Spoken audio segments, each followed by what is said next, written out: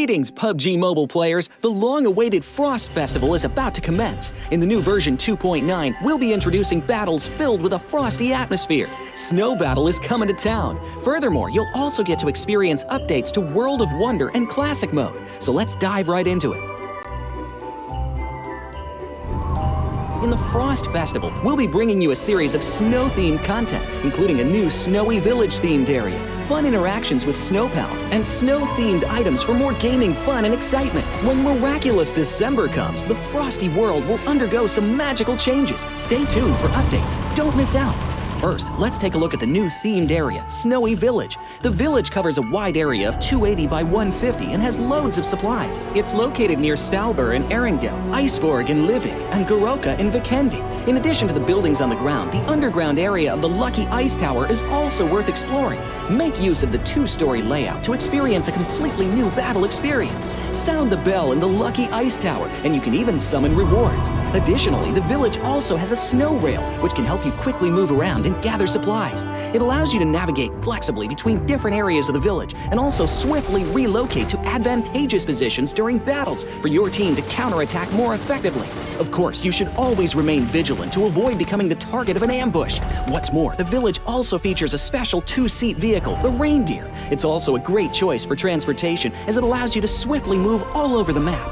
For intense battles, we've also prepared festive and practical battle equipment for you, the Snowball Blaster and Snowboard. The Snowball Blaster can be used in many ways and has loads of functionality. When you aim it at the ground or a building, it can create a snow pile cover for you. When used on enemies, you can temporarily transform them into lively snow pals to restrict their movement. When facing bodies of water, you can use the Snowball Blaster to freeze the surface so that you can walk on it. It's definitely a practical yet entertaining weapon.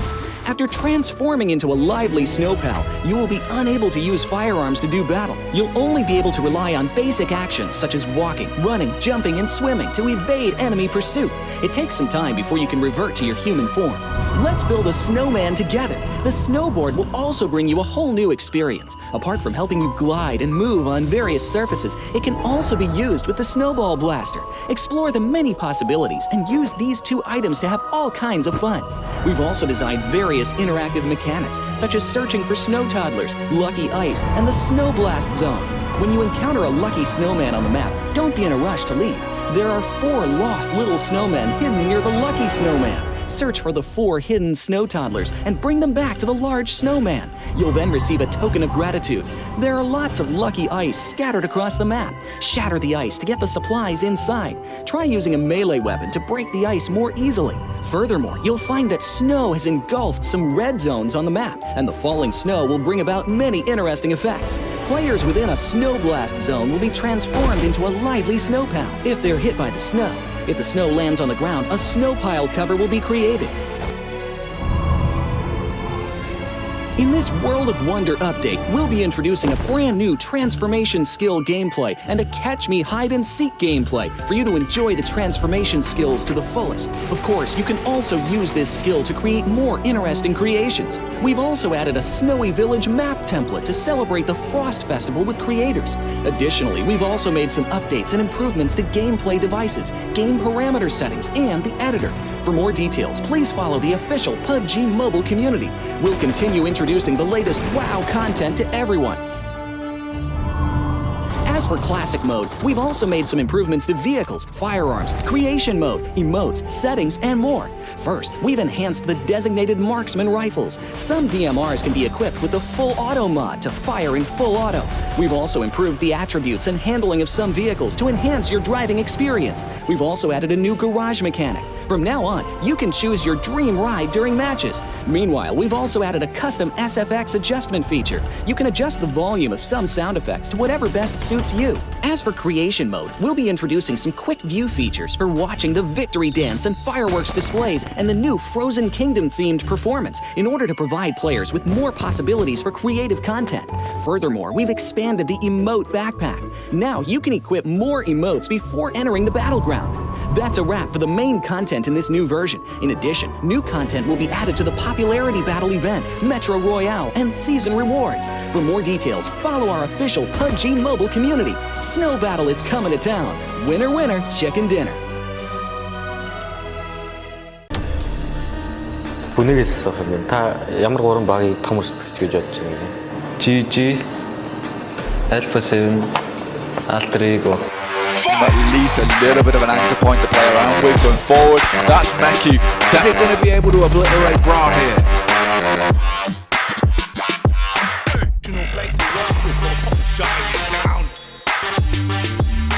Plays his teammate Bacon. Eating nades as well. It's always grenades.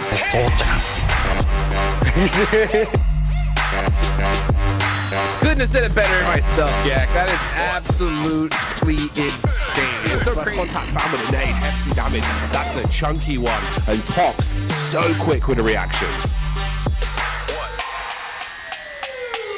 Hold this off. We've been saying this. Mate, just the fact that like Nurse go deal with the guys over the 1v3 over towards Loot.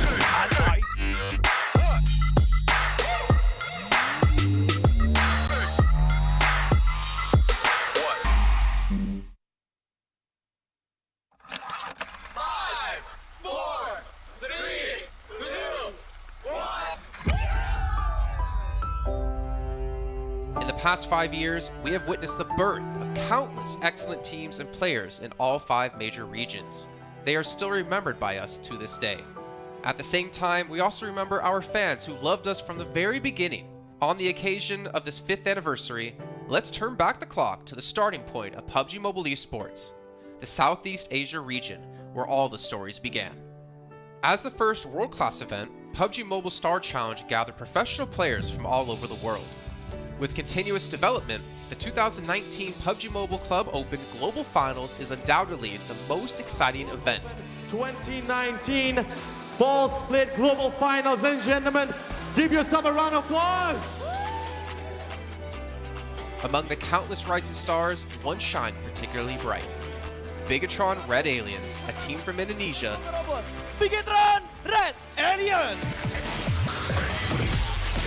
just got first place in the PMCO Southeast Asia Fall Championship, earning the chance to compete in the PMCO Global Finals in Malaysia. In the subsequent prelim stage, intense competition kicked off immediately. And finally, they advanced to the Grand Finals in 2nd place. BTR demonstrated impeccable strength in the competition. By the end, BTR was leading the lobby by a significant 106 points, bringing the first ever championship title to the SEA region.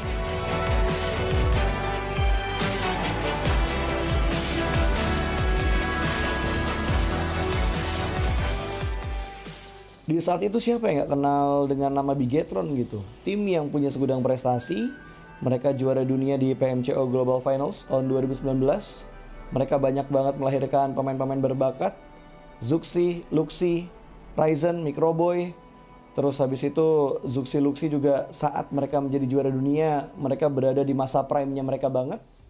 PUBG Mobile Esports always strives to develop and grow year after year. That's why we made sure to continue the support and build the SEA region.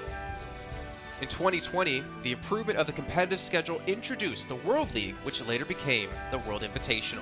We also launched the PUBG Mobile Pro League, where even more outstanding teams joined the competitive stage. In the 2020 PMWL, BTR once again clinched the championship in the East.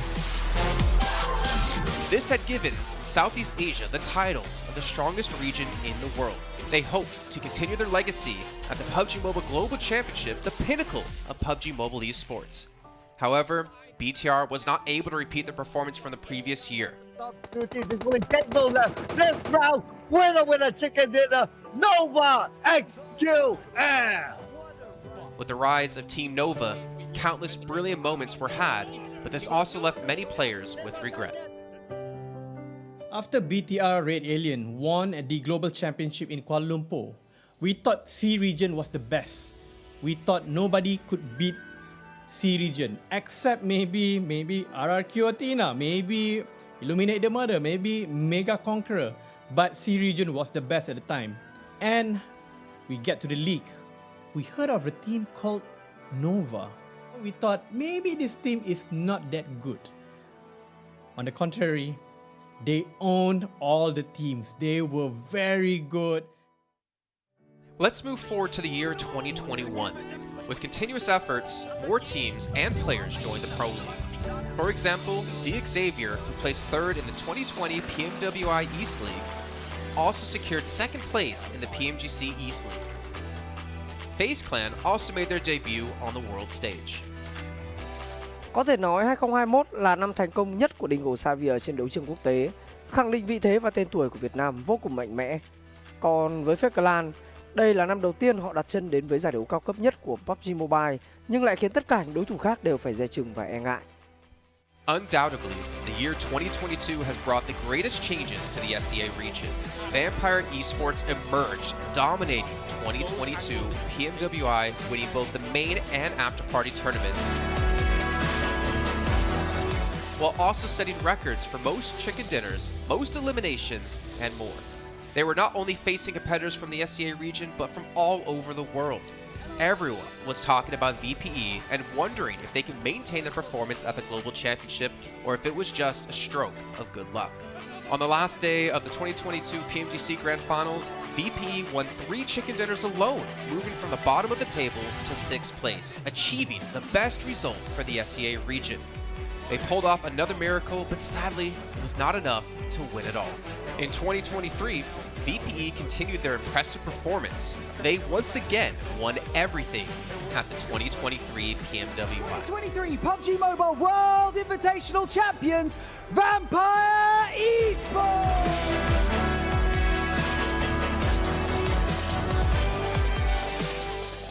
ก็ย้อนกลับไปในปีที่แล้วนะครับเอาจริงก็ผมมองว่าน่าจะโอ้โหไม่มีใครที่จะมองว่าทางฝั่งตัวแวมไพร์จะซักเซสได้ถึงขนาดนั้นนะครับเพราะยุคนั้นเหมือนทุกคนจะโฟกัสไปทางฝั่งตัวอินฟินแล้วก็เฟซแคนที่มีแบบว่าผู้เล่นดังๆนะครับแล้วก็ถ้าจำมันได้เหมือน PMGC ปีล่าสุดมากินไก่แบบเบิ้ลติดกันในวันสุดท้ายเหมือนเอาจริงน้องๆก็เคยบอกเลยว่าเฮ้ยเราเครียดกันไปหรือเปล่ามันเป็นตัวเองดีกว่าเล่นแบบปล่อยจอยได้แบบจอยเลยสุดท้าย3คะแนนติดจบอันดับ6ของโลกซะอย่างนั้นนี่นะครับแวมไพร์สปอร์ตเหลือเชื่อจัด But don't forget, Alter Ego, an Indonesian team, showed a very strong performance by winning the Super League twice. The SEA Super League was an upgrade to the previous championship, which by many is considered to be the most competitive league in PUBG Mobile. They could potentially become the next legend of the SEA region. Untuk dibilang legend, gue rasa belum sih untuk Alter Ego. Walaupun mereka sempat ngedapetin back-to-back champion untuk di PMSL 2023, itu menurut gue hanya sekedar untuk ngasih pembuktian gitu bahwa Indonesia tidak kehabisan pemain berbakat. Ya mungkin contohnya Rosemary gitu. Datangnya dia ke Alter Ego tuh benar-benar jadi ujung tombak untuk Alter Ego. Dan gak berhenti di Rosemary. Masih ada Alpha juga yang didatangkan oleh Alter Ego untuk mengisi kekosongan atau kekurangan dari Alter Ego. Dan gue rasa PMGC 2023 ini akan menjadi ajang Global Championship pertama gitu. Untuk Rosemary dan juga si Alpha. Jadi wajib banget kita nantikan performnya mereka di PMGC 2023. Dan please di notes pastikan tonton Alter Ego sampai akhir. Of course, there are many more teams we haven't mentioned, but these teams will all take part in the 2023 PUBG Mobile Global Championship. So what do you think? Who will be the ultimate winner in this year's PMGC? Will they be from SEA? Well, there's only one way to find out.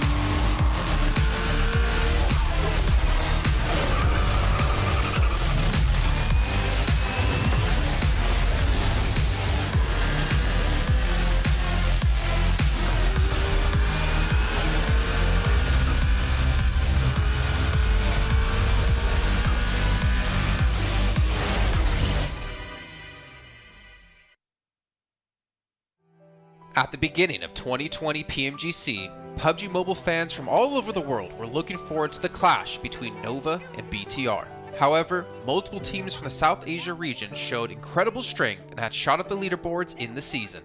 On the 5th anniversary of PUBG Mobile Esports, let us turn back the clock to 2020 and revisit the story of the South Asia region.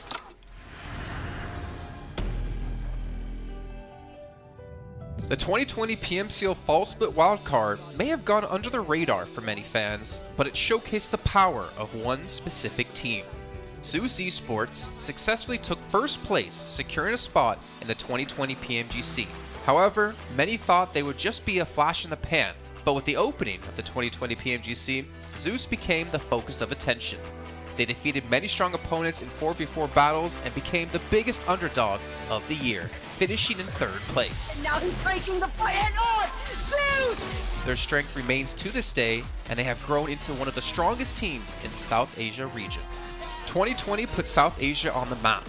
That year, besides the unexpected success of Zeus, 3 new teams also made their world debut. They were DRS Gaming and ASL from Nepal, and A1 Esports from Bangladesh. While Zeus climbed all the way to the PMGC bronze medal, A1 Esports and ASL secured their spot in the top 16. Zeus Esports, I would say, were the first powerhouse from Mongolia, and they came out of nowhere and shocked everyone. They did so well with their gunpowder and their tactics. No one was ready to compete with them. As we moved into 2021, more South Asian teams continued to have their presence felt on the world stage. Stalwart Esports had a memorable 2021 PMGC, ranking 3rd in the East League and 7th in the Grand Finals, while 2 Nepali teams, DRS Gaming and Deadeye's Guys, didn't make it out of the league stage. The world at least started to take notice of the region's power. The expectations from the South Asia region were growing. The question was, could they continue to improve? South Asia सर्किटको सबैभन्दा successful Tim स्टलवर्ट ई-स्पोर्ट्सको पनि global कहानी एकदमै राम्रो रहेको छ। 2021 को PMGC को लिगमा 3rd पोजिसन अनि त्यसपछि ग्रान्ड फाइनल पनि खेलेको थियो अनि उत्तिकै शानदार उनीहरुको 2022 को PMGC पनि गएको थियो। In esports, it's the determined, the relentless, and the driven that succeed. This was the mindset of many teams in South Asia, and that is why they continue to grow in 2022. In the 2022 PMWI, Stalwart Esports took 3rd place and Action was awarded the MVP. Later in the year, 5 South Asian teams, Stalwart Esports, DRS, Skylights Gaming, Train to Kill, and IHC earned their slot at the 2022 PMGC. DRS and IHC had a rough start and were placed in the brutal survival bracket after failing to progress in the opening matches. However, they both incredibly broke through in the last chance round and progressed into the top 16 Grand Finalists. DRS found their stride in the finals and ultimately took 2nd place. Torn apart there, DRS now have that control on the northern side flank. This was the highest rank ever achieved by a South Asian team in the PMGC, and alongside their success, STE took 4th place and IHC took 5th place.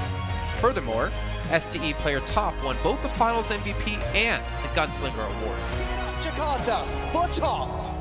The South Asia region showed they can compete and beat the very best.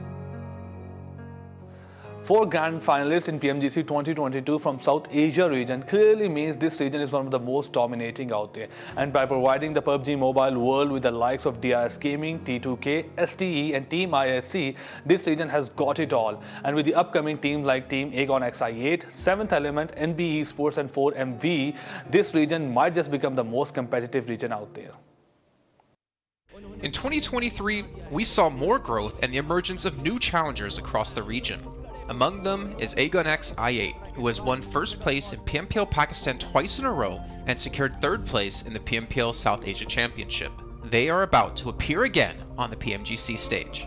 It's 4 Miracle Vibes, a team formed in 2021 but finally making a name for themselves in 2023 by securing 1st place in the PMPL South Asia Fall season and 2nd place in the subsequent South Asian Championships, successfully qualifying them for the 2023 PMGC. They will be joined by STE, the champions of South Asia Fall Championships, along with NB Esports and IHC, 2 more South Asian teams looking for glory. Furthermore, for their continued outstanding performance in global events, DRS Gaming earned a special invite and became the 5th South Asian team to qualify at the 2023 PMGC. This will be the 4th consecutive year for DRS Gaming to play at PMGC. The The South Asia region has already achieved second place last year at PMGC. Can they break through again this year and claim the ultimate title? New challengers. What do you say about them? New challengers. What do you say about them? New challengers. Just new challenge. New challenge. 네, MRPX 인상 깊게 봤는데 네? 이 팀 꼴찌로. Hello, I'm Lord. Hi, I'm Freak, and we play for Enigma Galaxy. 안녕하세요. 덕산 e스포츠의 혹시 김성환입니다. 덕산 e스포츠 준희입니다. Merhaba, ben Nextüya'dan Dokunma. Ben de Nextüya'dan Frozen. Today we do power ranking for group red teams. hadi geçelim. 잘 해보겠습니다. 일단 첫 번째로 소개할 팀은 농심 레드포스입니다. 이 팀 같은 경우는 이제 한국에서 잘하는 팀이기 때문에 여기다 놓겠습니다. And then we have NB Esports. Yeah, they're from Mongolia. They have really talented young players. I would say dark horses. Mongolian teams are really good anyway, so. We have Red Force. I think they're a new team. Yeah, they're kind of newcomers. We haven't really met them before. New challengers? Yeah, new challengers. Aynen, ben de ilk defa görüyorum, o yüzden bunları. New challengers. Yep. 7E. I've never seen them. I also didn't see them as new challengers. Challengers. Ben de ilk defa görüyorum. Bunu da en alta yapıştır. Nova Hyper. Nova Hyper is the first time I think new challengers. Yep. Next we have Morph. New challengers. What do you say about them? New challengers. What do you say about them? New challengers. Just new challenge. New challenge. We haven't met them a lot, so I have nothing to say. I'm not gonna pass it to you again, because it's all next to me. I should just put it. Yeah. 세 번째 팀은 이제 NB e스포츠인데 이 팀은 제가 잘 몰라가지고 이 팀 저도 잘 몰라요. 그러니까 여기다 놓을게요. 그다음에 NH 팀인데 전 잘 몰라가지고 잘 모르는구나. 저도 이 팀은 잘 모르기 때문에 코스에 야무지게 하도록 하겠습니다. There's STE. We played against them 6 to 8 yes. a lot or only once? Not a lot, no. I think once or twice. 2021. Yep, once. Yeah. They're pretty good. They're top guns. I would put them at top. Yeah, top guns. Yeah. ST. Bence bunlar direkt top tier yani. Her PMGC'de vardı neredeyse. 중국 ST. 이제 무조건 첫 번째. 1등 팀. Okay, we have next Reanek. Our old competitors. That are our rivals. We've been top guns for sure. Yeah, they deserve top guns. yapıştır.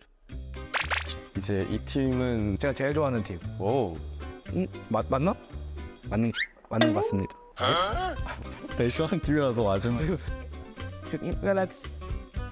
Her sezon varlar ya. Galaxy okey bir takım. 이 팀은 이제 그래도 해온 경력이 있기 때문에 이제 탑 건스의 Enigma Galaxy. Enigma Galaxy? Yeah. 바로 저희 팀이네요. 와, 친구들 당연히 이제 붙여야죠. 에이? 오케이. Duxon Esports. Duxon is pretty good too. They are really good. I like the way they play also. They have Juni from DWG. They all have PMGC, so I would say top guns. Yeah, let's go with top guns. They deserve it. 네, MRPX 인상 깊게 봤는데. 네? 이 팀 꼴찌로. 아니 이번엔 리그에서 두 번째 붙여야죠. 에이? Okay. Let's check. We have the Brazilians in co-gaming, which I like a lot. Yeah. They have a fake playstyle, but I would say top guns. Yeah. They had a really good result last year. So this is our power ranking for Group Red. Güzel oldu bence. Okey yaptık. Bence bazıları belki değişebilir. Siz de katılıyorsanız yorumlarda belirtin. Katılmıyorsanız da söyleyin yani bu takım bence buraya gitmeliydi falan diye yorumlarda belirtin yani. Yani bizi 우리 이렇게 정리해놨고 이제 PMGC에서 이제 좋은 경기 하자. İzlediğiniz için teşekkürler. I hope you guys enjoy it and see you in PMGC. Bye. Bye bye. Bye bye. Bye bye. Güle güle.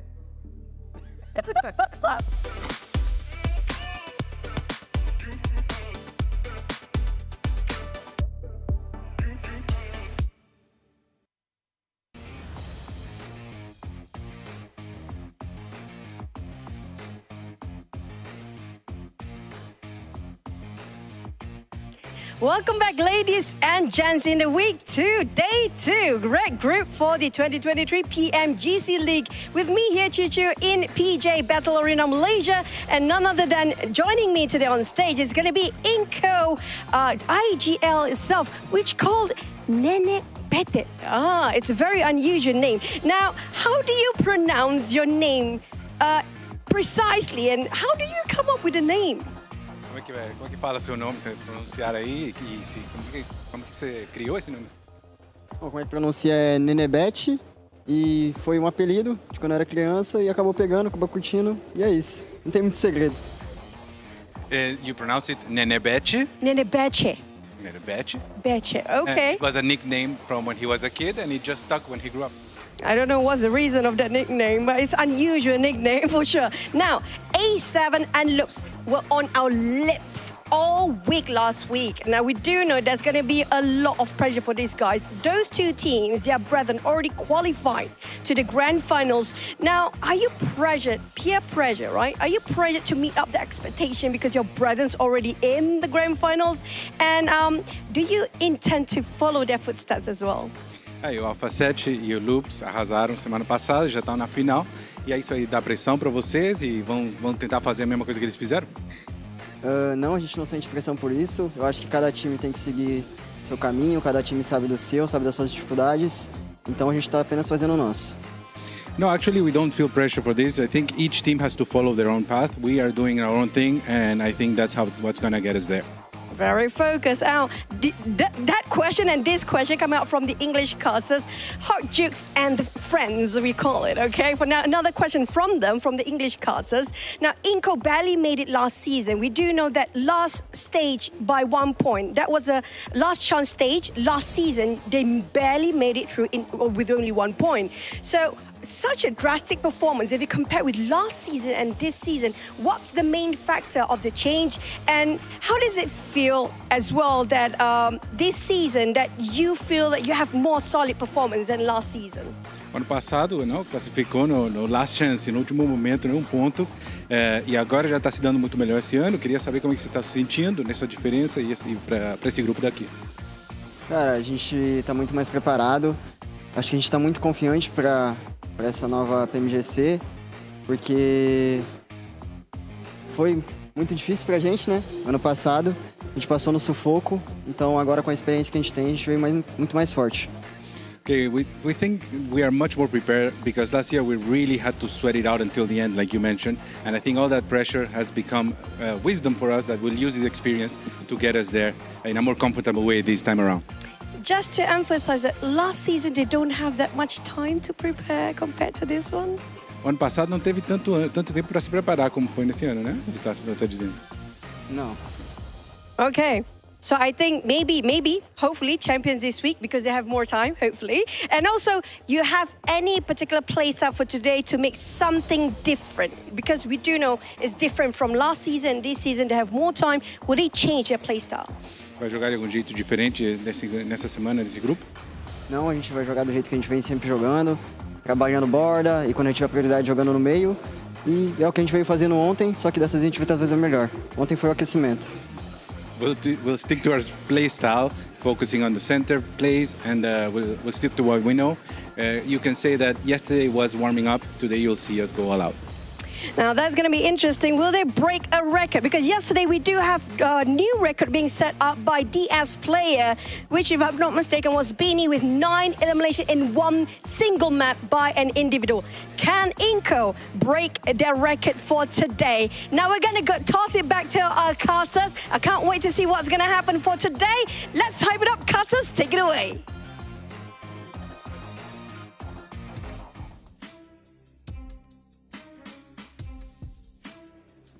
Let's go, baby. Hey, it's always good to see Choo Choo there on the main stage. Crush the questions, by the way. Thank you for being able to share some of the thoughts that we had going into today because Inco, man, we're expecting a lot from Brazil, especially after what we saw in the last stage, boys. Of course, I'm Hot Jukes here with Seven and Cameron. How are you guys doing today? I'm going to start with you, Seven. I'm doing great, man. We saw a lot of surprising stuff yesterday. I can't wait to see how these teams are going to be adjusting today. I'm just hype. I'm hyped. We're at PMGC. How about you, Cameron? Yeah, dude, it's been chill. Yesterday we had a couple of, expected performances, seeing STE and Nigma Galaxy up there, but for Morph and Nocturne Red Force to be taking the top 2 spots was a bit of a surprise for me, and so I'm hoping to see if they can continue holding on to that top spot, or we're going to see a little bit of shuffling on the leaderboard. It's only day 2, so there's still a lot of room to move around.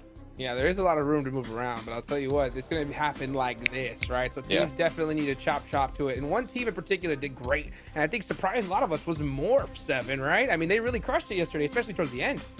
Yeah, considering how they started the day, and I think that was the main thing, the main takeaway for me out of this team, right? They started off 16th place, only 2 elims. They were able to step it up there on the second match. Also, given that the first match was Sanhok, but whatever, we're still going to count that in. And then going into the first Erangel, they ended up with 12th place, 6 elims. What I really enjoy is the way that they were actually able to adjust from the first game to the second game. They decided to drop on the second game towards Severny, and instead of wanting to go towards the middle of the circle, this team was really good at just evading everybody, rotating outside the circle towards the north, and picking their fights and letting everybody just fight it out. And I think that worked out really, really well for them. And they kind of followed that alongside on their first win when we went to Miramar as well.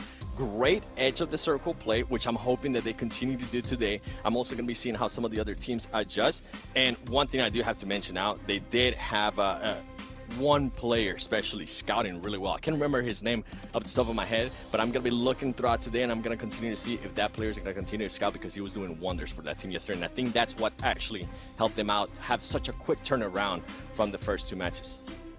100%. Hey, Cameron, so I got to ask you a question, right? What do you feel about this edge play style here, especially at a tournament like this? I think, you know, it's a lot easier for teams in prior tournaments because maybe you have like some of the weaker teams play edge. But now as we're in PMGC, right? So how do you feel about it? Yeah, listen, edge is one of the... Whether edge or center is the harder one to play is really just up to the lobby itself. But the thing is that when you play edge, you have the option to be a lot more reactive to whatever the zone throws at you. The problem is you are a lot more... It's necessary to win your fights a lot more, and you have to go through a lot more of them. So if you're a confident team like we saw STE be yesterday, if you're a confident team that's just constantly pushing, you're very aware on how to communicate with your team, you know how to grab multiple positions to get those angles on your opposition, then I think edge is a really, really strong playstyle. But if you're a team that relies on one player to kind of frag out, or maybe you're a little slow to move and it's really hard to read the zone, then edge is really going to punish you, especially if you get a hard shift in the opposite direction of where you're standing. Yeah, well, you know what? Playing edge, playing center, no matter where you're playing, you're going to have some success, especially if you use the official smartphone here for PMGC, the Infinix GT10 Pro, a phone created directly for esports players. You guys want to dominate the lobby? Check out that Infinix GT10 Pro. And while you're at it, and while you're on it, go ahead and check out the TikTok as well. Use that hashtag PMGC 2023 when you're talking about it, as well as searching it. So you can see all the kind of cool stuff we got going on, as well as behind the scenes. I will say, I love the segments that they're doing here at PMGC. I think they're some of the best we've seen in a while here, Seven. Yeah, what was it, the ranking of it? Given that we wanted to see a little bit more BM right out of this team, but I'm enjoying the content that we're seeing out of PMGC so far.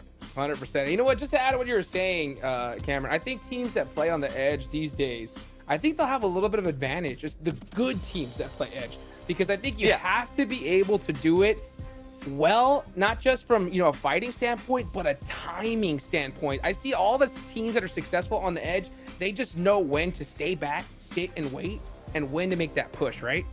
Right, but you said the key word, the good teams on edge, the strong teams on edge, right?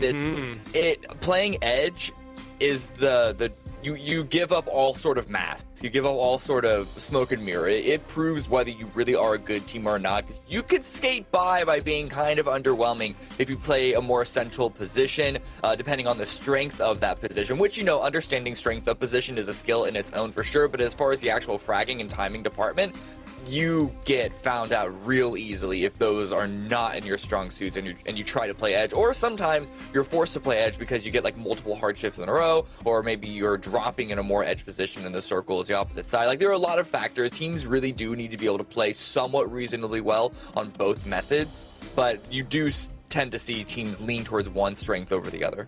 I'll tell you one team in particular that's been looking really good no matter where they're at, Seven. It's got to be Enigma Galaxy. It really is. I mean, this team, at one point yesterday, we were all hoping, I can say that, Coops was going to clutch up that 1v1 in Erangel. It was so good, and I was looking at reactions to that people were posting on TikTok with the hashtag PMGC 2023. But for this team, it comes down to hopefully having life. Yesterday, something that we saw that this team was a lot of solo play, whether it was Lore, whether it was Raul, whether it was Coops, whether it was Freak. I want to see this team continue to just keep them, obviously it's easier said than that, but just try to stay alive together towards the end, because that would be just absolutely insane. I mean, we saw them being able to get a chicken dinner, and I expect them to get another chicken dinner here today. Ooh, okay, all right, I like that energy. I like that energy. You know what a team I would really like to see a chicken dinner from? And Hyper, Cameron, right? I mean, it's so crazy. Honestly, I will say I am happy to see them perform even decently, especially after such a massive roster change, right? Yeah, being in 7th place right now is certainly punching higher than our expectations with the roster moves that they were unfortunately required to do for this. They unfortunately had to do for this event. We'll see if they can hold on to it, but I'm really liking not only seeing the clutch plays come out from Jifan, but FS really stepping up and stepping in. And GK first, he hasn't really been a huge highlight player of the event so far, because I mean, just look at the whole leaderboard and the roster. There's a lot of other teams that are fighting for those positions, trying to get that limelight. But I was checking the stats, and he is still outputting a fair amount of damage. It's, you know, getting that damage translated into eliminations consistently is where I think Hyper can really step it up. They have a couple of high elim games with a couple of stinkers as well, so it's about really trying to raise that floor for them. Yeah, raise it indeed. But speaking of that, look at that. We got the top explorers here, 7. Man, that's a lot of kilometers traveled. It was. As we're looking at a head-to-head here from Nox and Red. By the way, that was a big surprise yesterday. We were talking about surprise teams. I was not expecting the South Korean teams do so well from what they were able to showcase yesterday. Considering we haven't even had a South Korean team in the grand finals of a PMGC since 2021. They're looking pretty good right now with Namshin, the way they were able to get the only team yesterday to get back to, not back-to-back chicken dinners, but at least 2 chicken dinners at the start of the day, and then being able to finish it up with another win in Miramar. That's great consistency, and even though the team I'm about to talk to is currently not here on this graphic, I'm going to be looking at 6-8. This team was able to perform so well when it came down to Erangel, but they had a very lackluster performance when we ended up going to Miramar. The first Miramar, 11th place, only 2 Ilims. The second one, they were able to step it up in regards to eliminations by being able to output 8 Ilims, but only an 8th place finish. If this team can continue to do what they were doing in Erangel, which is pretty much just making FaZe Clan's day live in hell, they're going to continue to do great. Okay. But I want to continue to see them do a little bit better when it comes down to Miramar. I gotta push back. 8th place with 8 eliminations is a really good round to have. Yes, the 11-2 you can throw to the side, but 9 points in 1 round, that is the usual standard average that you see a lot of pro teams try and shoot for and try and stay at. So the fact that granted, it's not as good as their Erangel matches, but I still think that SDE, that's not showing a real flaw in their gameplay, just because it's not quite as good as Erangel, where they got the 1st place and the 2nd place, and then a 5th place with 7 eliminations. I think you're being just a touch too harsh. I mean, they're currently not within the top 3, and at the end of the day, we're talking about the top 3 teams.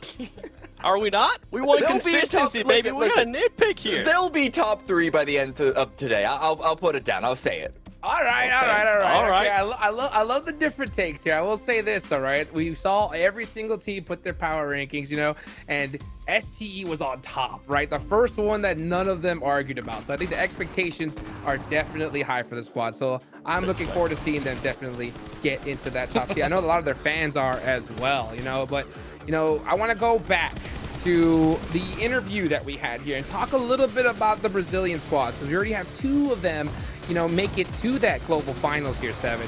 And I want to start off with Inko, right? What do you think about that interview with Nenebeche? I like that he was saying that they don't feel like they really have that much pressure, considering that 2 Brazilian teams are already in the grand finals. I feel like that's a little bit of cap, though, if they continue to perform the way that they were able to do yesterday. Luckily for them, they were able to at least become a little bit more consistent towards the end of the day, especially when we went to Miramar. They were able to get some good elims and good placement in comparison to what we saw, whether it was in the 3rd match of Erangel or in the 1st match of Sanhok. For Inko, it's just going to come down to see if they can finally get that chicken dinner. I was even mentioning yesterday, this team always struggles within the first 2 days of getting a chicken dinner, whether we go back to Americas, whether we go back at Brazil's finals. They cannot get that chicken dinner, and right now it's how some of the other teams are playing. And keep in mind, I'm currently just focusing on being top 3, right? That's ultimately where these teams want to be. If they continue on this form, and if they're not able to start getting those chicken dinners, it's going to be super tough for Inko. Yeah, I think, I mean, just in general, all the teams, today is going to be when they really try and see if they can put themselves in a position for top 3. At the end of the day, if you're, say, below 7th, then it's trying to confirm that you're in the middle of the pack and just being outside of the bottom 5. But for Inco specifically, yeah, they look okay. I definitely expect better out of them, but that's what we heard from the interview, that they're going to be doing better today. Yesterday was a bit of a warm-up. The problem is, what happens if that doesn't happen today? That's the real question of how, like, 2 days of warm-up, like, is that really feasible for a strong performance? They did win all the rehearsal matches, right? So. You know what? Okay, you know what? That's a little bit of a backstory that we'll maybe share a little bit later on, all right? But yeah, one team in particular, I mean, that really needs to have a pop-off day is it Ted's game, right? Like, what do you think they're going to go into today? Or you think they're going to start pushing more aggressive, play their own game, Cameron? I mean, this team definitely has to mix it up, though, right? If they mix it up, it's not going to be by pushing more aggressive, because that was one of the things that we saw fail them a couple of times yesterday. I think trying to get more stable mid-game play is probably going to be more valuable to them. Hopefully the 6 rounds that they played yesterday just gives them a lot of data on how the team, how this lobby is going to be playing out, the timings, the pacings, how they need to be moving around the map to get good defensible positions. We start off with Sanhok, so maybe not the greatest map to really employ that sort of data, that sort of behavior analysis, but nonetheless, IG, yeah, they need to pull up something. That being said, it's not like they're that much far behind. FaZe with 12 points, Kunina Power with 14, and ASR with 17. So, you know, they're not like in a hole significantly deeper than everyone else. Right, just kind of going off of what you were saying too there, we haven't really been able to see any second half performances out of them when it comes down to the matches. They have, from all the placements that they had, they were averaging a 14th place finish. Like, yeah, the aggressiveness, it works out for you guys, right, on the regions. At the moment, it's not working out for you. And I feel like they get a little bit red hot too. I feel like whenever they are knocked, and we saw it in 2 instances that I can remember from yesterday, as soon as the player got knocked, they just fully send it to the player that knocked their teammate without even thinking anything. It was just full red going after them. So I'm hoping that they can control their emotions a little bit more. They can try to survive a little bit more towards that second half, and then maybe their fragging power start shining here on the PMGC stage. Maybe they just get past the first quarter. I mean, this is crazy. 0 placement points. Points is a wild thing to see here. So I will dip into the theory that, you know, Zute and I have concocted, okay? We talked about scrims before a major tournament. Now, you guys didn't get to really catch those scrims, okay? But let me tell you, Intense Game dominated them. I think they won majority of them, right? So when it comes to them, we have this theory. Do good in scrims, you're going to do bad in the tournament because it shows a lack of confidence, okay? I think you, Cameron, you said it was impossible. You were like, no, Intense Game is going to crush you. Okay. So it was Inco that performed well in the scrims that we saw. So them sitting in 8th place neither proves nor denies this theory. I think it's a silly theory. I think that putting any value behind scrims is pointless. Whether the team does good or bad, really, in my experience, has no impact on the actual, like, real games that are played. Well, you know what? I'm going to keep my 10 points. I think the only thing that maybe they can take out of the scrims that might actually hurt a team that tries hard a lot, and if I remember right, I think it was a conversation that Sute and John were having, and I was just listening in. John did mention that whenever those teams do end up trying hard during rehearsal, they might see weaknesses where there's usually the other teams are just not trying hard. So they do need to be careful with that. It's something that John said that I definitely agree with, and I feel like we should. Well, I'm going to keep my tinfoil hat on, guys, but it's time to take it off into the first match. I want to hear your thoughts about that, John and Zute, as we take it on over to you. Hey, you know, I'll take the credit. Thank you very much, Seven. Yeah, no, we've been we were sort of thinking about it a little bit. You do good in scrims. I mean, currently I would say it has been a little bit lackluster, and Inco's rise up the tables, maybe just due to 1 or 2 performances coming on, really bolstered them there. Yeah, I mean, is definitely, call it a fluke. I don't know, like, for them to do that bad is just, it's rough. But when you're doing that bad, the good news is you can't get any worse, right? It's only up from here, quite literally, as they are sitting in last place. And we see the other Brazilian team, or not Inco, Intense Game all the way down at the bottom. Inco, the other Brazilian team, who's doing a bit better. We saw the interview with Nenebeche earlier, and they're going to stick to their game plan, which I like. And I feel like intense game, they should still kind of stick to their game plan. I don't want day number 1 to throw them off too bad. Yes, they did horribly, but we've seen them perform when they are doing things correctly. Like, they've performed really well in the Americas. So I don't want them to like discredit all of their progress that they've had coming to here and switching everything up. No, I mean, it does need a little bit of polishing, but it is only the first day. You can take that backseat, and that's where I think the infrastructure of a team comes into play in a massive way, right? Because you're going to have coaches, analysts looking these things over, the players as well, looking these things over and starting to introduce those new strategies to deal with them, but that still mesh with those tried and true tested methods that you've got in your wheelhouse. So making sure that you're finding those adjustments where you need them, that's where a good, strong team structure and organization can really back up a team at this point. So we've talked about, you know, the Brazilian teams. What about the teams at the top 3? How do you think they're going to fare today? Are they going to stay in the top 3? Out of the top 3 teams, right, we have Morph, who had a spectacular day, right, sitting in number 1, then Nongshim Red Force and Enigma Galaxy. Out of those 3, do you think any of them is going to stay in the top 3, or all of them, is it going to get shuffled around? So here's the thing, right? We were talking a little bit about this before we came on camera. I'm looking at Nongshim Red Force here and thinking their rotations, they had a couple of very bold rotations that got them a lot of points. I mean, specifically, the one that I'm thinking of that stands out was the start of yesterday, right, on Sanhok, where they sent all the way through about 2 or 3 compounds and crashed on the southeast point of Painan. It felt like a little bit of luck to be able to get through there unscathed, but they managed to get there. And because of that rotation, because of that one, frankly, quite wild rotation, it all panned out, and they ended up getting a chicken dinner, right? A lot of the points, I think, have come from these rotations that maybe they're seeing something, maybe they are, but our team's going to close that gap. Are they going to make adjustments that I was talking about that Inco are going to be looking towards? And are Nongshim Red Force going to have those opportunities given to them again today? And I'm not sure that they will. So if there's one team that I'm looking to drop out of the top 3, it's going to be them.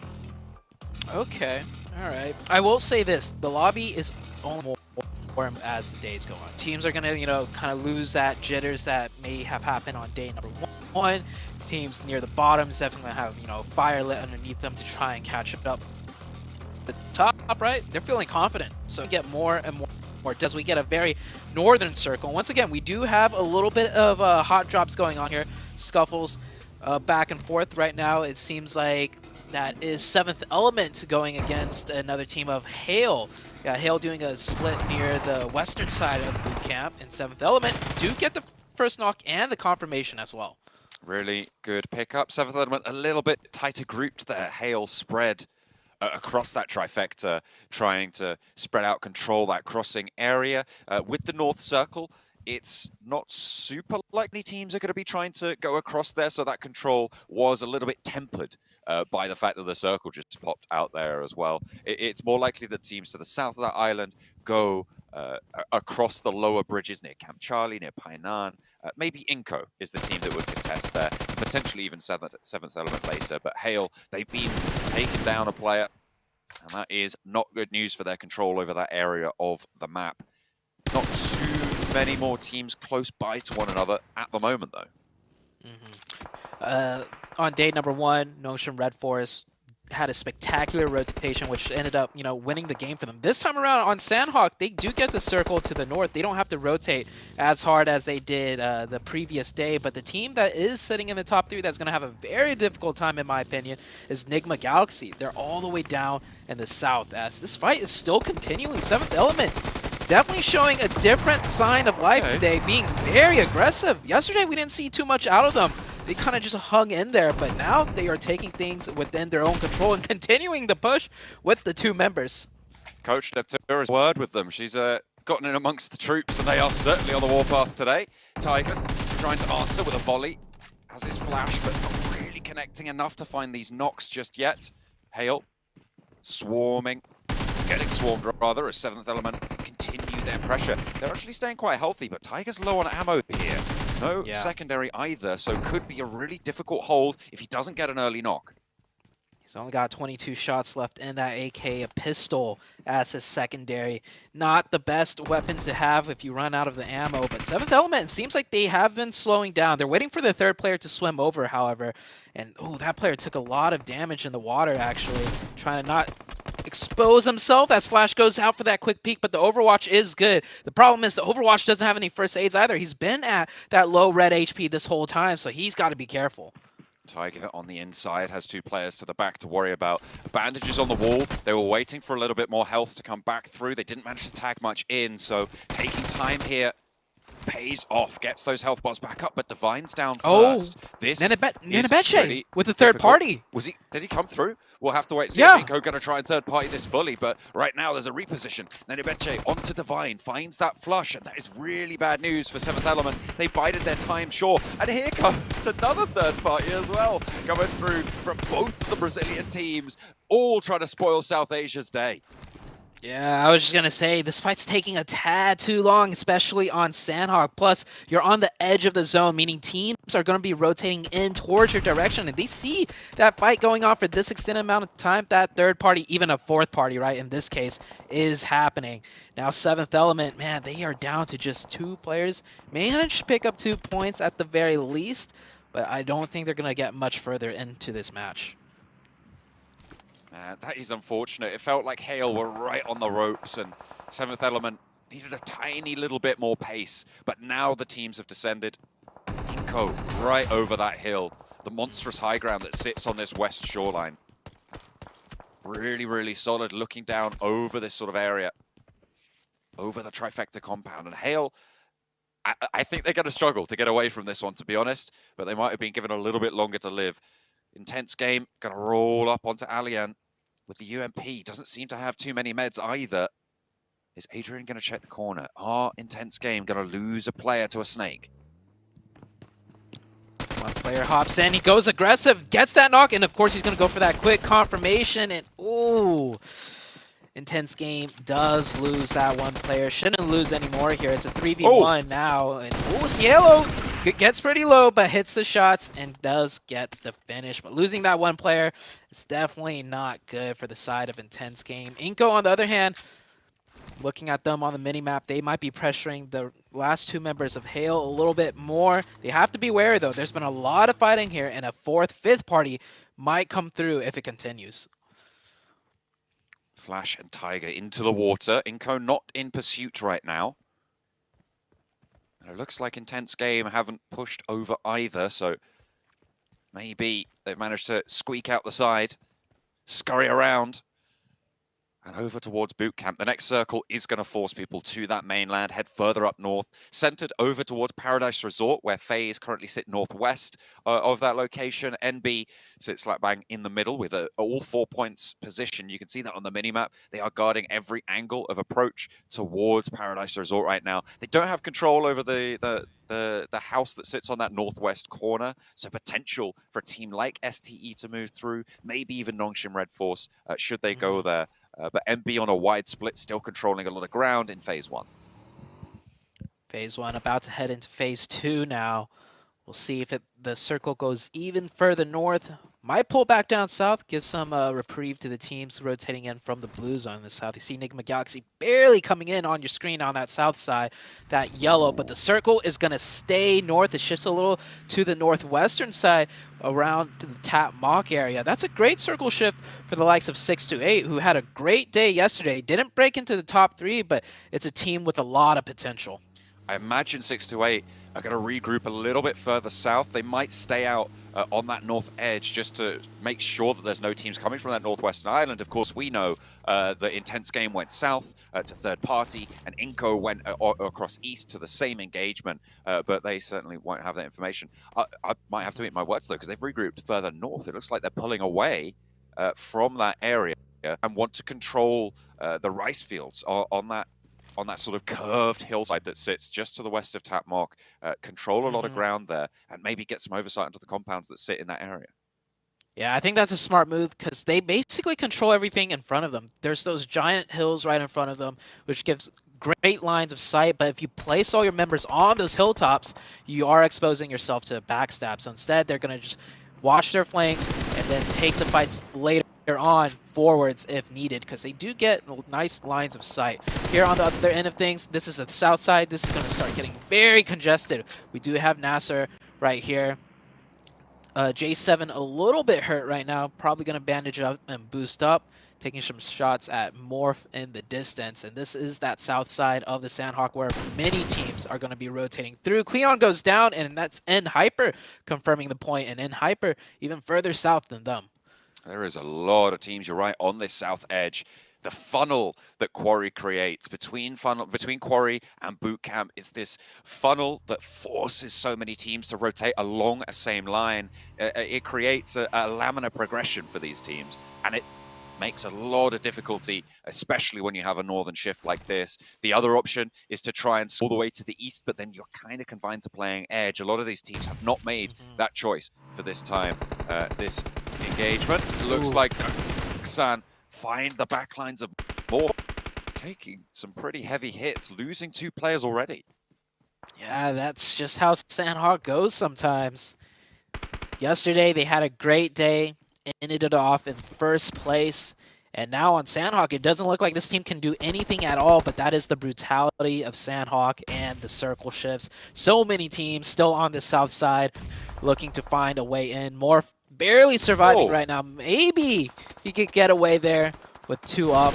Now shots coming out on the other side of thing. Nasser gets a very nice long Junie wide exposed in the open, trying to get behind that tree right there. Down to just a sliver of health. He can get revived if they go for it quickly. I think Nongshim had something to do with that. Sorry, not Nongshim. I think N-Hyper had something to do with that on the south side as well, with the backstab, because they are going to need to push through. They are not in this circle just yet, but Nasa managed to find that flush over onto Junie. As teams on the south start to fall apart at the seams, trying to keep it together as best they can. Inco will be pushing through and past Bootcamp, past the remaining duo from Hale, who are still lying in wait on the north warehouses of Bootcamp. Inco behind their countrymen, behind Intense Game at this point. Inco driving around right now, really trying to bait out some shots, get a good idea of how strong the team holding this hilltop is. And with not that much resistance, they might be able to figure out it's not a 4-man team at the very least. But circle shifts once again centers right onto Paradise Resort, and you can see how congested the south side is. So many teams trying to fill their way in. Inco may be in danger here, but they do know that there's players to deal with. Nenebecic trying to shimmy around the containers and actually allowing Flash to go further. Tiger on the back line has Becca to deal with. Nades are cooking. There's a lot of trouble brewing. First knock goes through. Flash finds, Nenebecic goes for the flush as well. Inco's down to 3. Hale have been such a thorn in the side of all of these teams coming from this western edge. Squash now looking for the shot over to Tiger. Will be able to find the ankle, clips him and pulls him down. Flash has the challenge and Inco put it to bed. Finally, Hale are removed, but at the cost of Nenebecic. Yeah, I feel like they should have played that fight with just guns out. So many of them had util out, trying to, play it safe. But against that 2-man squad, they just played more aggressive, caught 1 player, down to 3 for the side of Inco. And Hyper with the rotation straight down the middle. They know they can't fight their way into something like this, and they're going to risk that rotation. Looks like they managed to just drive right through things. Morph, on the other hand, down to 2. We saw them try to do a similar rotation. 2 of them got caught. Now they're forced to just fight their way in, find whatever points they can. And in Hyper, they made it into zone on the very edge, right onto Duxon. Binny close by. Standout player for this roster.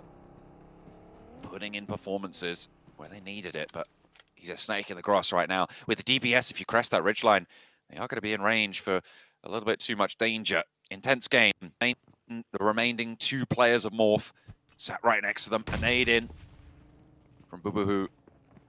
And a vault as well. But immediately just gets exploded. Was that a team nade? I think it was. Nade. Either way, they get the knock in Intense Game and now down to 1. It's unfortunate, but business is handled. Yoru is found, but where did that come from? Okay, all the way from next through you, they land that shot. I just want to talk quickly. Okay, maybe not, because Biddy is going to be jumping into the fight with N-Hyper over on the hillside, cooking the nade. Have they been spotted? It's Nasa to chime in. Shifan may be in danger from this nade. And we'll go down to it. Binny is going to battle them back. That is so unfortunate for Enhyper. 2 players going down on their forward push. They sent 2 a little bit further out. You can see them in the smoke starting to move through. But there's the first flush coming through from Binny. And there's teammates regrouping on him as well. Koi and FS both gonna have to just try and send it a little bit across the way. Wow, okay, Yeah. Binny making it hard on the south side.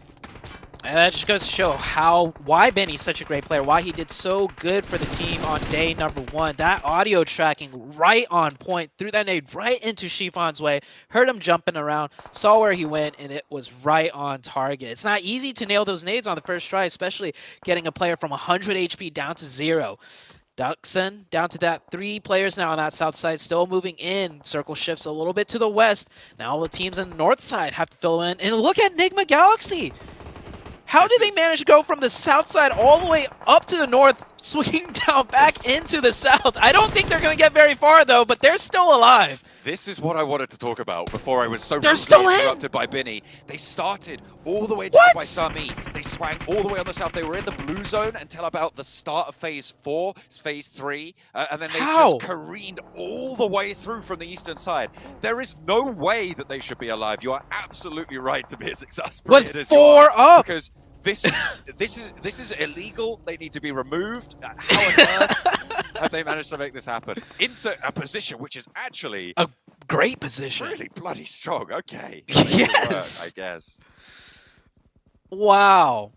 If we could get a replay of just that overlay, that rotation was ridiculous. They drove by 6 teams, 6 at the very least. And they're all alive with 4. Kanina Power does get taken down out by Udo Alliance there. And the zone is closing. We should expect a few more casualties here, as not everyone is just in this circle just yet. And here, and Hyper Koi picks out Zipyen. Duxon Esports now down to 2. Binny. Shots potentially to find towards Nasa. Xenox is exposed on this angle. Binny doesn't want to take the shots just yet. His teammates down, so wants a little bit more cover for the time being. Nasa still up on the high ground. Binny finishes off 1, finds J7. Xenox close by and falls prey to the DBS yet again. Binny tries to find cover from Star, but will not be able to do so in time. And now Duxan left down on 1, but Nasa on 2, cannot really push just yet. They're going to launch those smokes and start to maneuver their way through to go for these rescues. They could definitely get both of those rescues going on. Blue Zone is closing, however. I think without Spec going down there, they can only pick up a revive on 1. Nacer will be a 3-man team, most likely. J7, there's a chance for them. Meanwhile, on the other end of things, we do see, do believe on the screen right there, that is Udo Alliance taking a fight on that north side with Nongshim Red Forest. Udo Alliance in the blue. Nongshim does have the advantage of being in zone, trying to gatekeep them out. First aid goes off. Here comes the push, using the rocks as cover, but Nongshim is looking right at their way. Spray around the side of the rock. Push close by, gets cut down short. That is good news for Nongshim, but they're just going to have to try and hold the edge of this blue. Flax moves on through. Did they spot him? I think they should have seen him. They're going to know exactly where he is. Can the challenge work out? Because Tizzy is the last player to stand for them. He just gets spotted all the way across B to end the run for Nongshim Red Force here on the north side. Udo Alliance given a lifeline. Yeah, I feel like Nongshim played that way too passive.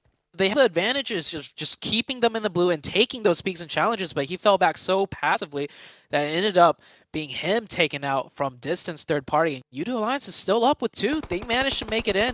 Next circle is on that screen. The north side of that road is barely in zone. Udo Alliance is going to have to find whatever rock or cover to make it alive, stay alive in the zone. Meanwhile, on the other end of things, on the south side, more action is ringing out.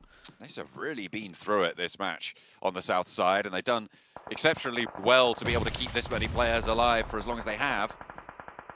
We'll see if they can go even further, because right now they've got Enhyper right across the way. First shots go through, and it's a 1-to-1 trade at the moment. Spec on the top, but Enhyper are out fully to a nade to the backlines from Xenox, and that will secure them another step towards this next zone. I still can't believe the position that Enigma Galaxy is in right there, seeing all 4 of them up. in like the best position, arguably. FaZe might be in a stronger position at the Hounds, and we can't forget about NB Esports coming in from Paradise Resort on the high ground. But here comes the push. Enigma Galaxy against 628. Lord goes down. Cover fire from 628 and 628. I've always said this is a strong, aggressive team. We've seen on day one their playstyle, and it is working out very well. Enigma Galaxy cut down to 2 in a blink of an eye. Not a single knock onto the side of 628. Lord didn't get any value for the nade that he threw forwards. It just sailed wide of all of the marks that they were looking for, and 628 capitalized perfectly. The nade, man, if it had, he might have had more confidence to go for those peaks and try and get a trade, at least to try and find a knock, but it just wasn't there, and Ralph could not back it up. So Enigma Galaxy down to 2. 628 are still going to have to push him for the west side. And this is where FaZe's compound gets a little bit tricky, because you're right on the edge of this circle. You'll be safe for now, but into stage 8 of this game, it's going to be a little bit tougher when you have to most likely leave it. Yeah, I think the biggest thing is that NB Esports got the zone once again on the high ground of Paradise, so they're going to be able to overlook the entirety of that circle that's going to be, closing in. They're going to have free reign on everybody here. I do expect NB Esports to pick up quite a few eliminations here. They're only at 2 right now. The last player of Inko doing whatever he can, getting that 8th place finish potentially. Nexuria getting cut down now running into Enigma Galaxy and the likes of Inko. On the southwest side, Becca trying to stay up here, but just freaked from Enigma Galaxy, launches a nade high. Not going to find too much. 628. Dave starts to move in though, and that's going to be so much to deal with. It's going to be too much, in fact. Now Enigma Galaxy down to just 1. They are slicing away as Inko fall as well. Nasa open up with a sideline pick over to 628, but I don't think that's going to slow them down too much here. Freak still holding his own behind the rock, and Sunan handles it easy. Oh, 2 down for the side of 628. However, I think most of those knocks were from different teams. Nobody's going to really be able to pressure them. This is a good opportunity for FaZe maybe to peek out, but with NB Esports on the east side, it's going to be hard for any team to make some ground and to push into the others. That does allow 628 to get that full reset potential. There's that line of sight. They do have those rocks. The reset should be good, and NB Esports gets the zone once again. Nade goes a little bit wide of the mark. FaZe are starting to leave their territory now. They've seen that they need to exert a little bit more pressure outwards. They've broken through, and I've loved seeing this progression from this lobby, leaving these strong positions in order to secure their next circle rotation. NB a little bit more hesitant. They still have this high ground to leave, and they aren't going to stick out just yet. Hero trying to wind up for the final blow towards Sanhok's DPS over the ridgeline, and it does connect even at that range, but sprayed down by NB in the process, and we're down to 2 teams. FaZe with 3, NB with all 4. This should definitely be NB's game. You were saying it earlier, they're playing a little bit more passive. I feel like they could have definitely picked up a few more eliminations if they, peeked their heads out a bit more, but securing the chicken dinner and playing it safe should be good, and that circle, John, is good for them once again. That high ground stays in zone. FaZe is going to need not just 1 knock, maybe 2 to make some onto the side of NB, and FaZe is actually sweeping around. NB playing a little bit too far back allows FaZe to get very close to them on one side. Akaze as well on that off angle, trying to slow FaZe from moving through forwards, and it just strikes at the perfect time. Finds a knock, and that might just be it at FaZe. They've taken 2 knocks now, 1 flush. Akaze still yet to be handled. Bella's out in the blue. Will go down to the play, and this is NB all day. Onzent trying to find something from behind the rock. The blitz doing a lot of damage. Looks for the flood, but I think that the finish comes through, and it's NB to take Sanhok. NB Esports, they got the zones, they played up all 4 up, secured the chicken dinner. Can't get mad at that. I do think they could have picked up a couple more elimination points given that high ground that they have, but a chicken is a chicken. FaZe also got blessed in that zone, made the best of it, picked up points, but the standout for me is definitely 628, just fighting their way in and picking up all those elimination points, and Enigma Galaxy with a great rotation, but they couldn't hold it down. It's it was. I really liked the way that FaZe tried to go for that final circle. We saw them flex out to the south and stop teams like 628 from being a presence on that south side, which gave them a chance towards NB. But with the circle shifts, as you say, it's just going to favor that high ground so much. They didn't leave it, and they didn't need to. Had it got away from there, I think NB might have had a lot tougher of a time closing this one down. But Akaze's off angle and the control that they had from the high ground, indomitable. Yeah, I loved Akaze's patience too. He didn't fire a single shot down there until he made sure he could get 100% knock. That player was standing still, took his shots, and that was a pivotal moment too when, you know, FaZe really had to move and push up. So he timed it extremely well too. So good maturity out of Akaze not to, you know, get a little bit gun crazy and start firing shots off a little bit too early. Looking at the distance travel though, STE definitely put in a lot of work into that end game. They definitely did, to be able to get there. Enigma Galaxy's crazy rotation during that match, that was interesting, did get cut down, and if maybe they would have had a similar situation to STE, right, maybe seen them a little bit later, but was not to be. Yeah, two of their players picked off there earlier on. FaZe got into the compound that saw them into second place, basically right at the start of this match. During the first circle, they were there from pretty much that time onwards. Similar story for NB, right? They just go to Paradise Resort, and that's where they stay. Yep, start off in Paradise and just rode the storm all the way through. That was a bit of a telling Sanhok matchup for VOD review's sake. We saw so many teams try and funnel in from the south. Not many teams, you know, went for a wrapping, looping rotation. One of the teams that did do that was Enigma Galaxy. I can't say that was a good strategy because it kind of just happened to work out, but I don't know. I'm pretty sure that Death saw it too, and I love to hear their thoughts on it.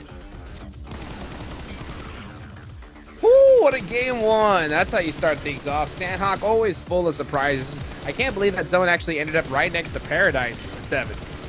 Yeah, and I think that's what ultimately ended up helping out FaZe Clan right there because if I'm not mistaken, they didn't really have to move for such a long time. And did I see that right, Cam? Did we see FaZe Clan now starting to push at 628? Is that a turn of events from yesterday? To be fair, 628 got initially knocked by NB, and FaZe tried to follow up on what something else started. But yeah, so the Kryptonite, the SCE being FaZe's Kryptonite may be not continuing in today. It could have just been a one-day thing. But speaking of SCE, I really like how they pushed in and then suddenly cleaned up the west side. It was a lot of open angles from the high ground, from NB, and a little bit of FaZe as well. So they were unable to push much further than that. But still, just I'm continuing to be really, really happy on how SCE performed. And look, they still got more points than FaZe. Wow. Curse continues, Evan? Curse continues? No.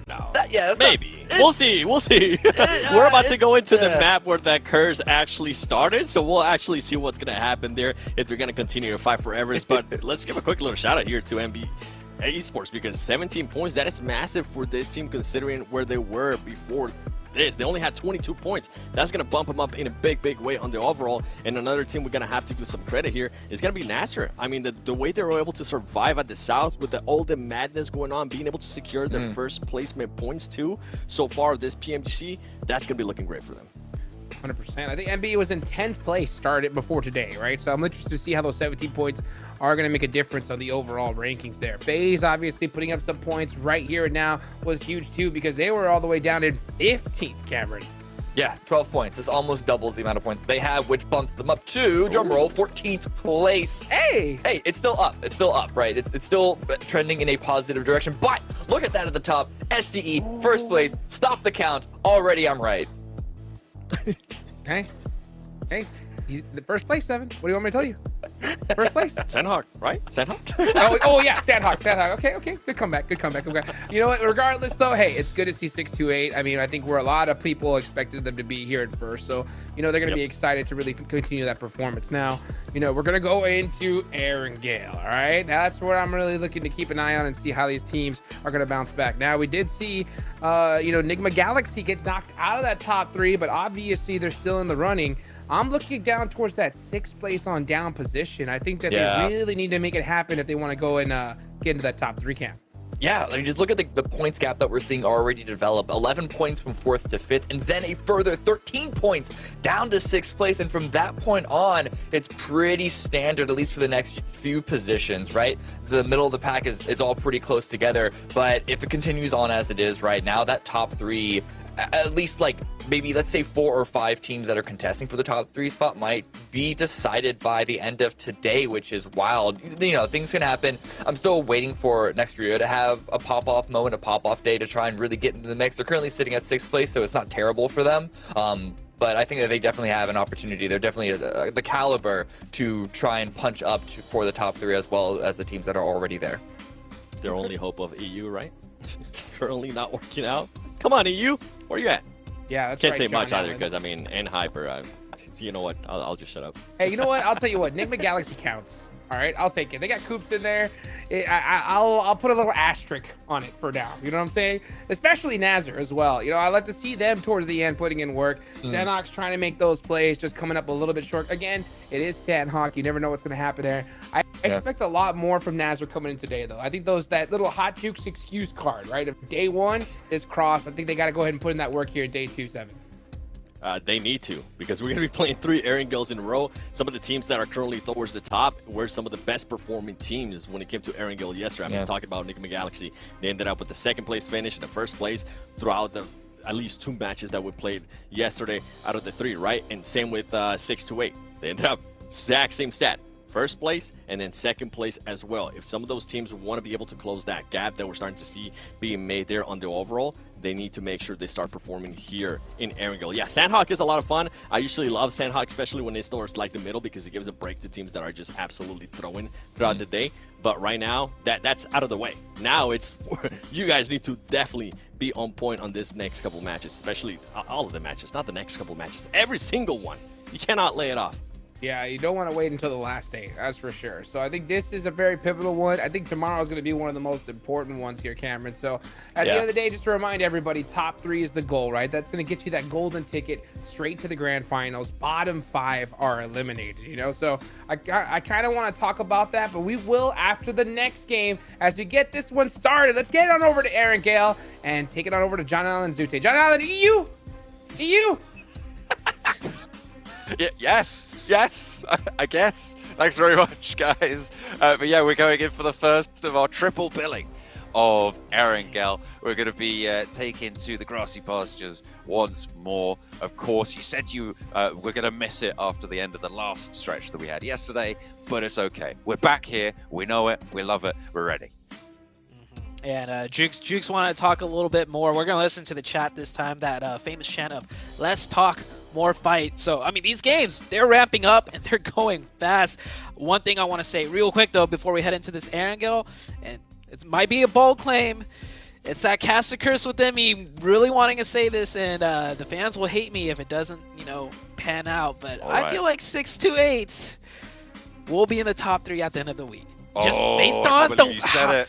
Nah, man, just how well I can't keep it in when I see a team do so well in terms of adaptability, being able to change up the pace on like a coin drops notice, and just the versatility, the overall. I feel like 628 out of every single team we've seen here has really shown that, right? Certain teams that are in the top 3 right now, they have managed to get there through what they.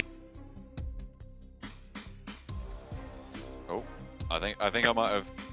Are you back? Hello? Oh. Can you hear you? I'm not too sure. I think your mic's cut out. Oh, hello. You got this. You got this. I'll be back in a sec.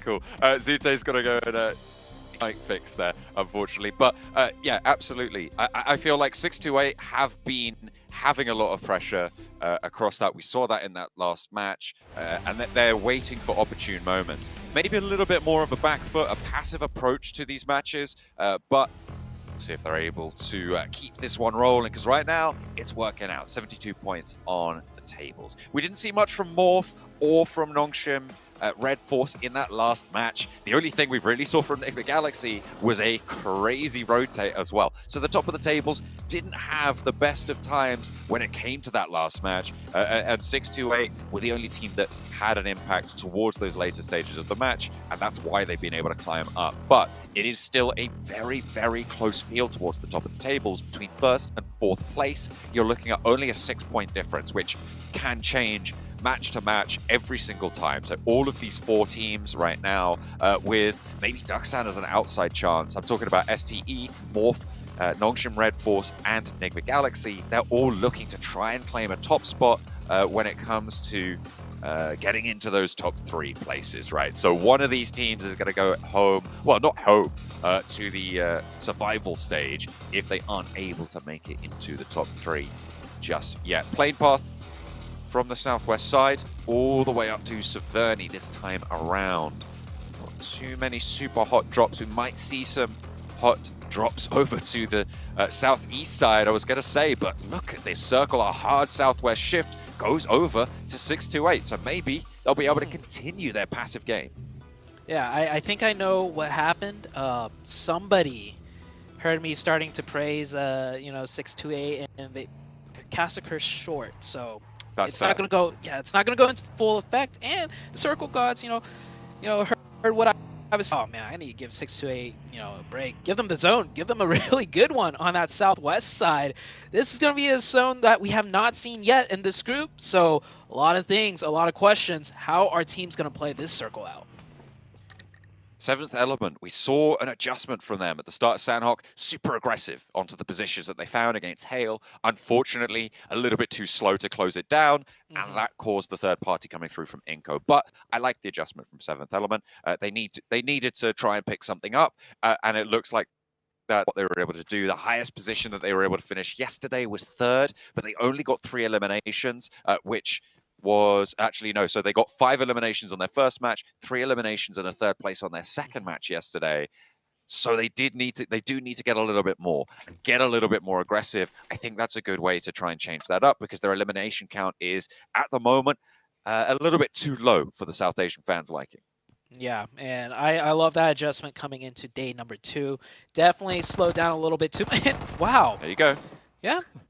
Just as we were saying, it's like we almost know what we're talking about. Seventh Element, the First Blood picking up another point, and if they knew where the other Duxan members are, I'm pretty sure they would keep it going. But Duxan, from just easy VOD review, we see them always do this 4-way split loot time and time again, and Seventh Element may have picked up on that, and they picked one member off very easily. Really good stuff. To be fair, I'm not entirely sure that was Seventh Element's aggression there. I think it might have just been Biddy getting caught out from Duxan. But either way, they pick up an early point, which is good. Nasa playing from that east side, the back 2 on the split, heading out towards Mansion, actually heading further east, away from the circle. They've left Spec and Xenox closer towards Rosok in that school and apartments area. Yeah, that's a big split, but I think that's just due to the fact that, they dropped so split for their loot, and with a very split loot like that, certain members are going to finish looting way earlier than others, and they're going back for more vehicles as well. So I think they will have at least 3, if not 4 vehicles, and they should group up before they hit in. Now, usually center position, oh, hold on. Is this going to be fight breaking out? Shots definitely ringing out, 6-8. Might not want to take this, though, because they do have prime pickings of a very great spot, and they are going to group instead. So I was saying 7th Element. Usually first zone of Erangel, not too important because, due to the shifts, it could go anywhere. But on this far southwest side, you do kind of want to get more central than usual, because it does allow you a lot of options to rotate very easily into the rest of the zone. There's no big obstacles in the way, such as a river crossing, a giant mountain, impasse, or things like that.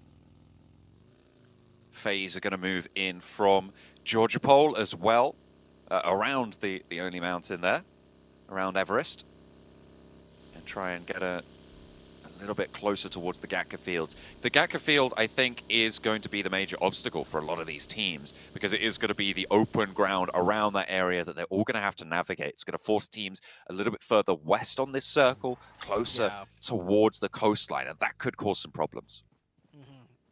There is a little bit of that dead area with those open fields on the east side, and you're absolutely right. Teams, I do think, will start filtering a little bit more west, but looking at everyone else, they really haven't rotated yet, so a lot of teams are going to buy their time, see that second circle shift, which will give them a much better picture of the battle that's going to be unfolding here on the first Erangel match of the day. We have lost one player. It is Duxen getting caught on that split loop, but for now, everyone else is still up. And Hyper doing a little bit of a split here. 6 to 8, all four grouped up. Nongshim, where did Nongshim even come from? They just appeared near center position for me. I didn't even catch when they got here. They started over towards farm on the drop, I think. So they must have just sent down that coast fairly early on. And gotten past seventh element, and gone to the center of the circle. I mean, good, great. Yeah, you're right. Great for them to be able to find that opening. But now 6 to 8 have pushed a little bit further east, so they will be able to hold out a few there on their compound position. But this is what I was talking about. A lot of teams are going to condense to that western side. I'm interested as to what DGR is doing for Kanina Power. He's been in the water for a long time. I think he's been swimming from Sosnovka right from the start, but I don't know why you wouldn't try and find a boat or drop over towards Primorsk at the start. All I gotta say is, John, that's your region, your expertise. Oh, come on, man. Like, if we're going down that route, then I feel like I've got more ammo in the chamber, you know, for who is doing. Week one. I mean, to be fair, you can claim Brazil from week 1, right? But that's it's not going to happen this week. It doesn't go that way because you still got intense game on your sheet. So okay, fair. Right now, I feel like I'm still in the lead, despite the fact that Kanina Power, you're right, has been lackluster over the course of this the first games, the first day and last game as well. Have not had the best of times. They generally drop on this military base. No one holding this west bridge just yet, so we'll see what they can do. The eastern bridge being taken for Inko, definitely playing it extremely safe. They don't want to risk a bridge camp. And they kind of run into Nextruya. Nextruya getting a little bit caught off guard as well. Both of these two teams probably startled each other, thinking, why is there still another team way out here in the east side in the blue? And teams are filling in right here. As next circle shift, this is gonna, really show a lot. And you guys see DGR just, quite literally swam his way to Primorsk. I don't think he got in a boat. He just slowly swam his way all the way there, and that's a big circle shift down to the south. That is really hard shift down towards Primorsk. It's going to put a lot of emphasis on the quarry area, taking control of those high grounds there. The compounds down on the south side as well. Nice and safe for the time being. We'll see who's going to try and take control of these ridge lines as well. Major features around quarry. Yeah, quarry can definitely house multiple teams, up to 4 if not more, split between the different ridge sides. And you can't forget, teams will have to eventually potentially full send it into the pits of quarry, which have a lot of hard cover too. So we'll see if it plays out that way. Meanwhile, the fights are ringing out, not in zone surprisingly, but actually far outside of zone, as Udo Alliance loses one member. Getting tagged up, but Nongshim have a challenge their 7th element now. T24 OP does go down, and there's a knock coming through from Nongshim Red Force, and it looks like 7th element might just be cut short, but a bold push comes through, and it is punished as well. Divine really wanted to go for that flush. You saw that there, but steps back just in time to avoid the hail of bullets, but not in time for that one. The smoke around the corner allows a jump out from Sporter, a really timely play as well. But can there be anything else found? Another nade goes long and in for 7th element, but it's the last player to stand. And around this area, it looks like Nongshim Red Force are going to have to chill out in this warehouse for the time being. Goku Bot across the way, the lone survivor for their team. But look at this, 6-8. They're right on these hillsides. 6-8, always looking for the opportune third parties. They are not scared to take it. doing a little bit of a 2-2 split now. Only 2 of them committing to the third party. The rest holding down the fort back at the compounds that they were from earlier. Nongshim with a great defense, not losing a single player to the side of 7th Element. And one of them does get knocked. Sporta should be able to be picked up here. And now 6-8. They are an aggressive team, but they're not the type to just rush in. They like to really, take their angles and go for the full committed third-party fights. This one is pretty much over. So 6-8, just gonna fire off a couple more shots. I'm looking at the mini-map. Almost every team is pretty much in zone. Of course, the center, quite congested, quite filled up. A lot of open space all around the edges of this. So if we see a hard shift, that's a lot of open space for other teams to potentially fill into. Certainly is. A lot of volatility still in the circle as it sits, but condensing everyone to this southwestern side of the mainland is going to be tricky. For the time being, head down, flourishing thing in the corner of this compound. GokuBot does not want to go much further beyond on this one. Now he's going to try and stay there for the rest of the match if possible. Next, Ruya holding down the east side right here with 4 up. A lot of teams all have 4 members still up. A couple here and there have lost 1 player, but many of these teams at full capacity. I mean, this is only Circle 2 going into Circle 3, so it is still early in the game. It just seems way later with how small the zone is, and we get that hard shift down south. Wow. John, Primorsk has a lot of real estate open. Only Konina Power's there, and just as I say that, I think Konina Power just got a knock on another team trying to encroach on their territory. NB try to move in, and all 28 gold medals slung around DGR's neck, of course. The Michael Phelps of this lobby right now on that long swim has got a real hard position on that south side of Primorsk. The rest of Konina Power actually went across the bridge, through Ferry Pier, and into Primorsk that way to regroup with their champion. Nasa getting spotted, and a lot of teams now trying to move in on the northeast side of this circle. Heavy congestion. FaZe trying to roll all the way through in their single vehicle. Dangerous maneuvers, and straight to Konina Power. They made it. I mean, 1 player gets knocked. Mormon is down, but look at this. We have 5 teams. I'm counting 5 different colors in Primorsk already, and the fights are still going to be continuing. Venturas with this shotgun, trying to catch Palucci here. Konina Power playing extremely split. I don't think they were expecting many teams to fill in this quick. Palucci held it down for just long enough, and now there's the backup. FaZe are being taken down 1 by 1.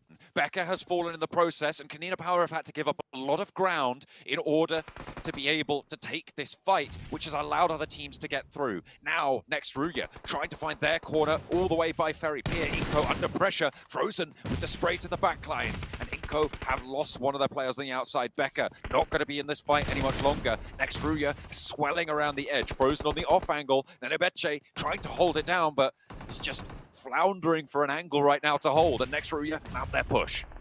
Yeah, this is not looking good for Inco. 4v3 situation. Not only that, they're caught inside and cornered in. Nades will come raining in. Util will come raining in. But a third party from distance is going to help out. And actually, another knock goes onto the way of Nextruya. They are getting cut down.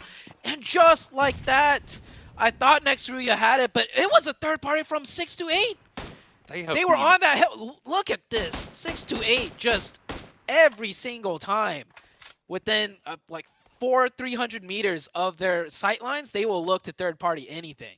They are the boogeyman right now. They are under your bed, they're in your cupboards, and they are everywhere in these games right now. Crazy stuff coming through from 6-8, putting pressure on so many teams. They've third-partied, I think this is their 3rd engagement that they've tried to come through on. Another shift goes out a little bit further west, but keeps Primorsk in. The hills that Intense Games sit on right now, really strong, and Uto Alliance might have a lot of control here as well if they can regroup in time. 6-8 will get a little bit of that hillside on the east. Also a very strong position. A lot of teams coming in from the north side. Not a lot of playable terrain. Some can fill in on the north side as it did get empty out. Enigma Galaxy moves a bit more central into the Primorsk outskirts. We'll see how many more players go down here. Intense game trying to get that revive. And here comes Morph going for a full push. I think they were in zone earlier, but they want a little bit more. They got that knock and they're going for it. Straight on up, Yoru leads the charge. The res came through for intense game, but it's almost immediately taken down. Oh, what a roll-up! I thought he got the knock with the buggy, but no. Yes. There is still a player on the inside, and Becca is able to get it with a bumper, but it is pulled out by Cielo, who's holding it down for intense game. First flush comes through, and it looks like a little bit of a lackluster roll-up for Morph. They're down to just one player. Where'd the rest of Morph go? It is just... I don't know. Boboho. Wow. That looked really good, honestly, with the pull-up, with the instant knock, and then the follow-up from the teammate with the buggy. I thought they were winning that. But it must have been the shots from potentially Enigma Galaxy that, you know, deterred the last two members, and Boboho is now the only member up for Morph. Solid attempt, I'd say. I love seeing that out of Morph. You know, they're in the top 3, and they're still playing aggressive and confident. This time, it just did not work out, but they are still looking for those opportunities at the very least. Inko make it out alive of that compound fight with just 2, and they will find zone, but can they find a safe spot in zone to stay in? I'm going to try and roll straight up to Hale. I think this is going to be a bad time coming through from Inko, and then Ebeche gets flushed out almost immediately. Vitali diverted, sure, but he's going to pull up to an occupied building here. Yeah. A big fight on the cards for him. Duxan, they don't have all of their players, but that's not going to matter because Junie takes them out lickety-split. Man, Primor so occupied. Finally stopped at a spot, thinking surely this one is open, but he just had to go a little bit more and he would have been home free. Inko is taken out. We have 4 teams out right now. So many other teams just really fragmented, morphed down to the solo. Couple teams with only duos up, and zone's not even done closing yet. We are going to see a couple more members fall potentially. And Hyper, playing ever so patient and slow, will keep 4 up. But at what point are they going to be able to utilize 4 players, some elimination points, and make it into the late game? That's the big question for Hyper. They keep 4 up a lot, but it gets very difficult since they don't have much real estate to work with towards the very end stages. Trying to push in from the north side. Close to Hyper. They've been on a parallel push for a while. If they can stay sequestered in the hills that they currently sit in, they might have a good time of it, but 628 seem to have spotted them. Certainly spotted something. You can see them taking shots out this way. Hyper also putting pressure on Nongshim Red Force, but they lose the angle behind the headland. Yudo Alliance might have a shot over towards Hyper in the meantime. Next circle about to shift out here. Kanina Power keeping all 4 up. Holding down Permisk really well in that huge scramble of a siege. And the circle goes right onto Enigma Galaxy. They are at the, like a toll booth-ish area. You see right there in the picture-in-picture, one team does pull up. Should get cut down here. A lot of Enigma Galaxy looking right towards their way. Both players make it in from Yudo Alliance. They'll stay alive for now, but there should be some nades raining in. Hopefully, Yudo Alliance will have enough cover from this. Yeah, on this roadblock, it looks like there is a bit of cover, but you can see almost immediately the nades, the fire, everything starts to pop. And they know that they've got that player dead to rights. There's no way that Olio can make that crossing across the road, get this res, try and just play it solo. But it's likely that a team like Hyper will be able to get those shots in later as soon as they move down to this next circle. I like you brought up Hyper. This is a very good Hyper too. They will have that hillside on the north fully within their control, giving a lot of sightlines and control, but it is going to be contested by Nongshim here, and potentially even 628. They are swinging into this, and well, if Nongshim fight Hyper, we know what's going to happen next. That is for sure. 628 is going to come and third party everything. They're just going to look for it. I mean, Sunan's close by. Are they going to prioritize this sweep and take the North Hills? It looks like they might do, and there's the shots back and forth between these two rosters. Nongshim Red Force roll on in with 2 players in the US. An explosion, a buggy. It's all chaos on the northeastern side. And where are 628? Here they come from the south edge. They want this fight. They want it to end, but it might end before they even get there. Because they roll. There is still 2 players to happen. And it's just like clockwork. In comes 628, hero for the spray, and everybody else with a volley behind. 628 clean the north side. Oh, disgusting. I've not seen a team be able to third party this successfully as much as 628 over and over again. And I don't think they realized yet, but they have that whole north side to themselves now, minus Morph. Morph is still alive within the zone on that hill, very isolated on northwest, but the action is now focused within the urban territory of Bryn Morse, and it is going haywire here. Kanina Power with a player knock. Hale jumping in and out of the car in the smoke with the DBS. It is all out chaos. Becca and DGR, 2 players still left standing. Maybe looking for the res on the Bellucci, but Agori's already finished off. 3 players now. Potential for Kanina Power to get that one back up. There's a player at his feet, and he handles that. A spray through the window doesn't quite connect the deck. Just another shot is going to do the job, though. And Becca's fallen down, flushed, and just the 1 player now left. DGR, Michael Phelps himself, trying to hold it in for Kanina Power, but on the south side, there's still 10 teams left. And these placements are not going to be given to them easy. They found 4 eliminations on the match, though, which isn't the worst result that we've seen from them. Yeah, it is an improvement from day number 1. We could give them that much credit, as Kanina Power do get eliminated in 10th with 4 elimination points. Hale right now is sitting at 7 elimination points, so really getting a lot of those on that zone shift. And Circle is going to have to shift once again. 628 did lose a member in the process of this zone. Let's see where it goes to now. Intense game still in here with 4 up on the hill. That hill has a lot of cover, but it's very flat. If you step wrong, if you miss position on this angle, teams to the north will take those shots at you. Teams from Primorsk can flank around on you if you don't hold that angle as well. It's strong, but it's dangerous at the same time. Intense game now, gonna have to move north as well, away from this one. But Enigma Galaxy, they're still in it. Yeah, I think all the teams currently residing in Primorsk will get taken out. I'm looking at NB Esports, Hale, and Duxen, and also Nasser. I don't think any of these teams will be able to get into this next zone here. Everyone else pretty much in zone. Intense game, they got to move a little bit, but they have all of that hillside to work with, so they should be good. Nades coming in. Sunon, nice knock. Only 1 up the left for the side of Nacer. Trying to find these trades. STE did lose Xing a little bit earlier, a couple of seconds ago, but that's not going to slow their roll any, as Spec has the door battered down by 33 Zeds. But he's going to have the trade to find it. Is the spray going to be good? There's a nade coming on through. 2 players now down for STE. Can Nacer hold them out when other teams could? This is what happens when you don't go for a third party, Zute. When you just take a fight, it's going to go badly. Ooh. And everybody who steps forward, Spec handles business. Brilliant stuff for Nacer. STE taken down as Intense game, going to try and roll up to Duxan. Nades pouring in from the high ground. Oh, the nades should be good. A knock and a thirst all in one. Duxan down to just 1 player now, and the blue is also closing. Intense game, just looking to pick up this confirmation point before they head in. Shouldn't be too much of an issue. You do gotta be a little bit careful though, because if the last player times his run back just like this, he could get shot in the back. Luckily for him, the Duxan player was still healing. Goes back for some more shots, and that should be it right there. Yep, the play zone getting that point. I don't think Intense game will be able to carry that. Nacer does make their way into zone, so NB Esports, the next team within Primorsk, trying to find their way into the next zone, and they might have just done it. So 2 teams managing to find a way in.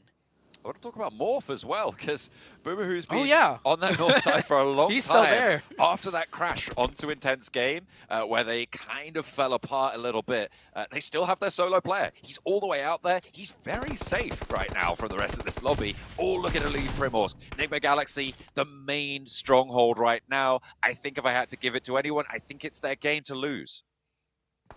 I mean, it'll be tough, though, if they don't get the circle at this Wizard Tower. If it shifts too far north, Intense game could easily rotate over potentially. We'll see how the zone plays out. They do have this fortress, but all eyes pretty much looking central at them. So it's going to be tough to wear this zone out. Smokes getting utilized here, but the smokes will run out at some point, and there's not much left for the side of Enigma Galaxy to work with. That utility might just be running dry. Next circle just about to pop around the corner. You can see the zone getting very, very close. Boobahoo for Morph has isolated right to that western edge. Is it going for a water finish? Maybe. There's the shift. Oh. I mean, Enigma Galaxy very happy about this, but it's going to force Intense game to go for the push.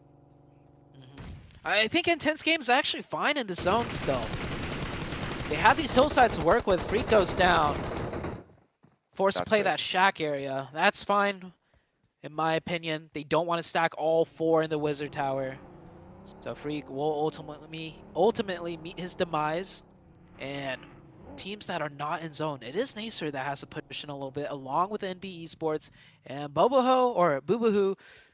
Oh, he's down. He was definitely spotted at some point and tends to be looking that way.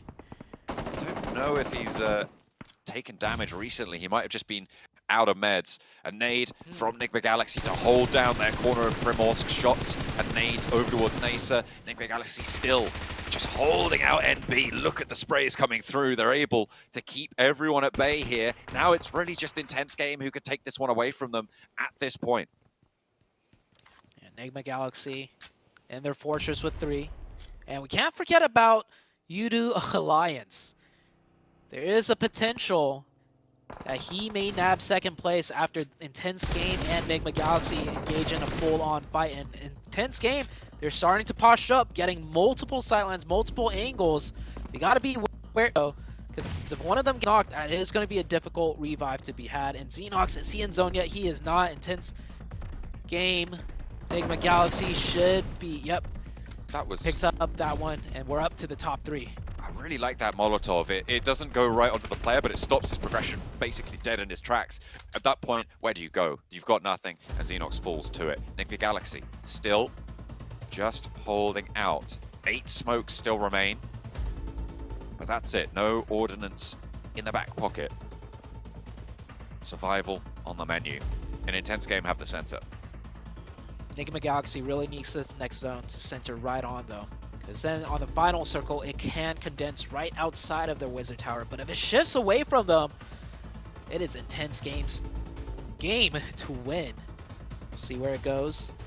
Zone shift. And, well, Nigma Galaxy get the zone, but center zone is definitely going to be away from them on the last and final circle. Intense Game do have the inside track on that. Very wide base of fire. I mean, you wait for this circle to push Diego off this high ground before you try and peek out at this point.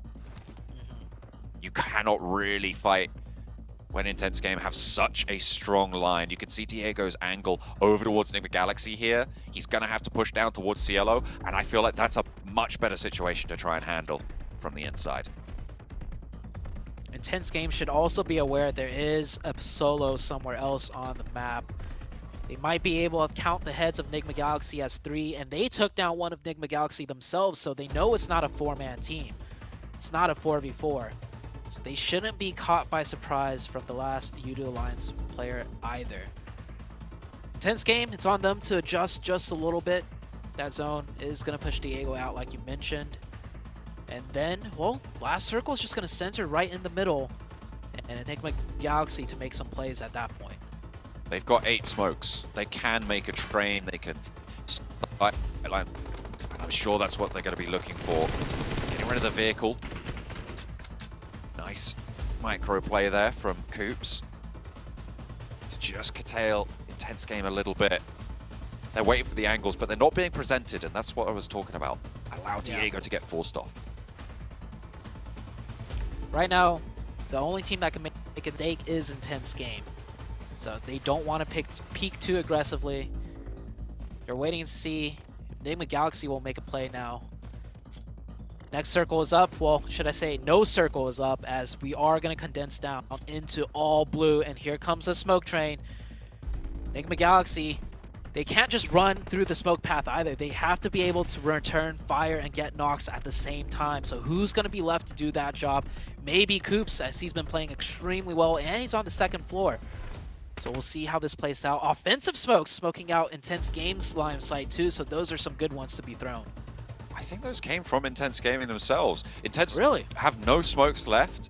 3-2 now in the back pocket for Enigma Galaxy. They are really investing in covering off this roadside. I think they want to make it up to the roadblock, maybe handle Olio, who is right on that outside position. Spray into the smoke line, brilliant shot, and it's going to be Diego from that high ground, shimmied off, sure, but he will still have an impact, an effect here as the rest of Intense Game just like the 4th of July, and it is going to be a roll on down the hill. Olio, only a matter of time before you fall, but a second place for Yudu Alliance. I don't think anyone would have expected it, but the big story Intense game, looking to try and find a 10 elimination chicken dinner. 11, no, they will be able to get this knock and flush as well. Intense games, 11 elimination chicken dinner. The second Brazilian team to step up so far. Are they going to be able to continue this momentum? Because that is what we'd be waiting to see from this team. Huge game. Big confidence booster for the side of Intense Game. And hey, you were saying Intense Game's not looking too hot either. Well, here you go, John. They just got the chicken dinner. And I mean, that hill, it was all about that hilltop side. I do want to shout out Morph, because if that push worked correctly for Morph, they identified that as the strongest position. And if it worked out for Morph, they would have won the game instead. But Intense Game holding it down and making no mistakes all the way through to the end, keeping all 4 up and picking up a good amount of eliminations. They started the match on 11 points total. And in this game, they have managed to step up quite a bit. An 11 elimination chicken dinner, putting 21 points on their tally. So they have shot up the tables. I'm sure we'll have to wait and see exactly how much. Diego, the MVP for the roster, 3 eliminations, about 600 damage as well there coming on through, which indicates a relatively balanced line across this team. With 11 eliminations, you're looking at basically equal contributions from every single player there on Intense Game. They didn't go too fast at the end either. It has to be said, the circle kind of did favor them a little bit, but you take those where you can get them, especially when you start at the bottom of the tables, and they didn't make a mistake, which is exactly what you need.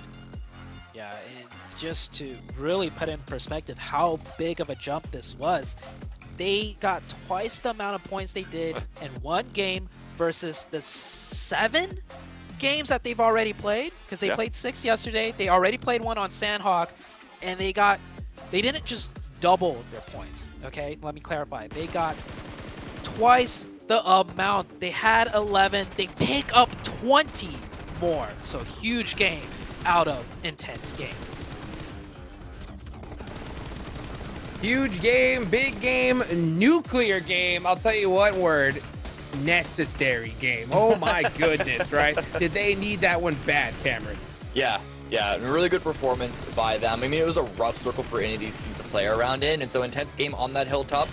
I'll be honest, I'm not a big fan of the hill that they played around, because while you can farm a lot of eliminations from that position, and in this particular round, Morph's angle on the north side was cut off on that phase 3 shift. You know, granted, they had to defend from that Morph send, which almost ruined Intense Game's game, but after that point, once they defended from that, they stabilized, they could get a lot of eliminations, and they didn't need to travel north. That's the biggest weakness of this hilltop, is having to push north away from that hill. The zone continued to center on them, and they... Yes, I mean, every time a team wins, we always say, oh, you know, the zone favored them. That's just how this game works out. The question is how many points can you get from being favored and getting 11 eliminations with the win? All 4 members still alive. They didn't give any more points up to their opponents. Really well played game.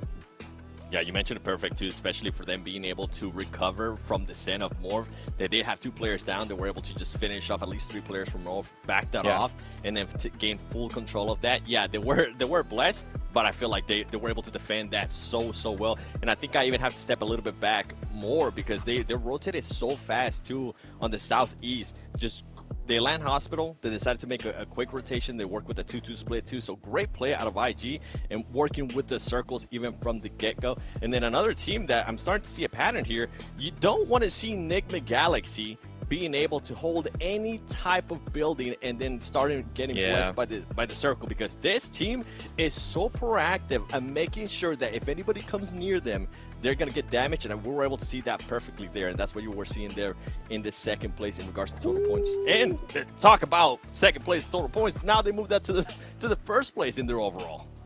What a tight run of this is. Look at that point gap, that spread, just from all the way from first to fourth, Cam. Yeah, but then there's a huge gap.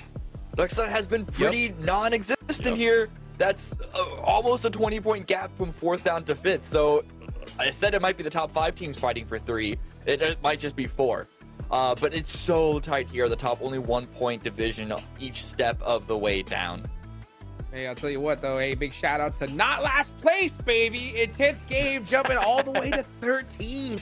Just like that. And man, they're in the run of this now. I mean, look at that. I mean, another good game like this, and they could jump all the way to 5th.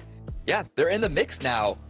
With that middle section, I don't know if 2 wins in a row going up to 5th within 2 rounds from 16th place is a reasonable expectation, but now I think their goal can continue to be just grind it out, get 5-6 points per round as like the starting position, and really get into that more comfortable 6th to 10th range. I mean, Yeah, let's talk be about real, a recovery, right? I was gonna say they started off the day with 8 points. For them to be able to be now at 32 points, that is massive. Given that they did get a bunch of points just now from that win as well. Some of the other teams you guys were mentioning, I'm looking at that gap that is starting to build within those top 4 teams. Something needs to happen here. And what's scary too is that the first 2 matches, I feel like I was pinching myself because is this deja vu? Is Morph just throwing the first 2 matches? They haven't really been able to do much. They were able to get some placement points there from that one player that was trying to survive as long as he could. He ended up getting caught out. I'm looking to see what Morph is going to be doing now, if we're going to be getting pretty much a mirror of what happened day 1 here in day 2 where they start performing after their match. You know, I want to start seeing some teams try to hunt down some vehicle rotations from these top squads. You know, just try to delay them a little bit. But you know what? We can't delay any longer. We got to talk about the official smartphone here for PMGC, the Infinix GT10 Pro, a phone created directly for pros. So if you guys want to go ahead and dominate the lobby, check out the Infinix GT10 Pro. While you're at it, of course, take a look at the TikTok as well, guys. Search that hashtag PMGC 2023 so you can keep up to date with everything that's going on. But yeah, you know what? I want to see some of those teams kind of hunt down those big squads, at least their vehicle rotations, right? If you know where they drop and you have that position, I think you could possibly just disrupt them a little bit, because if you looked at Group Green, man, those guys got a lead and they ran away with it. But you know what? We'll talk about it more as we get back from this break.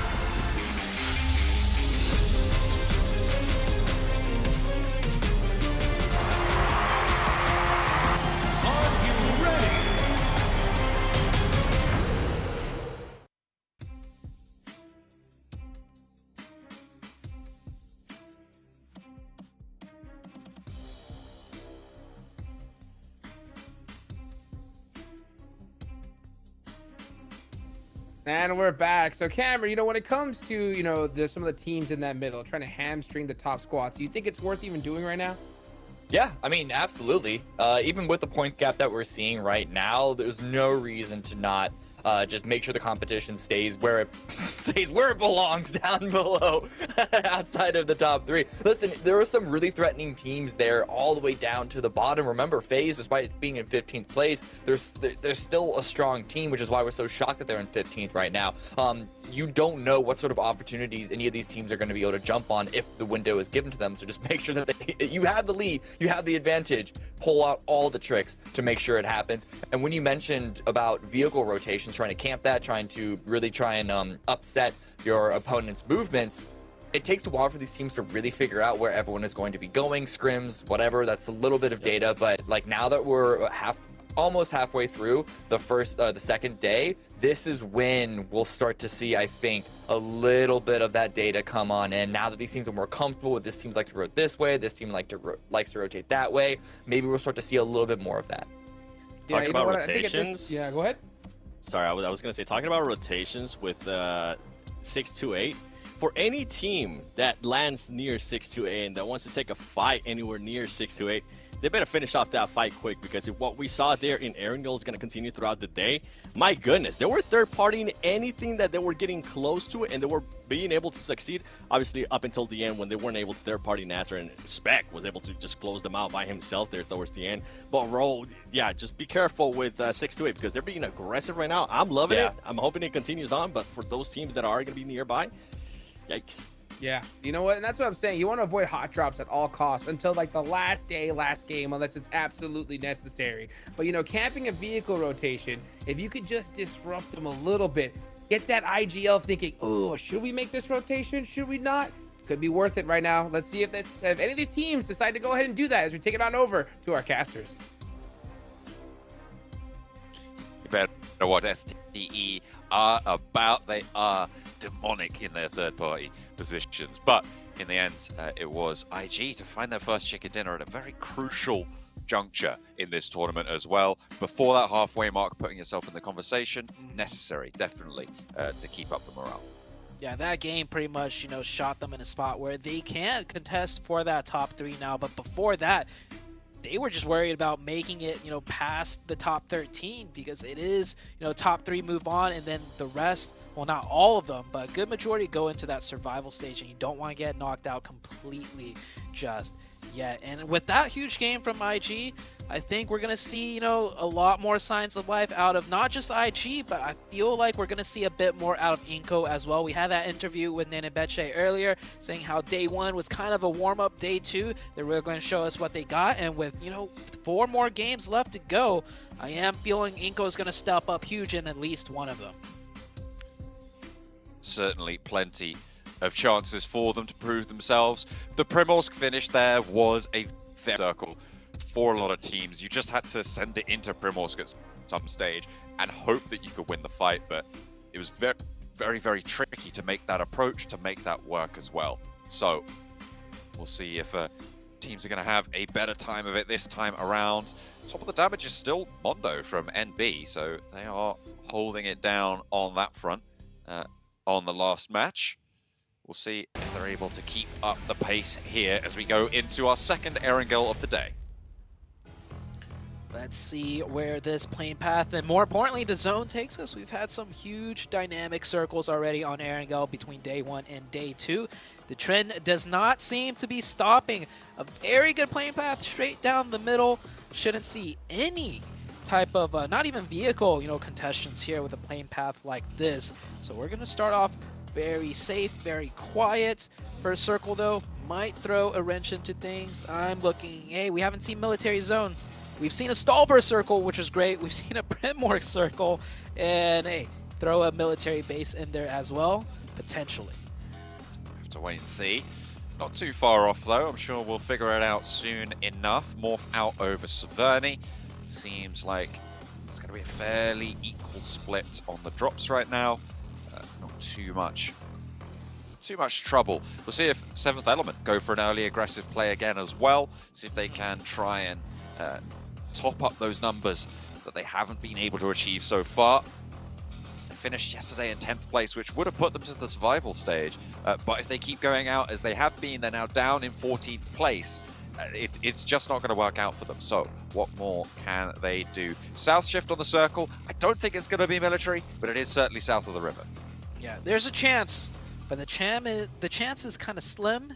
And in a way, with this very first zone, you could, if you cut off the bottom half, suddenly this first circle is very small, and a lot of teams might be setting themselves up for that potential possibility. There is a decent chance that we might see a second circle that keeps military base in zone, but shifting off it a little, which shouldn't matter too much if teams are just going to set up to begin with, without counting military zone in this circle at all. What I'm thinking about is that west bridge. We haven't really seen it camped so far, sort of tentatively sometimes by Duxan, with Junie currently on that south island, but he regroups fairly fast over towards that bridge on the north side of it. So Arcanina Power for the first time going to actually have to deal with a bridge camp on that western side. We'll have to wait and see where those teams fall, because Duxan have STE to worry about. The good news is there's no other team there for STE to third party a fight with. Yeah, if STE is close by, you're fine. If another team plus STE are close by, now you're in big trouble. So STE is going to head over to the Prim area to continue or to start their looting. This first circle, my eyes are mainly on Duxon, see which position they want to take, because they are center off drop pretty much. That bridge is going to be a huge strategical spot just in case, the zone does shift towards military base. And if not, well, they're already on the main island. Big question is, where are all these other teams going to go? Are they going to just start filling in immediately? If you cut off that bottom half of the circle, just discount military base completely? Or are they going to play it slow and keep the option open for a potential second military base circle shift? Would be quite the turn of events if that circle does come through. I mean, we'll just have to wait and see, right? Yeah. FaZe still in South George, split on the crates and the main town. Nobody else really dropping around George with them, despite the fact that it was very accessible on the plane path. So, seems like just open season for FaZe to be able to loot as much as they like over in that area, which is good news for them. They'll have to push down that west coast side, past Gatka, potentially a little bit further west than that, and we'll see where they swing through, because STE will be waiting to receive them on the south side. I'm sure of that. Yidu Alliance over in Yasnaya. Again, on their own, no real contest for that location. I'm willing to predict we're not even going to see a altercation of any kind breakout until the second circle shift, just because plane path started from the north down, meaning the teams that are going to finish looting is more on the northern side, which works out perfectly because those are the only teams that have to move. So there should be like a almost uniform movement slowly into this zone, and some shots may be fired, but shouldn't be any knocks in the first circle at all. This is going to turn out to be a very slow beginning for Erangel. The main thing is to see where these teams decide to take their positions on the circle, because it's going to set up a huge precedent going into the second circle on what teams have what options available open to them. So once again, it's just one of those hurry up and wait kind of situations. NB hopping into some vehicles on their 2-2 split, looking to regroup towards the forwards angle that they currently hold, just to the east of Potato Hill. I'm sure they'll find their way further forwards in due course. Nigma Galaxy yet to leave Pachinki, and they might look for those hills. The control out to the west, if they can get up to those hills, should be fairly solid once they finish that looting phase. Hyper looking to make their rotation right now. Probably more looking to take some sort of 2-2 split, as there is a lot of central focus points that have power positions here. And in Hyper, definitely not shy of taking early advantage of splits in the first, even up to like the third circle. So we'll see how that works out for Hyper. And one thing to know about Hyper, man, their rotations are good, but every single fight that we've seen them do have failed, in my opinion. Yesterday we saw 2 attempts at a third party onto STE by Hyper, and both attempts back-to-back failed. They had to take a straight-up engagement with Nongshim Red Force just the previous match, and that also failed for them. So far, the only real points they've been able to get from eliminations are kind of like, third-party distance, picking up knocked players that other teams may have already gotten.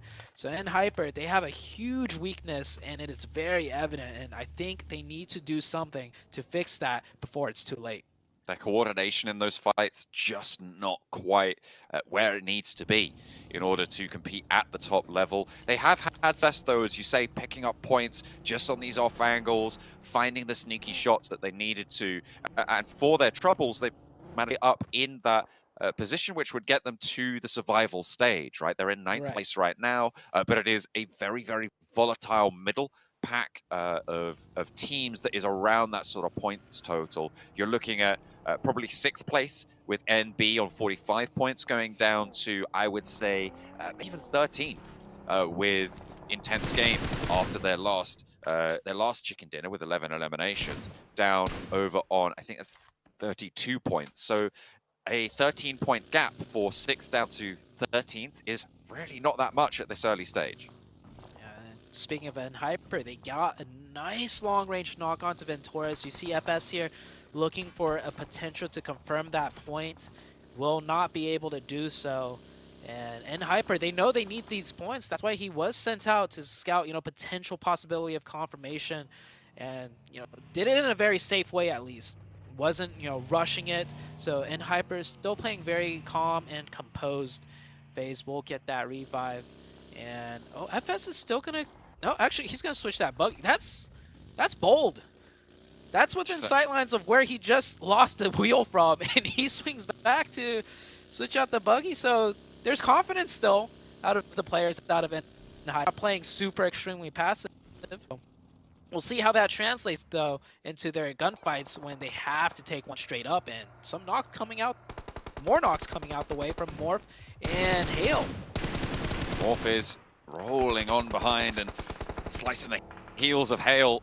They're falling one by one at this point. I think they've lost 2 players, and they'll be moving on with 2. Morph, though, needing to find a position, and this is kind of similar to the sort of circle you were talking about. It keeps Military Island in, but it means that you are going to have to cross. Ducksan have stayed on the bridge camp at this stage, but maybe they're leaving from the high ground. It looks like they might be rotating away from that position on the high.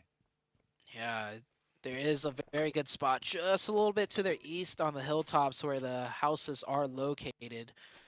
Let's see if they do decide to go there. Kanina Power, they're going to have to make a decision, and I'm pretty sure they're not going to take that western bridge rotation. There's just too good of a chance of it being camped.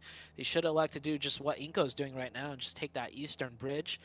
A lot of teams condensing much further. We're only in zone 2, but with military base in the zone somewhat, and the water in the zone, all of that is just dead area, non-playable, discounted from zone number 2. So we'll see a lot of fights happen now for these prime locations. Dokuma trying to lead next Ruya, see if they can similarly stand up. They've been quiet, I would say, compared to their previous performances. The team from Turkey just not quite having the same impact that they've had back in Europe. They want to find a little bit more, but they've just been kind of denied a lot of the time. I mean, I think it was an ST. They were a third-party victim to STE, and this time around, they're just going to lose a player to intense game. Yekta falling, which is really unfortunate. Having to push in from that eastern edge. Next Ruya just a little bit too slow. Yeah, catching it on the map feed. That was a rotation out of Next Ruya where one of their members just got caught. Intense game. Pick up a quick little early point for themselves. They did win the last match, keeping it going here. And Nenebeche does get knocked out for Inko on the south side. Looking like they were trying to get a little aggressive onto 7th Element. 7th Element will find a knock, and is 7th Element going to return the aggression, though? That's the question.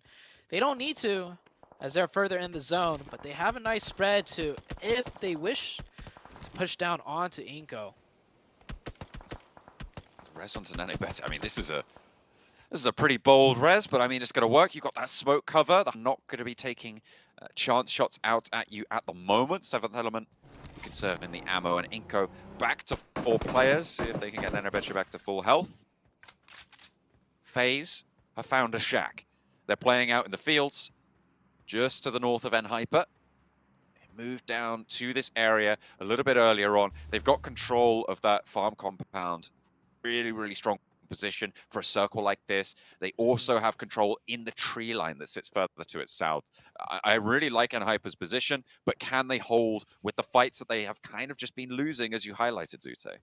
Wow, what a circle shift. More into the water. Military base still in zone, and Kanina Power, they didn't take that eastern bridge. This is definitely a practiced push across the bridge. So if they do meet opposition, they should be ready. Actually, Power is already across the bridge. He is on top of the, they're already on top of the lighthouse. Okay, that's great for them. I thought Duxon might have been there. So Duxon actually at the gas station, or maybe the warehouse, just like literally 5 meters north of the gas station. It's a great spot to hold. And here they are. It's no, all 4 at the gas station. That's not a great spot in my opinion. Not easy to leave. That warehouse much better, but it's occupied already. So very interesting choice out of Duxon to pick up that gas station position with all 4 players. It wasn't occupied until a couple of seconds ago, though, Zute. Yeah. It's Nigma Galaxy who found their way through. They rotated in from the north side. What? They just cut past FaZe, Hail, and Hyper? Yeah, they were in the hills to the west of Pachinki, and they just crossed, yeah, they passed Hyper and FaZe to just send it in.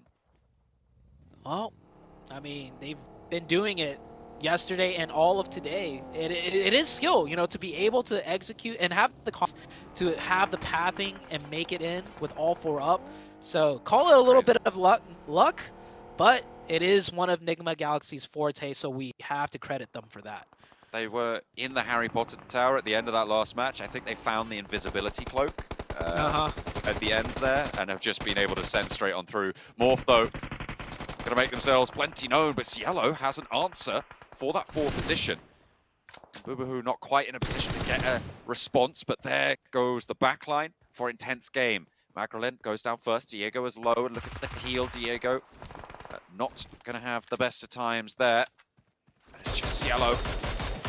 Diego peppering with that mini 14. Oh, but what a swivel from Rocky to turn it all the way around. One more bullet would have done it, but it's not going to matter. And now, intense game, under a lot of pressure from this nade. Rocky with a long shot. Adrian somehow dodges that knock there, but the second follow-up is good for one. Cielo into the vehicle. Going to just try and send for the hills. Get away from this one, because Morph looking just too strong here.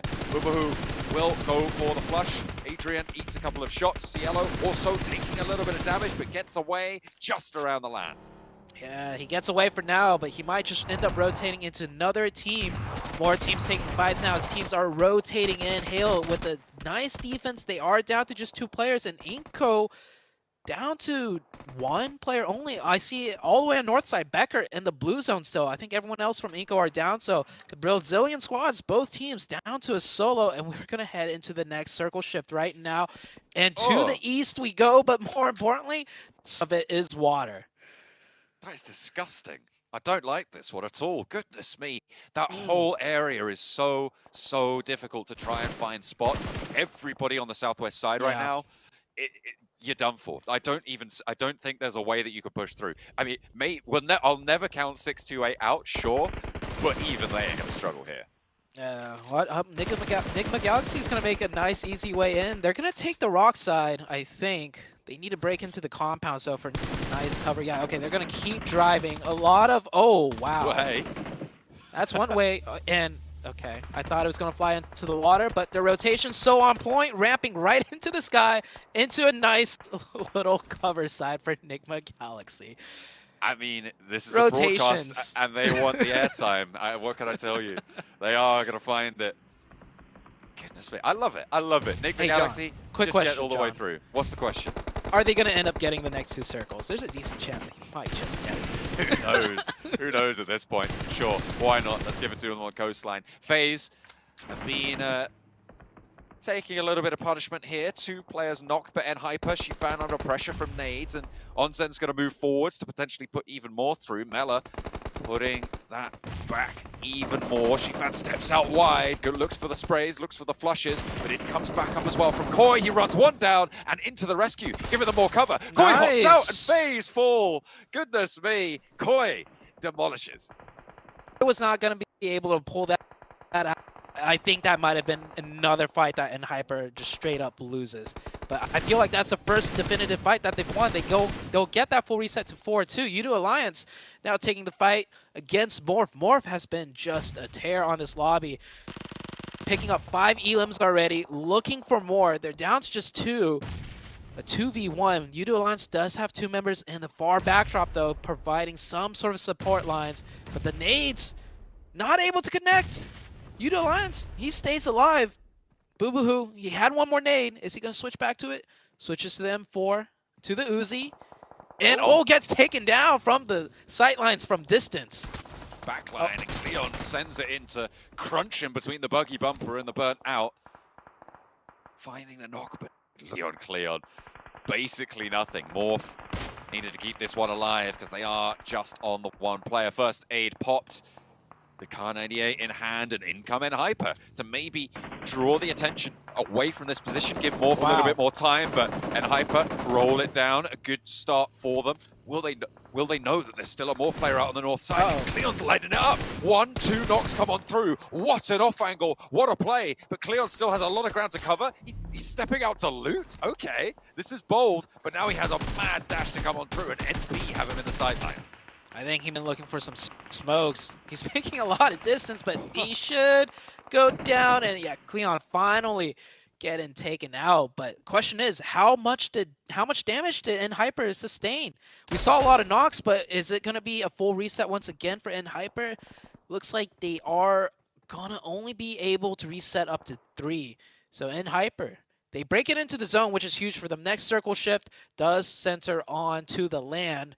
So this should be a circle every team is prepared for. Duxon now forced to fight their way in, and everybody else more or less in the zone.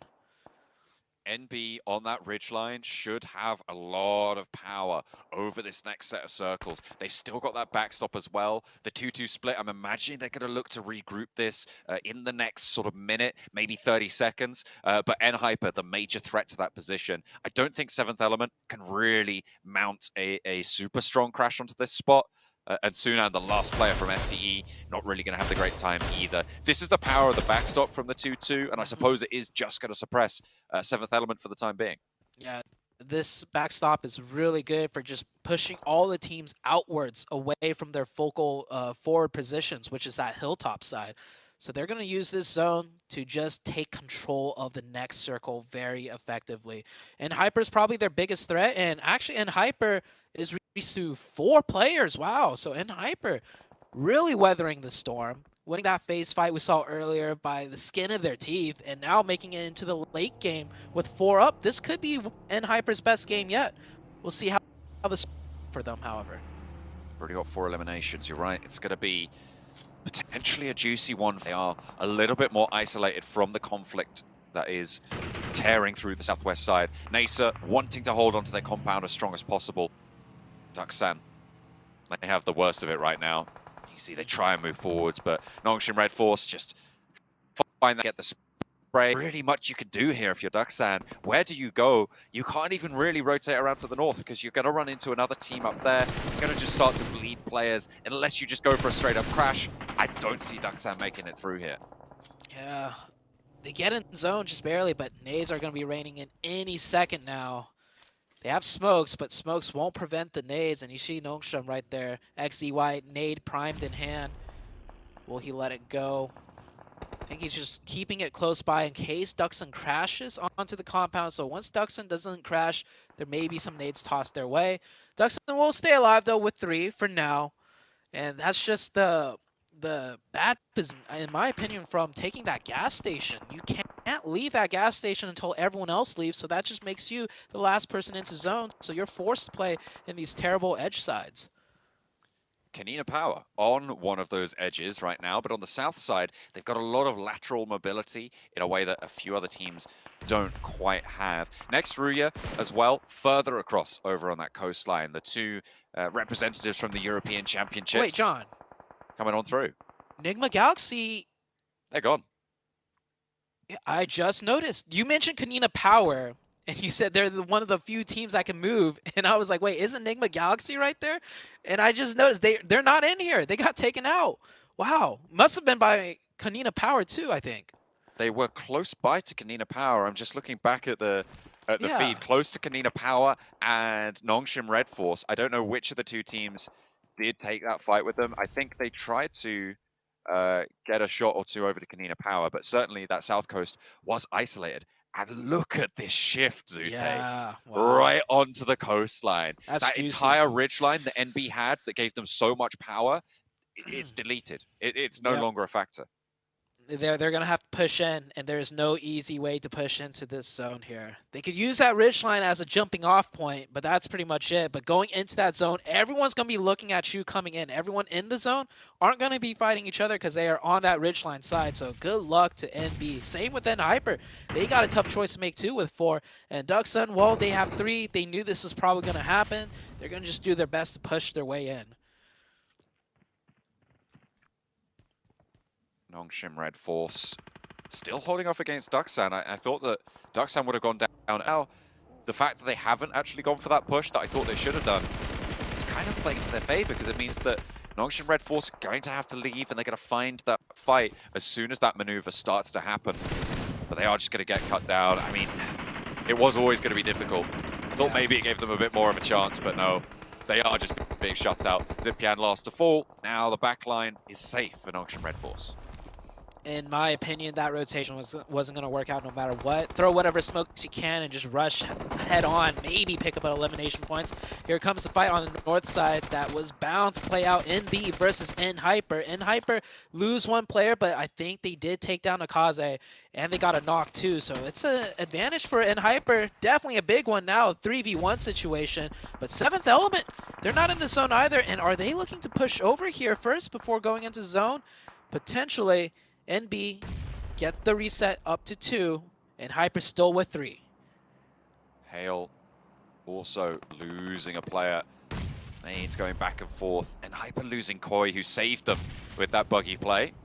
Oh, that's a good nade. That's a brilliant nade. They just keep bombarding this position. You're going to land one eventually. It's going to be just the one player to go down. Mondo looking to heal as well.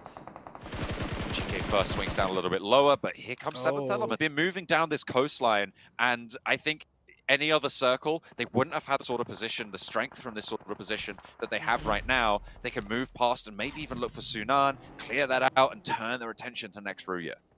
Yeah, they stole a point away from NHyper too. NHyper got that nice nade lock we just saw, but it was stolen away from 7th Element. 7th Element doing a really good job this game.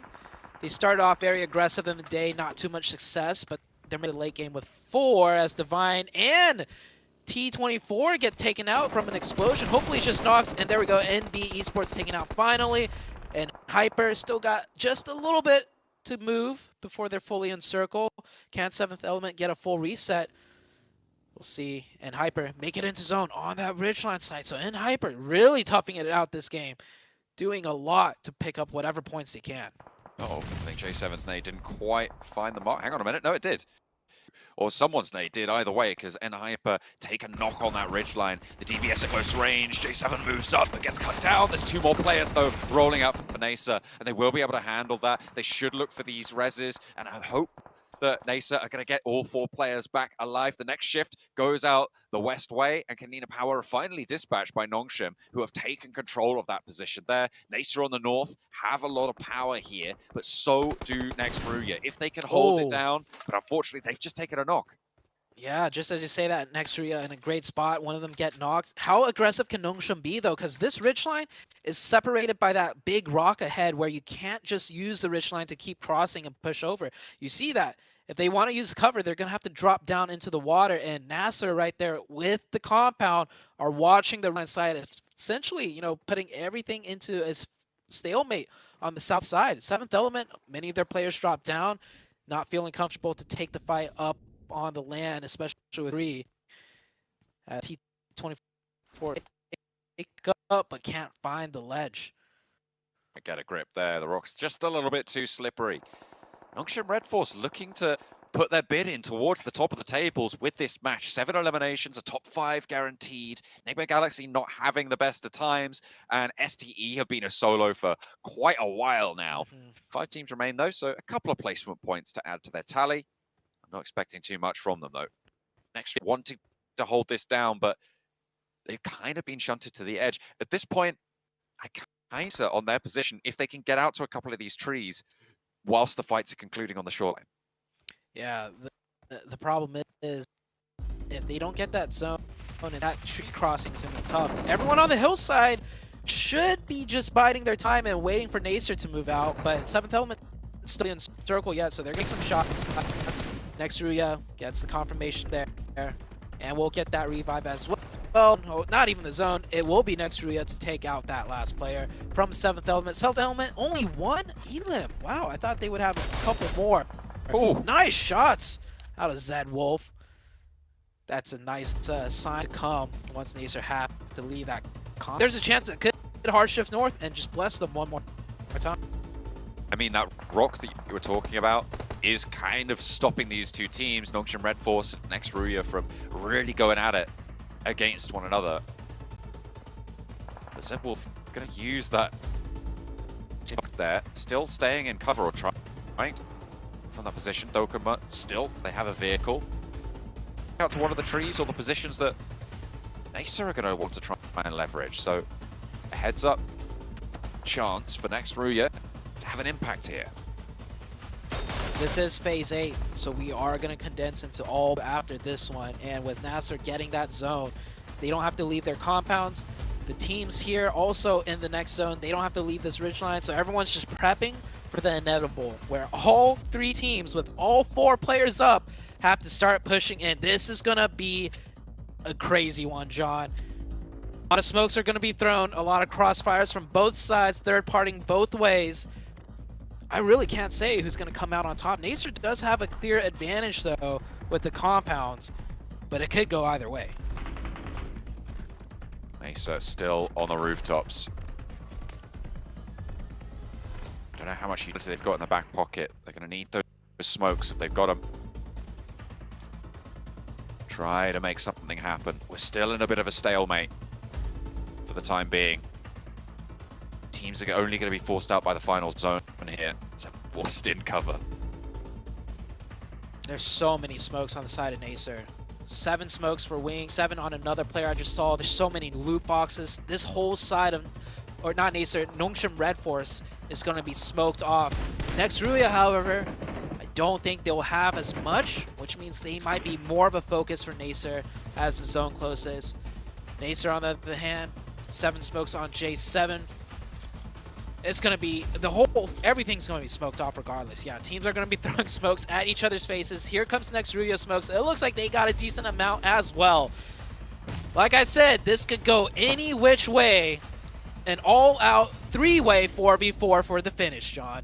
Goodness me, look at the amount of smoke just pouring out there. But Spec unloading the magazine over towards Nongshim Red Force. 2 players get knocked. That's going to slow them down a lot, which is disastrous as this zone closes. Zedwolf going down as well. Dokuma makes it forwards. Frozen as well, still active for next Ruya. And Nacer looking to control from that high ground. They still have a rooftop, but Dokuma steps up, pinches a point away. Now has a challenge against the rest of Nongshim Red Force. Finds the backlines. And that is going to be next Ruya up to 5 eliminations. Wait, Zedwolf wasn't down. He was just really, really low on the HP. He's managed to move forwards. XZY with the challenge with the nades back and forth. But XZY spotted, and that's that. 2 teams remaining.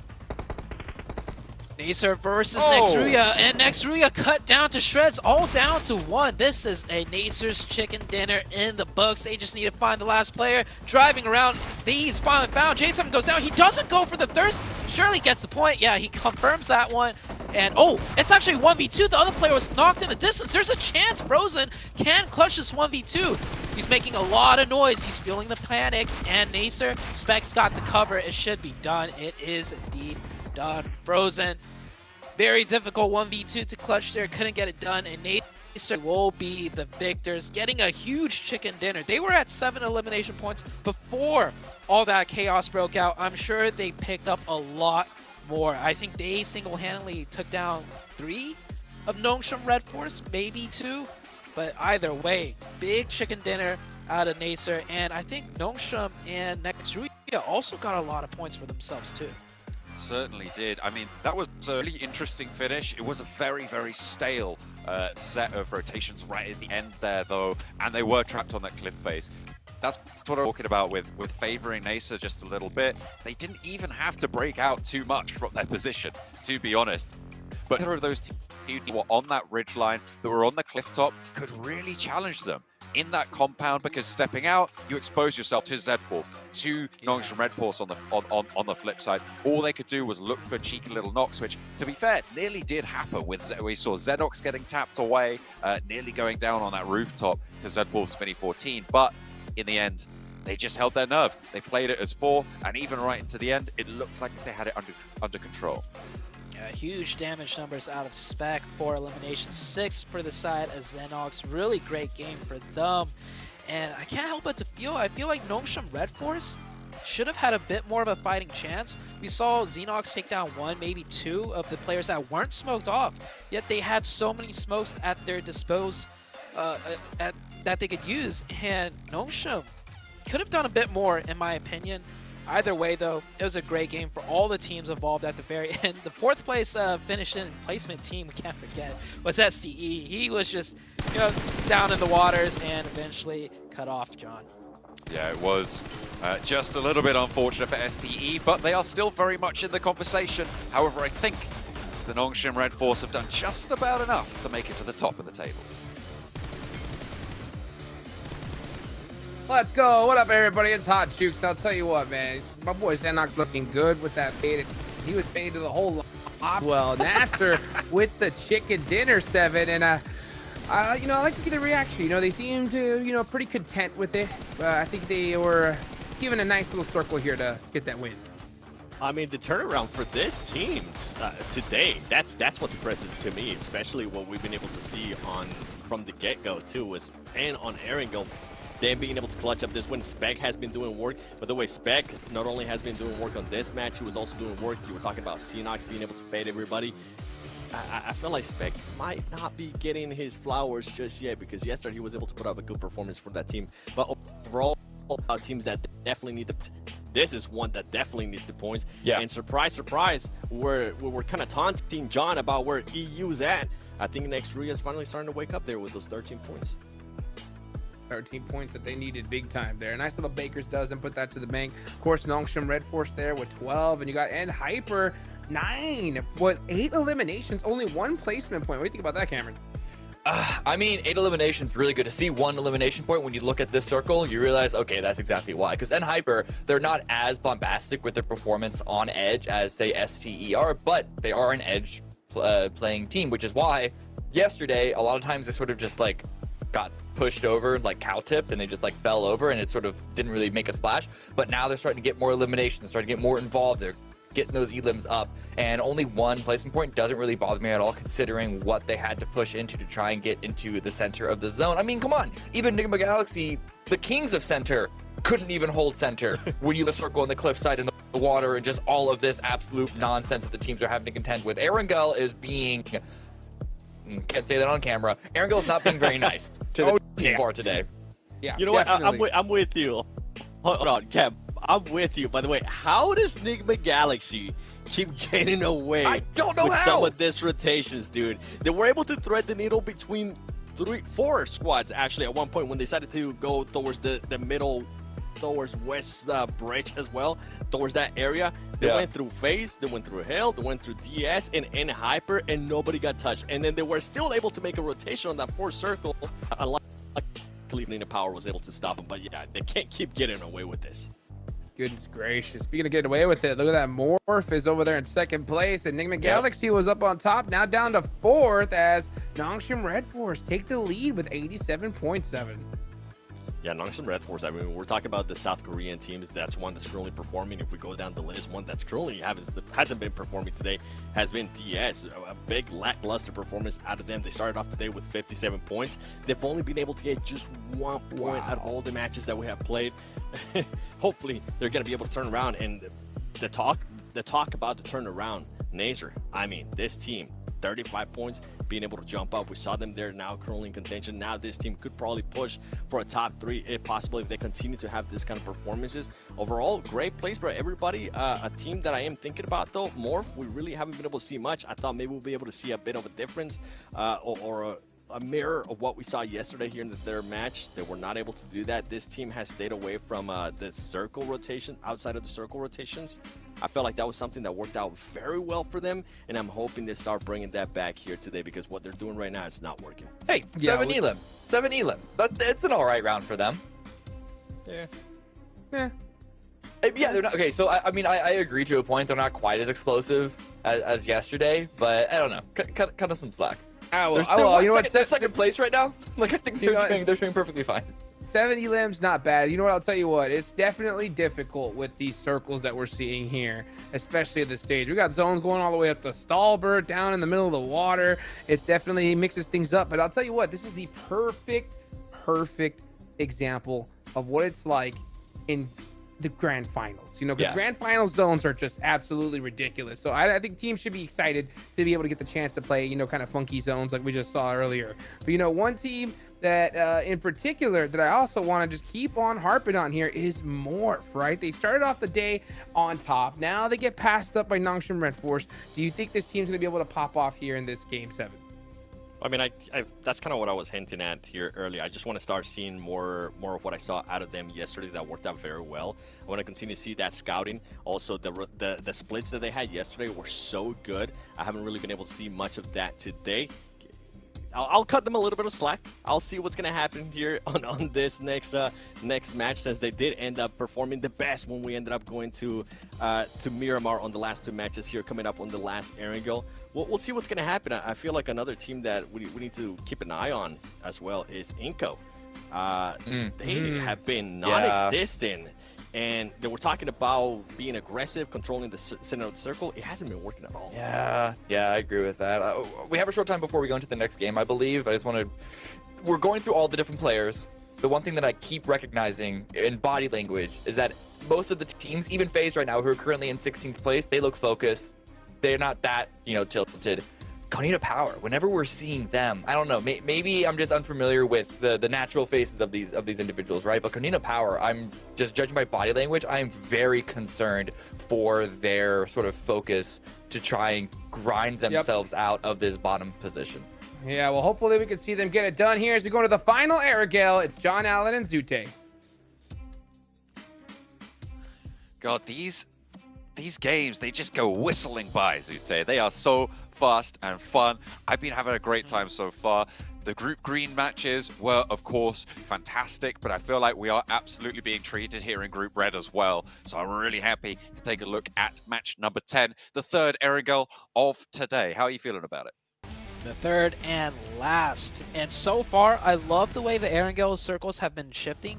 Starting even from Circle 1, we haven't really gotten a repeat. So every game is kind of fresh for all the teams involved to figure out just exactly how to play the situation out. Playing path is definitely skewed more towards the western side. We might see a little bit of vehicle altercations for all the teams trying to head further east.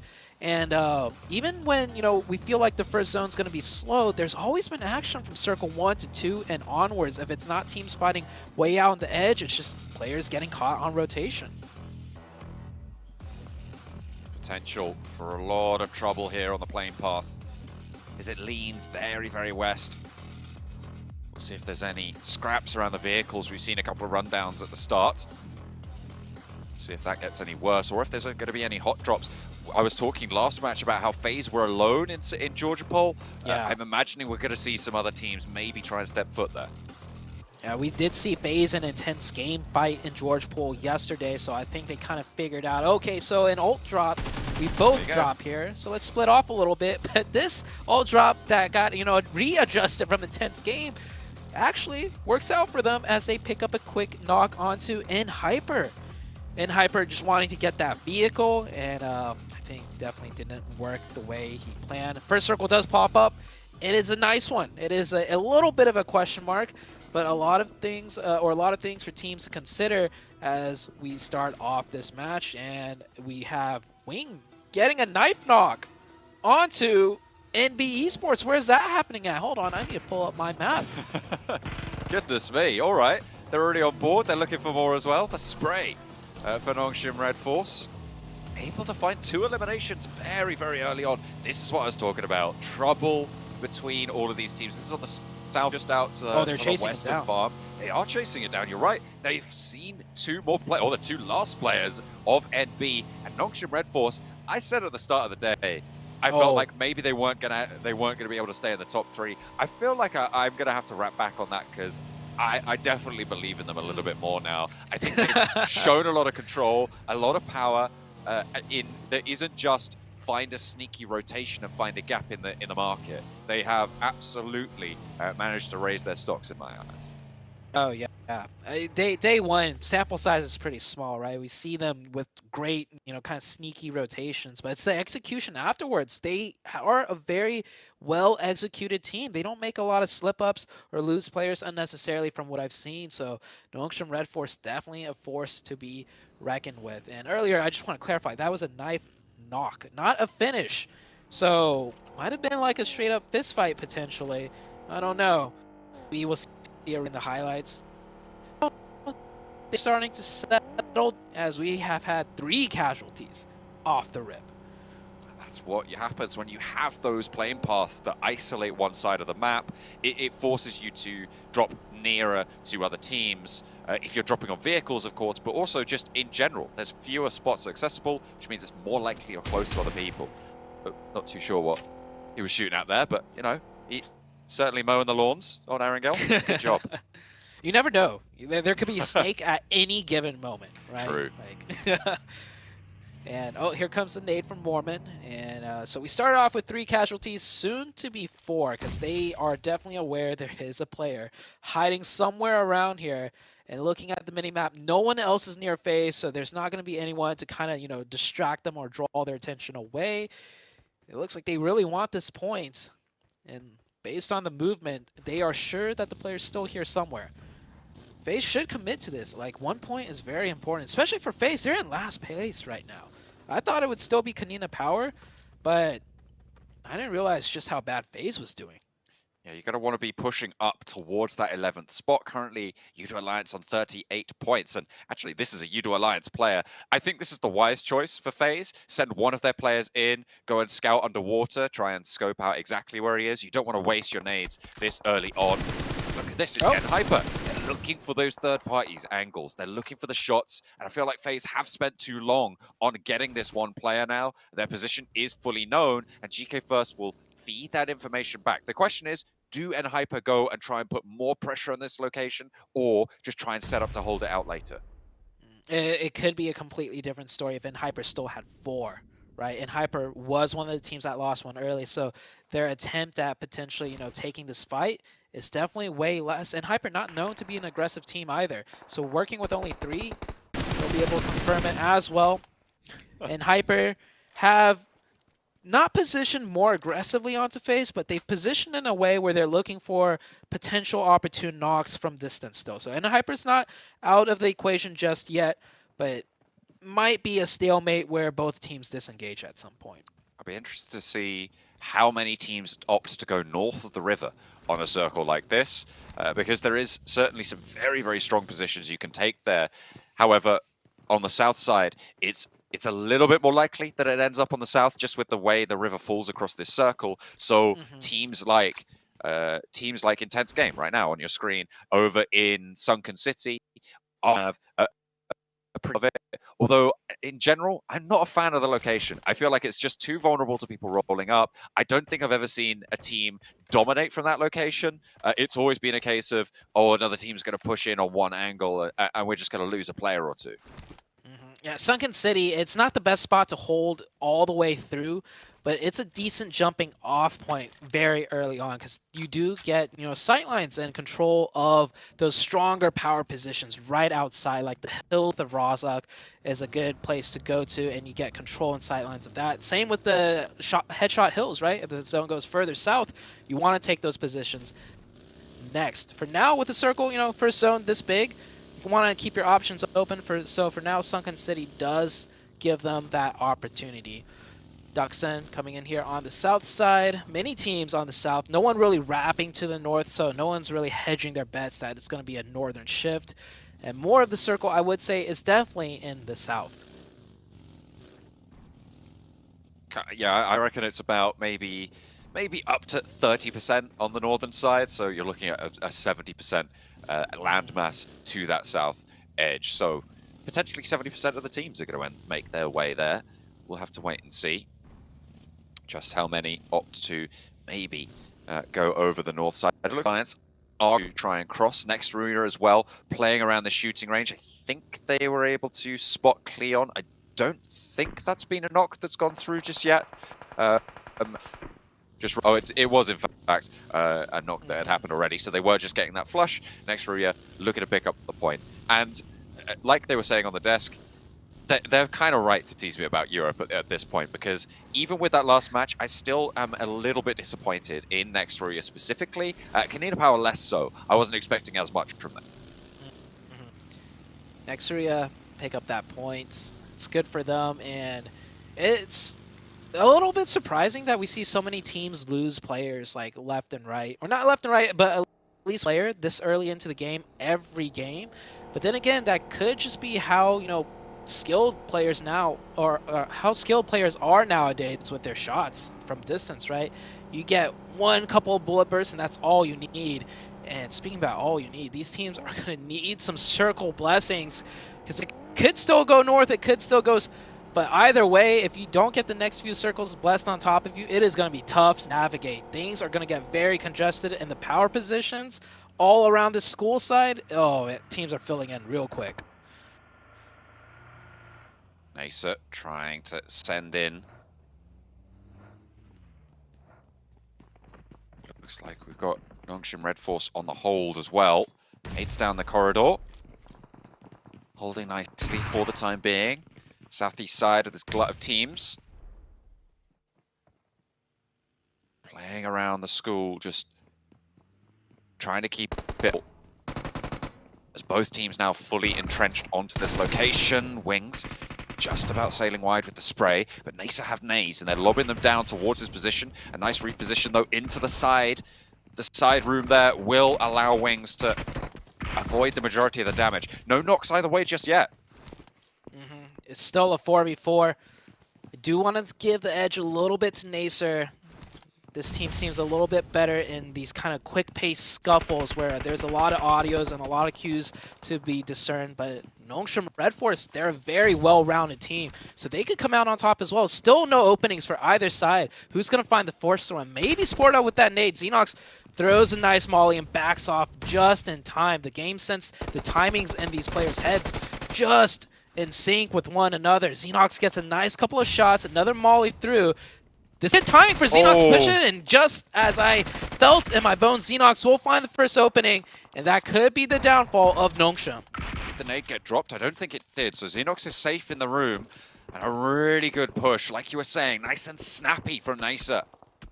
To keep up the pace of this engagement, Xenox allowed to retreat down the corridor as well. But it looks like they backed off just a little bit. It was quite a mishmash, a mix-up of both of these two teams, but now they've isolated themselves to one wing of the school each. They aren't going to take as much of a head-on collision. The fight should keep continuing, in my opinion. You want to lock down this school position in case it gets the next circle. You don't want another team coming in and having two teams on top of you.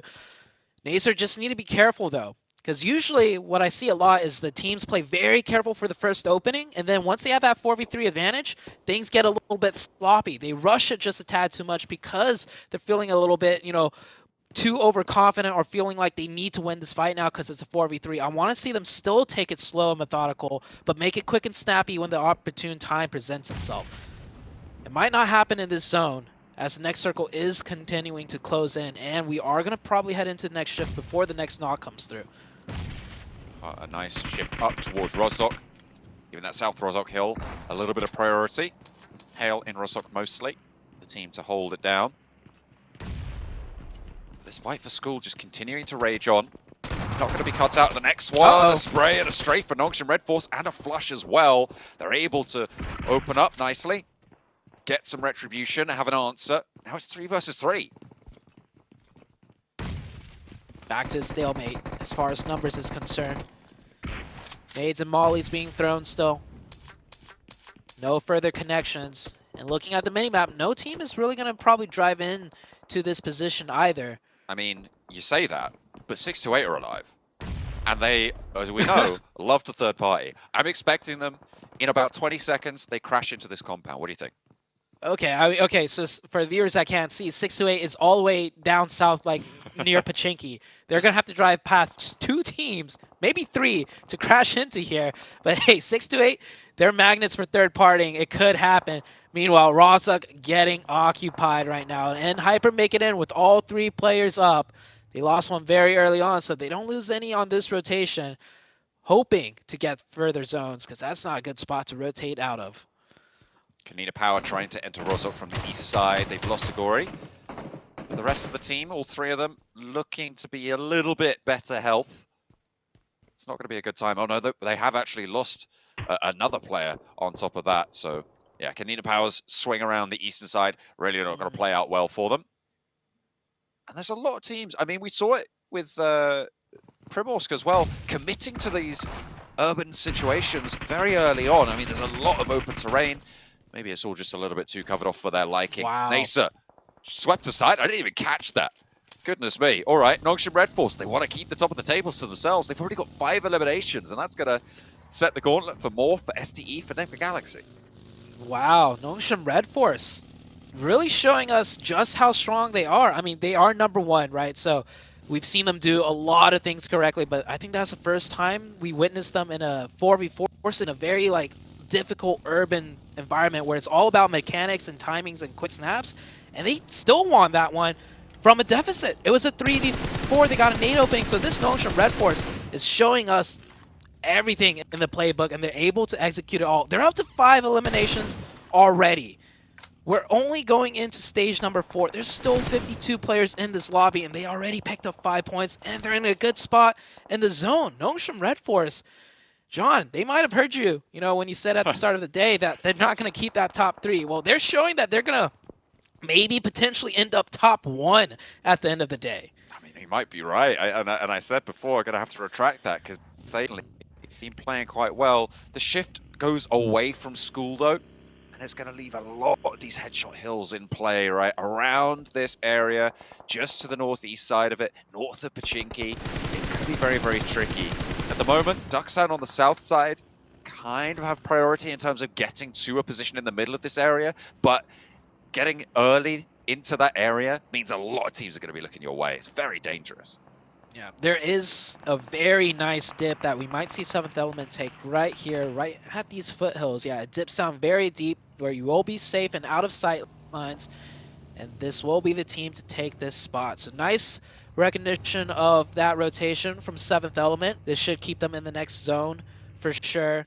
The problem is, if the zone closes in a way where you get isolated on the side, it's a very easy push for a team, if it is a 4v4, that is. We see Intense Game and FaZe on the west side, so they're going to have to continually push towards 7th Element. SDE making their way into the zone. How are they going to rotate? They're not going to go for the Hail Mary rotation into zone. They're going to go for the fight. And Enigma Galaxy open up the cannons. Inco as well spot this push and will be taking shots out their way. Enigma Galaxy having allies in the wings that maybe they weren't aware of.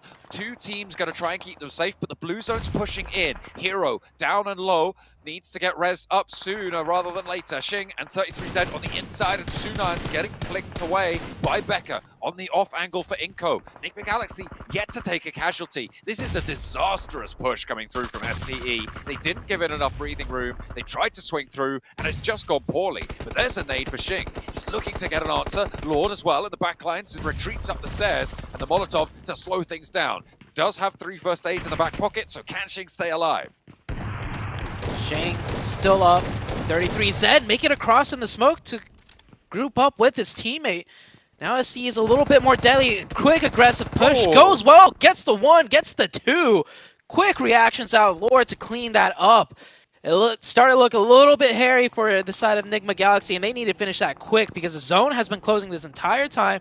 I don't even know if they know where to go yet, because usually that would have been time for them to scout things out to get a play in mind. But with all that fighting, they're going to have to just send it in. They know there's 2 teams rather, to their west and to their east. I'm imagining they're just going to look towards Duxan, maybe even look at a third party over towards Inco, but it's going to be tough. Enigma Galaxy, though, they somehow find a way. Again, they just don their invisibility code and get to the shack all the way through the middle of everything. How does this keep happening? Enigma Galaxy are ethereal. They just don't exist sometimes. I don't know what's going on. That makes no sense. Okay, so Duxan is in zone watching that. Inco's in zone watching that. Intense Game is in zone watching that. FaZe is in zone watching that. And 7th Element, they drove right past them. Well, I don't know. I got nothing. I got nothing to say, John. Inco now pushing on to Duxan. Can they hold this defense down? It's going well so far. Inco losing a lot of players. 1 down, maybe 2. Actually, yeah, just down to the last player of Inco. Vitaly in the backlines. Last lone serve Duxan will mount a successful defense. Probably was third party from distance too, out of Nongshim. Enigma Galaxy get the circle. This is unfair. This could happen. Goodness me. And to only have taken one knock, Inco rolled out of those warehouses in dribs and drabs, a little bit too discoordinated for my liking, and Duxan were able to pick them apart on that approach. They've lost too much. I don't think Inco make it much further here. Seventh Element, they've been taking a little bit of a scrap with Next Ruya in the meantime, and they are coming out on top. Dokkanma left on the outside, and in fact, taken all the way down, so they will go no further here on the southwest edge.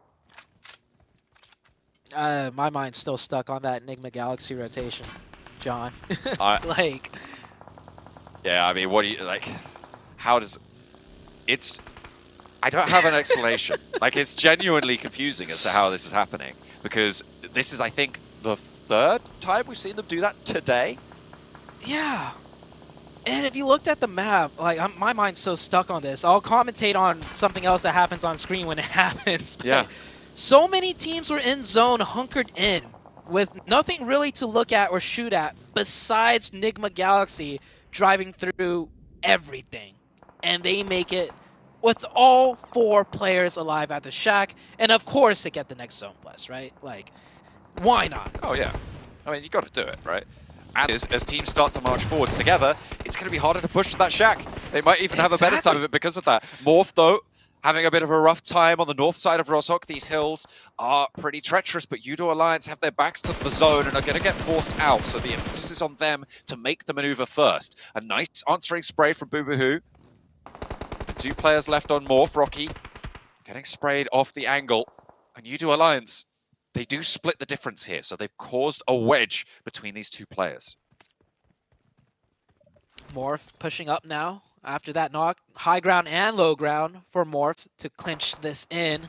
Yudo Alliance caught in a very tough spot. Rocky goes down, however. So now it's a 1v1. Can he win it? Shots back and forth. Oh, trades. But it looks like Yudo Alliance will come out on top there. 7th Element now throwing nades towards Duxan. Duxan finding the other dip on the other side. Great nade for 7th Element, catching 1 player there. Can they get the confirmation or pick up more? My eyes are also on Nongshim Red Force as well. Look at the position that they hold. They're going to have to move forwards as these nades continue to find their way. I mean, you spoke about this dip earlier. It does cover you off, absolutely, but it is a nade funnel. As soon as you sit in there and someone's in nade range, you are going to take those nades. There's no 2 ways about it. That's exactly how Duxan have suffered. Can Nongshim Red Force try and third party, take control of this high ground, because they've lost wings on the back. They're looking for this res as well, but Tizzy's got nades in the pocket. 2, in fact, to try and put towards Duxan. Yeah, that's a really good angle for Nongshim. 1 player essentially stopping the push of 2. They get that reset. 3 players pushing in. Nongshim Red Force, if they play as well as they have been, should be able to wipe out not just only Duxan, but even 7th Element continuing forwards. The smoke starting to put 2 players still alive. Of course, Enigma Galaxy still very central in the circle. Nades over the top for Nongshim, continue to bombard. I think 7th Element chiming in, but that Molotov really good for the angles, and Nongshim have moved them off the canopy because NB are just over this ridgeline as well. 7th Element are down to the other side of it. A struggle for Alian to try and stay alive on the outside, but they are denied the shots for the time being. Very risky and proactive, I'll give it to Alian, to leave that dip, to find a different angle. He knows if they just hunker down in that dip, it's just going to be nades raining in, so they're fighting back in whatever way they can. He might get caught off on the side, though. Risk versus reward. We'll see. Nongshim takes down another team, right, from that hilltop side, and if Nongshim keeps playing it correctly, it should be 7th Element next. And man, Nongshim up to 11 eliminations, John. That's a chicken dinner +1 worth of points. That is a really solid fight for the Nongshim roster.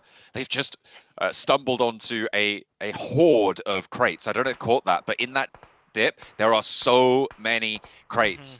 They should be fully stocked up again, looking for those meds, looking for those stims, that utility as well. That's going to be all important to move from this position. Smokes are so crucial for them. And Hyper, in the meantime, trying to leave the west point of Roshok.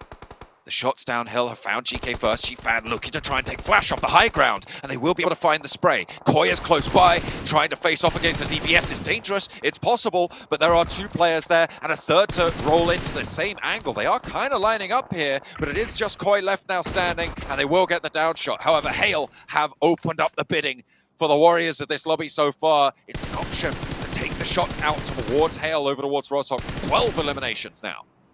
And Nongshim Red Force, so strong from so many different, sight lines.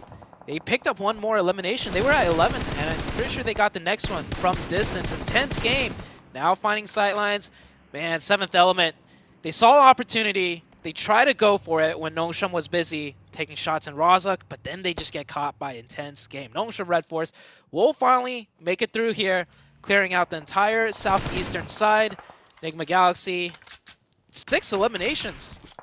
They've been doing work from the shack. They weren't just hiding in here. They've been picking up points left and right too. And here are a couple.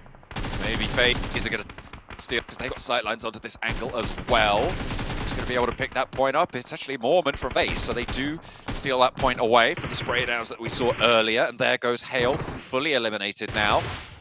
There's Nongshim Red Force on the southeast side, taking shots out their way. Finally, Ralph goes down. So Enigma Galaxy have lost a player. 13 eliminations now for Nongshim Red Force. There's still plenty more to go. We haven't had a high elimination chicken dinner just yet in this phase of the tournament in Group Red. So maybe this is the time for Nongshim to shine. But they are right on the outside here. A difficult crossing ahead. You can see the terrain not in their favor. Yeah, the next circle, unless if they get blessed over here, it's going to be difficult. Enigma Galaxy dead center with still and does Nongshim get a little bit of that deflated zone? If they do, they have something to work with, but not much. I do imagine all of these teams are going to stay alive, minus Yudu Alliance on the northeast. Teams might get closer towards Enigma Galaxy for AIDS. FaZe starting to realize that's one obstacle that they will have to take care of. I think FaZe probably have the best chance against Enigma Galaxy here. On their north side, they're not on the door side, so it's very difficult to take shots out that way. And it looks like they're going to force the fights to happen on the south as well. Nongshim Red Force taking shots out towards Intense Game, looking to keep padding that damage meter. Shots out to the west. Don't think Intense Game's position is in the next circle. Yeah, Intense Game. They might have to leave the cover of all that ridgeline side. The zone shifted just away enough for them where they have to leave the safety of that. And Nongshim Red Force, they have more than enough ammo to work with. So many boxes, they can spray as much as they want. Taking a look at this though, Nongshim Red Force's position in the zone is tricky as well. Not too much cover. Intense Game and Nongshim Red Force will be staring down at each other most likely. Enigma Galaxy, meanwhile, just chilling at the shack. That burnt out car out the front positioned really, really nicely for them. Gives them the ability to actually suppress through that door to be able to take that angle. FaZe slowly moving forwards. The buildings that they have with the oversight that they do, really, really important. Flax somehow, okay, now he's starting to take damage from the blue. Yeah. He's going to have to stand up and run for the bush on his left. I think that's probably his best target, but no, he's just going to keep shimmying on the crawl, staying out where he can. Instead, Intense Game are drawing the attention. Yeah, slow and steady wins the race. Flax is Galaxy. Ooh, no one looking his way still. I said he'd be out by this zone, but it looks like no one is aware. Yudu Alliance will survive another circle. Is he going to get zone blessed here, though? Imagine he gets close enough for a nade. And, oh, that circle's good for Yudu Alliance. Wow. I mean, he's not in the circle. He just needs to crawl a little bit more. And if no one looked at his way that last zone, I don't think anyone is aware of his position. Diego backed off by the spray from Nongshim. They are going to have to leave. They're going to have to figure it out. I think their vehicle cache is actually pretty solid. You can see they have got a burnt-out vehicle protecting all of it. They've actually positioned all of the other vehicles behind it so that Intense Game cannot just burn them out. They've got a lot to play with here, but it's going to be difficult. They're going to have to crash somewhere because they're not in the zone. Yeah, Enigma Galaxy's going to be looking at them, same with Intense Game, but Intense Game's kind of sharing the same fate. They have to move out with Nongshim looking at them. Enigma Galaxy, they're keeping tabs on everything. I'm still waiting for some sort of nade, maybe from FaZe, to just rain into Enigma Galaxy, but it is not coming. So Enigma Galaxy, they're going to keep box and keep putting up points. Coop's just so safe right now. No one really rolls to take shots down the alleyway that they formed with the front of the shack and the burnt-out vehicle. But here comes Nongshim Red Force. They are going to roll straight on through, but they're getting cut down in the open. This was always going to be a tough push, but they're going to try and make it work nonetheless. Coops is there, ready and waiting. The high ground from Tizzy, the last to fall. The back lines are getting demolished. They've done a lot in this lobby, but they will do no more. Nongshim are eliminated, and in the meantime, FaZe are handling intense game. The push up close to the shack now, and now Enigma Galaxy can strike. They're up to 10 eliminations themselves. Wow. Zute, they have somehow miraculously marauded their way through on this wild rotate from the shack, and they're into the top 3, but will FaZe be able to take them down? Ridiculous. They'll take them down. They're all backed up into the corner. Enigma Galaxy can't pull this one out. Yeah, FaZe pushing in. 3 up for FaZe. Enigma Galaxy with only 2. It can turn right back around with a nade knock, and we can't forget about Yudu Alliance. If he decides to chime in, it's going to be FaZe getting knocked down here. They have no clue that he's there. Look at how they're facing this fight. They are not covering that angle whatsoever. He's cooking that nade. You can see in the picture-in-picture. He's got to look for a shot towards that back line. If you just get a nade straight on, there it is! Oh, Alex Flax, sorry, on the outlier for Yudu Alliance, takes down Mela. It's going to allow Enigma Galaxy more time to regroup, and there's another nade. Plenty of players are falling in his face, and Yudu Alliance continue the bombardment. They just have no idea. I think he's finally see it, and finally, is he going to fall down? The edge he goes, but it's up to Lord now in a 1 versus 2. A wild card play gives him the opportunity. Doesn't have many stims active, but he's got the spray, and now Lord with it all to play for. Moorman trying to look for the shots. You can see FaZe still have 2 nades. They've just put 1 through. Can they utilize these more? Will they find extra? That's exactly what they get. Moorman for FaZe to take down Enigma Galaxy in the center. Oh, he was playing it so slow and patient. He must have thought surely they ran out of util by now, but FaZe had just enough nades to close that one out. FaZe with a huge win, and I may be wrong, but I think they were maybe last place at the start of this match. They were. Yeah, they were. So another last place team getting a chicken dinner today. Okay, things are starting to shake up. Teams way down in the dumps still show and give us a reason of why they are here. Great game out of FaZe, and great game out of Enigma Galaxy, I guess. I mean, how did that happen? It's not right. It's not right. It is insane that they've been able to do this repeatedly. I mean, you expect maybe one time, right? They're like, oh, crap, we've just got to get out of here. Let's just go for it. And it works. And you're like, okay, that's fair enough. But no, this is repeatedly just happening for Enigma Galaxy. And I've no idea how, but if it works, it works. If it ain't broke, don't fix it. A warpath as well found on the southeast side for Nongshim Red Force. Yes. Great stats out of FaZe. Mormon really showing up for this match. 6 eliminations to his name, 3 for Onzens, and the rest does pick up 1 more. FaZe, they're going to need a lot more of these games if they want to try and break into the top 3, however. Right now, eyes just kind of set on not being on the very bottom half of the leaderboards, so they still got a bit more ways to go. Nongshim Red Force, great job for them.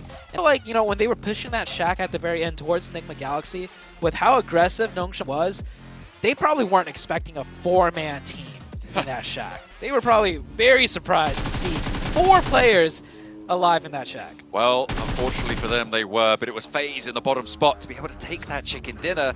Is it going to be Power's turn next? Let's have a look as we head over to the desk.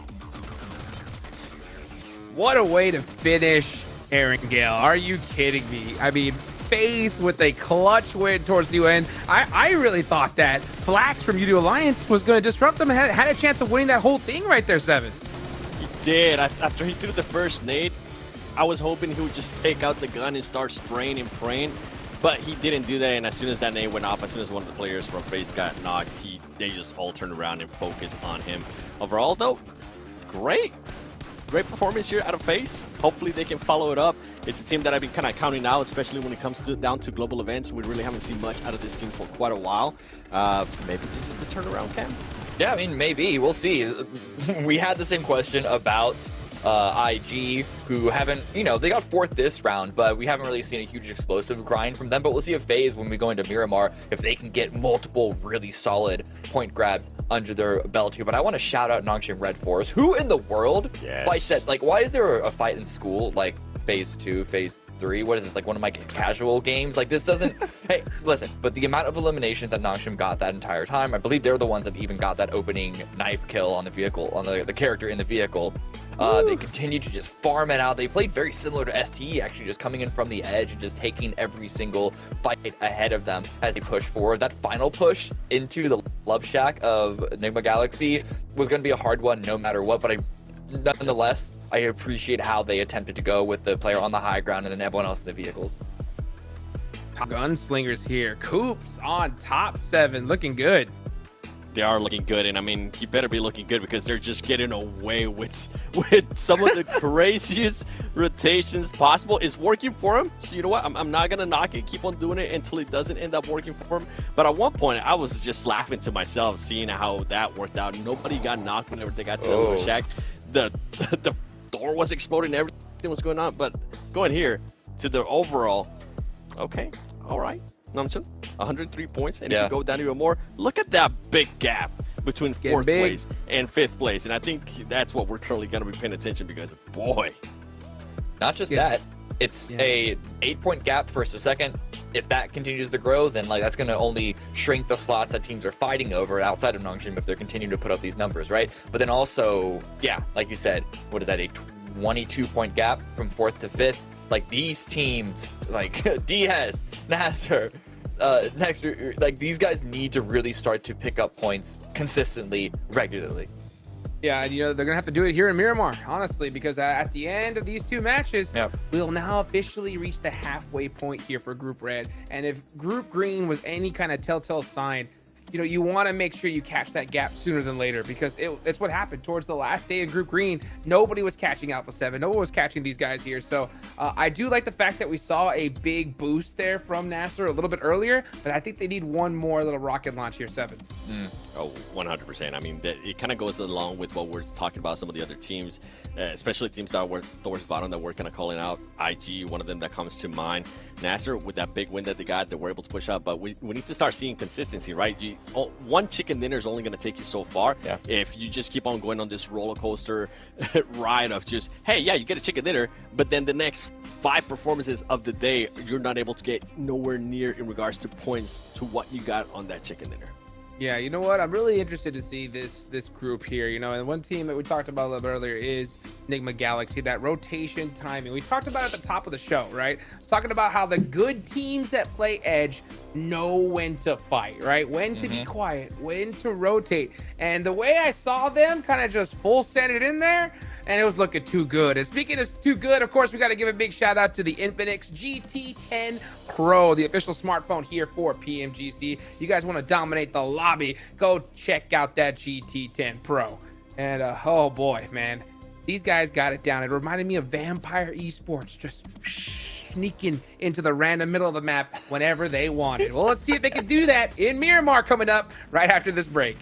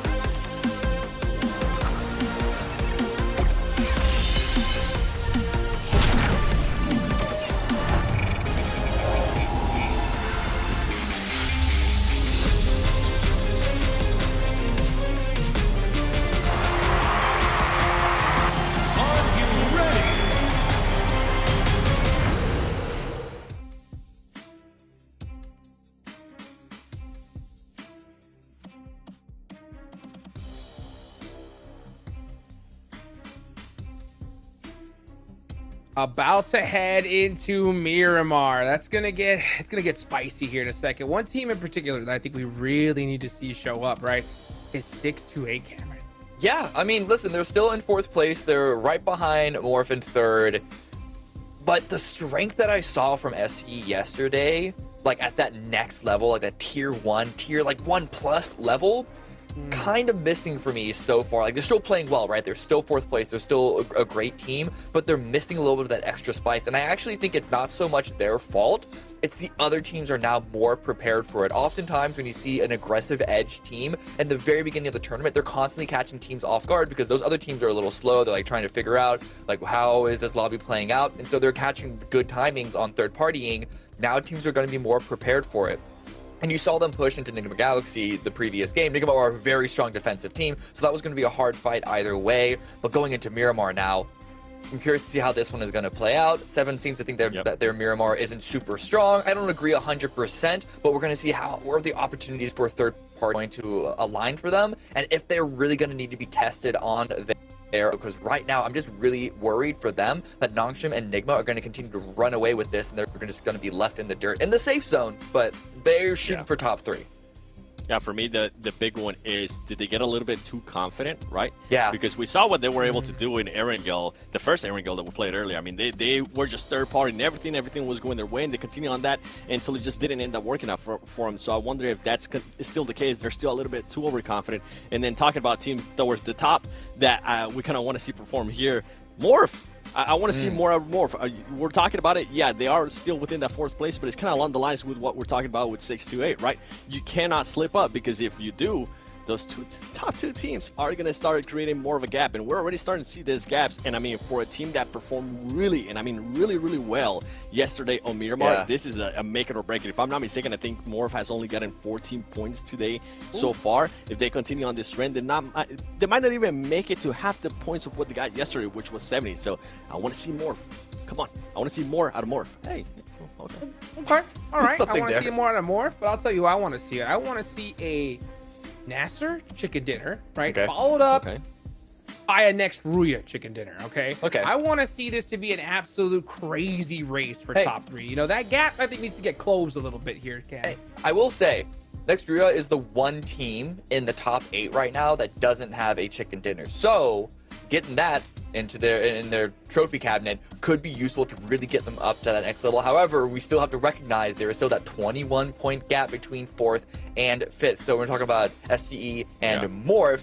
They're not going to be so worried about like slipping far away from the top 4. It's just trying to make sure that they're in that 3rd position. But as far as teams really trying to break past that gap from the bottom up, it's going to need to be like multiple chicken dinners, multiple high elim placements. So, you know, we'll see what these last 2 Miramars deliver on that front, but it's going to have to continue on to the rest of the weekend. Well, let's do it. Let's head on over to the desert, baby. Let's go ahead and take it on over to John Allen and Zute. That's right. We are, of course, going over to Miramar next, and I too would love to see a next Ruya chicken dinner. They haven't turned up for me in the way that I would have hoped, coming from covering the Europe Championships as well. They were able to win that one out there with in pretty decent style as well. It didn't seem like they really had too many competitors in that front, so seeing them here starting to struggle, it's not what I would have liked, but they have had a couple of glimmers of hope.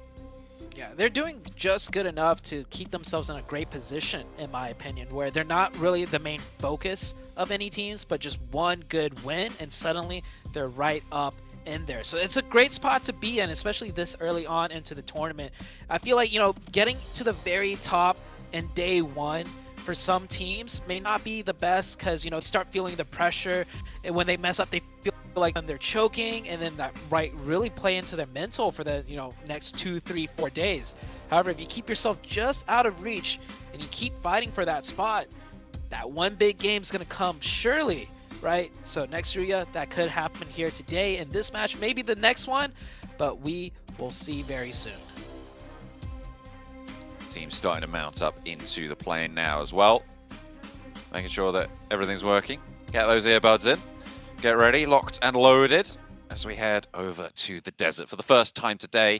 Our double billing to close out the 6 matches that we're playing on day number 2 here for Group Red.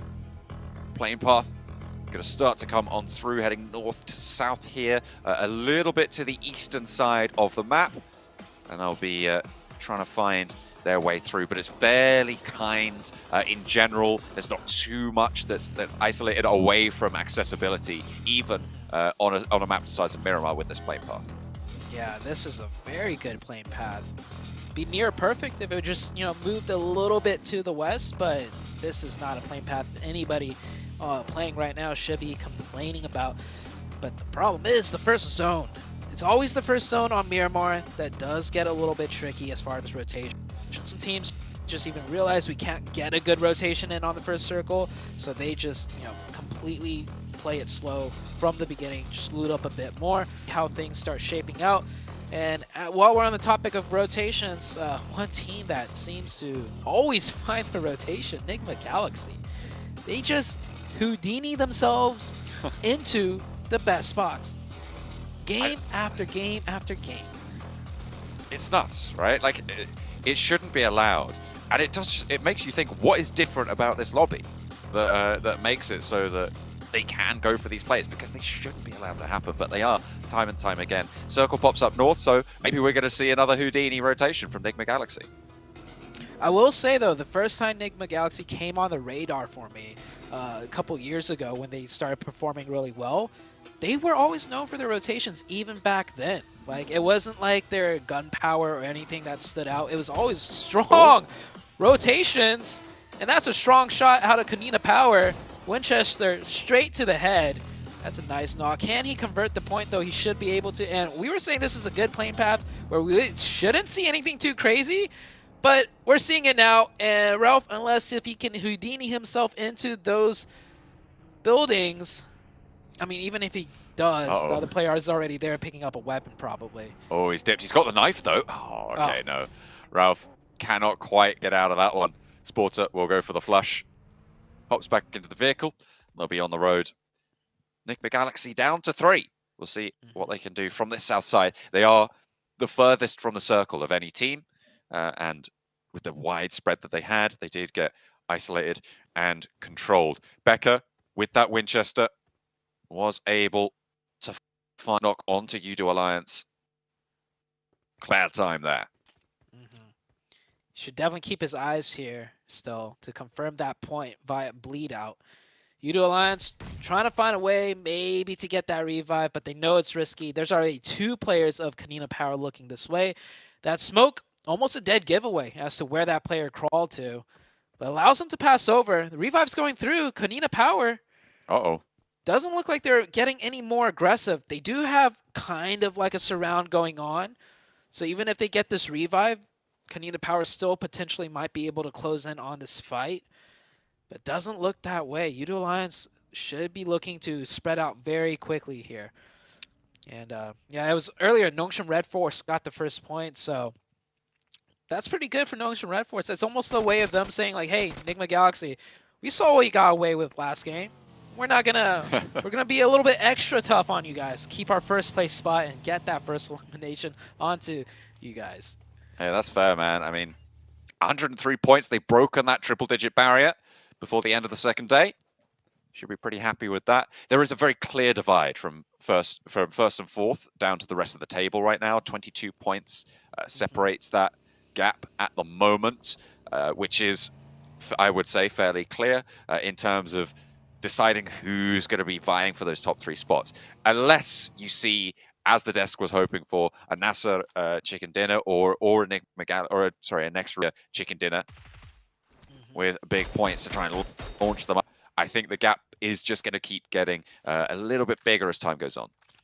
Duxon too could potentially break that gap right now. That is one of the other Korean teams, and the first place team is a Korean team, so maybe we'll take a page out of Nongshim Red Force and rack up some points. But I'm to predict, more than likely, I feel like Morph had a great day 1, right? You always have teams that have great day 1 and then they'll just start slipping down. And based on the way teams have been playing, it seems like to me it will be Morph. So more than likely, by the end of the day, Morph might slip down to 4th, and that gap is going to be by the players 5th and downwards, reaching towards that top side. And Duxon, ooh, one of them gets caught, gets confirmed as well, and it is STE picking up the point. I mean, STE right at the back of that top 4 pack at the moment, so they do want to take down their competitors, and they find Duxan, so perfectly positioned to do that. It's interesting that you say Morph and not STE. I think STE probably riding a little bit on the coattails of their reputation and success, and I think their playstyle that they showed off in that day one is, I think you were right to say Morph instead of STE, because it feels like that play has still been played today, but they have just sort of had some unfortunate engagements. That roll up in the last Erangel that we saw, for instance, really difficult. They had the next Ruya and Inko third parties. And without those third parties, STE could very well have won that fight, because with the third parties included, it still got a little bit dicey. As we saw, the 2 STE players make it in, right? And they even got a knock onto Enigma Galaxy. So we'll see how these games go, though, for STE. Starting off strong with a singular point. And we had this conversation a little bit, but 5th and downwards, which team would you pick to break into the top 3 by the end of the day? I think it has to be next Ruya. They are regional champions coming through from Türkiye, which is a notoriously strong region. They are defending global champions, S2G, although, S2G. To be fair, less to be said about S2G's performance in the regionals, the better. They didn't do quite as well. But either way, this is a region that certainly is also as similar to Brazil, known for their aggression. I think it's a little bit more tempered, and I think it has grown a lot from being in the presence of the Western Europe teams, who are a lot more methodical and a lot more precise in terms of their maneuvers. And I think the next Ruya haven't quite been able to adapt it to this lobby just yet. I'm hoping that it will come through. And similar to how you were saying, more are looking for potentially a little bit of a fall off from day one. I'm hoping they'll be able to take that strength and fold it into their points totals. I would have to agree with you. Out of all the teams not in the top 4 right now, next Ruya would be my strongest pick, so we'll see if that happens. Right now, they're under a lot of pressure, however, from Enhyper. They managed to keep all 4 up, group up pretty nicely, and Enhyper, they got a lot of angles, but they're not the very aggressive to really force the situation unless the few openings are first given to them. And Circle will be shifting soon here. And the Circle, we haven't really talked about it, but it's a pretty standard Miramar zone. A lot of easy, well, as easy as it can get with Miramar, right? Towards the central position, different roadways, east to west and north to south. So any team from any direction can get pretty deep in. We see Enigma Galaxy, doing that wrapping rotation on the east. Keep that in mind before they just pop up in the middle of the next zone. Everyone else really centered up right now.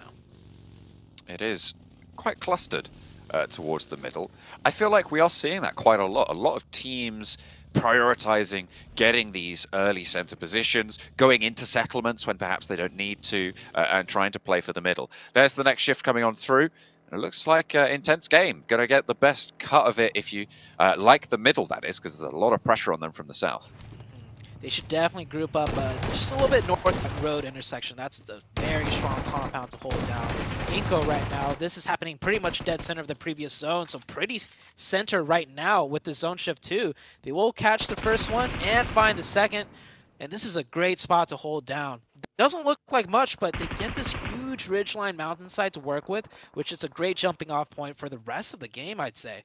So Inko, do expect them to have a decent match here, as 7th Element just not really having a good day. We saw them try and change things up in the beginning, but they've dropped down all the way to 15th and not looking like they'll pick up any more points here. Not quite. Divine has a Molotov to worry about, but he's cooked behind the counter there. Only a knock onto Sec, and 7th elimination. Well, fair enough. 7th elimination seems like might be a little bit more apt. But 7th Element will be taken down over on the south side of water treatment. NB actually have quite a lot of control over this little valley on the roadside, but they're going to have to try and extend their influence. I would say north is a little bit better of a bet right now, because more teams are on the south. Yeah, definitely so. With the circle kind of shifting towards the north, the south is going to get very congested. Speaking about the north or south side, this is also on the south. Udo Alliance looking for a more central position.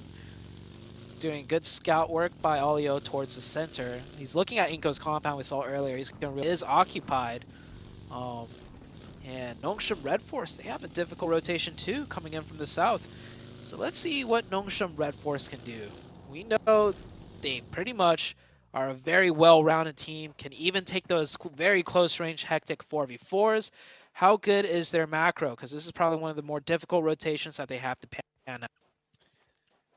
Enigma Galaxy playing as 3. They've rotated all the way out to that east side. Started all the way on the south, so they are going for some wide swings. We'll see where they go from here. Nongshim Red Force trying to push in behind STE, behind Daksan as well. There's a lot of teams in their way. STE wanting to keep that pace up. Like the desk said, you want a little bit more. You need to see a little bit more from a team that wants to be in the top 3 to go directly to those grand finals over in Turkey in December. That's what everyone's gunning for. But failing that, fairly call it that we're going to see all of those teams in the top 4, at least in the survival stage, to have that chance to continue forwards. And yes, I would say that whichever of those 4 teams does have to go to the survival stage, I would pin them as a pretty big favorite moving into these next phases. Huge circle shift to the east. We see Nongshim Red Force trying to copy Enigma Galaxy's rotation, but polar opposite, right? Singing all the way to the west. They don't get that circle blessing, though. With that eastern shift, Enigma Galaxy does get that big shift to them. However, with so many teams up, with a lot of territory still kind of open, could still be anyone's game. In Hyper, played dead center right here, and it is contested. We have Inko contesting in Hyper. It's a straight up scuffle here, 4v4, and Hyper find the first one. Are they going to be able to find the second? No, FS goes down, so back and forth, and I think Inko just down to 1 poke. Inko out, just like that, in Hyper, win that fight. They're able to turn that around. I didn't even see Inko go down there. Crazy hold from N-Hyper. Really solid stuff to be able to hold it down for NA against Brazil. That's what you love to see, if you're an NA fan, certainly. And it looks like they'll get that res, so they'll stay up as 4. We was talking about how N-Hyper haven't had the best of times in fights. They haven't looked as coordinated as possible, but they've taken on Inko and they've taken them down. Yeah, they took down FaZe earlier too, so today is a very big difference. They're winning their fights outright and keeping 4 up, which is great. STE, oh wow, with a huge 1-2 opening onto Udo Alliance. They're swarming this location now. Udo Alliance manages to answer back with 1. One player quickly goes back for that revive because they know the blue zone is closing. They need to get that revive quick and still fight their way in. Nongshim Red Force, what have they managed to do? They've wrapped all the way to the northwest and picked up 2 more elimination points, and they're just fighting their way in. Looks like Nasser are not going to be having the healthiest of times moving forwards. Nongshim Red Force take down half of their players on the northwestern side. Udo Alliance similarly suffering. Did they get that res? I think they did for STE. Yep. Yeah, Hero back in the fold. Can get that healing on board. And it looks like they're going to try and swing around the south side. I mean, intense game right now. I would say have got the strongest spot. They're in that compound, just off the road, and you can see, yeah, with the rooftop, with the high ground, they are in a really solid position. Can they create a second chicken dinner opportunity here? Potentially so. Everything to their east is kind of in their control too from that point. The worst thing that could happen is that the circle shifts hard south and they have to cross the road and fight into Hyper. We'll see if it plays that way though. We'll see more fights happening on the northwest. We do have Nongshim Red Force and Nasser continuing to be very close by and potentially fighting into each other. And Morph taking shots at NB Esports. Morph with a huge spread on the north side, trying to see what third parties could be taken. Ooh, that is a shift all the way up there as well. So NB, if they can weather the storm, potentially end with a good time. But I like Morph's position as well. Just needs to handle the threats. But it is still intense, really nice. And Neighbor Galaxy, they just get shifted to again as well. They were right on the edge. They haven't gone for a wild rotation, but the circle is still going their way. We'll see if they're able to play from this east side. Everyone in the south, though, this is a different story. Hale, STE, Konina Power FaZe, Duxon barely in that new zone edge. They all got to make a move. My eyes right now on STE. This is one of the strongest teams right now that have to make the biggest move. Let's see what they can do with 4 players. We're getting very close to Kanina Power's position, and Kanina Power does have 4 players up. They have been holding on this ridgeline just to the south side of their compound. Taking shots out to angle, but they go a little bit further north. The question is, where do they go? Because the compound that they would like to probably maybe aim for, currently held by the ridgelines along the road. They just linearize a fight, and so many teams on the south, all of them are going to have to pass it. It's a difficult choice for Kanina Power. Definitely so. And Kanina Power, they've probably heard the presence of STE close by, so they need to worry about that too. And Hyper picking up another point right there. Great position for Hyper to be in, right? Any teams crossing from the south-north will be in sightlines, and vice versa. They control everything on this roadside. Nexria not in the zone either. They're right on site, out the edge of it, so Nexria probably will have to swing up a little north. They don't want to go down that road. Kanina Power trying to hold things off here, but now starting to fall back into the cover of the building, giving more control on the outside to STE to push in. And STE, I think they've made up their mind. They want this position that Kanina Power are trying to keep. DGR backs them off a little bit with the Tommy gun. I felt like he stepped up a little bit too aggressively there right at the end. STE still had the off angle at the back to cover it off, but Kanina Power fade away from the fight. They reset to go again, and will still hold on to the compound. They are still in this next circle. STE biding their time for the moment, and there it is, an opening. Becker spotted, found. He's a little bit too close. That's going to be an easy flush. Singh just about backs away from Agori. Tucks away into the building. A roll down now for 33Z, who wants to lead the charge for STE into the compound. A 3-point hold at this stage. I think that could be a little bit of a trouble on the west, as Duxan have heard this. They might want a third party. Yeah, Duxan is here looking for opportunities. Very smart STE, swinging to the east, giving kind of ground to Duxan. And if anything, Duxan now have more sightlines on Kanina Power. Kanina Power sandwich between both teams. Kanina Power feeling that pressure from multiple sides, trying to be running out in the open, and when STE will go down there, Heroes trying to get the trade. Another of STE going down here. It's going pretty badly right now for STE. It looked like everything was within their control, but it is not playing out that way.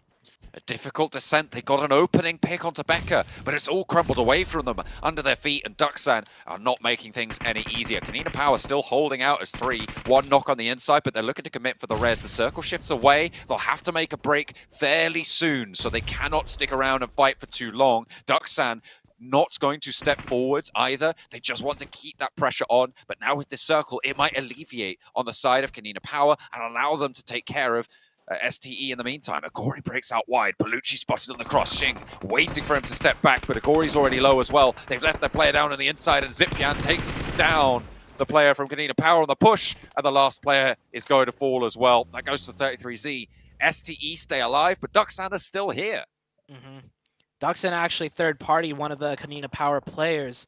So Kanina Power not able to have much success there. They go down. STE stay up with 3, and it looks like Duxan will be trying to stop them from rotating in. FaZe, meanwhile, will swoop in from that southwest side or southeast side onto U2 Alliance. Can Flax do anything here with the DPS HP? And the jump shot is good. FaZe will take this shack for now, but there's still more teams looking to come their way. Just like last time, they won't allow Flax to spoil their day for FaZe. They'll be able to take him down. Still 1 player left. Olio across the valley on the west. Probably under a lot of pressure now, though, as Hero tries to move forwards for STE. They're getting past Enigma Galaxy. I was unsure about Coops' position on the south. It felt a little bit too exposed, too close to FaZe before, and a little bit too isolated from the rest of the team. But they have regrouped towards him. They've moved Freak over there. Lord looking to regroup as well. And they'll have to get further down. Lord actually stretching forwards. But Enigma Galaxy holding on the south side quite effectively. Coops are a deal on that knock that Duxan did. He took a lot of damage going for that peak too, so very worth it. Putting up a point for Enigma Galaxy. FaZe now trying to hold off Duxan here. And Nongshan Red Force up to 5 elims. They've had a tough time coming into here. They've been fighting their way in, but they're still racking up the points. You see that last player, Nongshan with barely any cover, staying alive. XYZ just trying to keep himself in the fold, get a couple of placements to complement those eliminations, and nade over the top towards the package from Duckstan. And FaZe take a knock. The south side still treacherous as ever. The north side a little bit better of a time. I'm looking at next Ruya behind the compound right now for intense game and thinking this is their time to prove themselves. It's what we wanted to see. Can they make this push past, or are they just going to fall flat as they try and push intense game in the coming phases? Yeah, it's going to be a tough fight, which will very likely happen on the next shift. It'll be a 4v4 on that northwest side. And that compound's not an easy one to engage. I do expect players to be losing at least 1 to 2, regardless of who wins. Good nades out of NB Esports for the defense against Morph. Morph losing 2 right off the bat. He's got to vault and go for the spray downs as well. Looking for the confirms, looking for the flushes. Not going to allow them to get away with it. No real backup either for Morph. The circle does look like it's going to force intense game to think about leaving their compound. It keeps XZY though in the mix, and Morph continue to bleed in the face of NB. 1v2. Morph not having a good day. I was saying they're going to keep slipping. They have picked up 3 points already. If he can win this 1v the zone right now, and hey, who knows, another zone blast and he can make himself in the top 5. But first, the 1v2 is at task for him. Will he be able to clutch this one out? He's got 3 nades. If he can find one good one, or if anything, he could sneak into the zone and catch one player from the NB Esports side by surprise if he readjusts himself in a good. Yoru playing the back of this compound. Nade over the top coming through from Fist. Not going to follow it up with a second, and Yoru stays alive for now. There actually is the second, a nice high lob, but it doesn't connect. Yoru can stay alive. Molotov still in the pocket. In the meantime, over on the south side, Ducksan trying to push past FaZe. They are slowed down. Olio's still here for U2 Alliance, but his crossing, I don't think is going to be something that is reasonably achievable. In the meantime, TE eliminated. 6 eliminations, sure, they on board, but it's not going to be the best of situations. Nice spray down, getting a point right there. Olio doing a lot right now as a solo. He knows getting into that zone is near impossible, so he's going to find some cheeky third parties, pick up some points. Enigma Galaxy, they started off this match pretty much with 3, and they are looking so in control on the east side. Barely contested, but they will lose that player, surely so. FaZe will go down. That revive should not be able to happen. Surely he gets confirmed over there. He's going to have to keep crawling across the road as well. He should be only down to 2, and Morph does not win that 1v2. Here's that fight. It's already halfway done. It's more than halfway done. Next, Ruya should be able to take this down. They have 2 players left in their face. They have sustained casualties, and he turns his back. Diego perfectly strikes, and there's 1 player now for next Ruya. Sure, there's more players to res here, but they are only 1 player active. Cielo cooking the nade. If he pops it perfectly, Dokuma goes down, but he only eats a little bit of damage. Yekta needs to hold it together for next Ruya. Crosses again. Steps left, steps right, but he's not going to find the damage he's looking for. Looks for the drop shot, and it's all over. It's going to be intense game to keep it together. Diego falls, but next Ruya cannot take the compound from them. It was a tough fight, 4v4. Intense game had the advantage being the defenders, but even then they lost 2. So yeah, this is a tough fight here. I predicted at least 1 to 2 casualties regardless of whoever wins the match, and that is exactly how it plays out. And Hyper, it's time for them to shine now. And as I say that, questionable rotation into the open, and he gets a confirmation too. And Hyper down to just 1. Nongshim Red Force from that position in the middle of nothing has stayed alive to the top 6 or so, but he picked up so many points too. Yeah, able to get that extra 1 there. Enigma Galaxy taking knocks over towards Hyper as well. Their campaign from this eastern side is looking pretty solid at this stage. Enigma Galaxy, they controlled both sides of that road across the valley that it cuts, which is a really, really important position towards Wait, they got the revive. And they actually, they keep 3 players alive. I don't know how they got that revive. Oh You're right. gosh. He was completely isolated. I guess Hyper dropped the ball, allowed them to get through. They're paying the price for it now. Coops rolling over towards NB as well. First knock opens up. This is brutal from Enigma Galaxy. They've been a little bit quiet, but they have now got legs to stretch. Enigma Galaxy, the team of just magic. I have so many things that I've called out where it's like, surely not. But nope, Enigma Galaxy pull it through. And honestly, they could win this game. They have 3 up.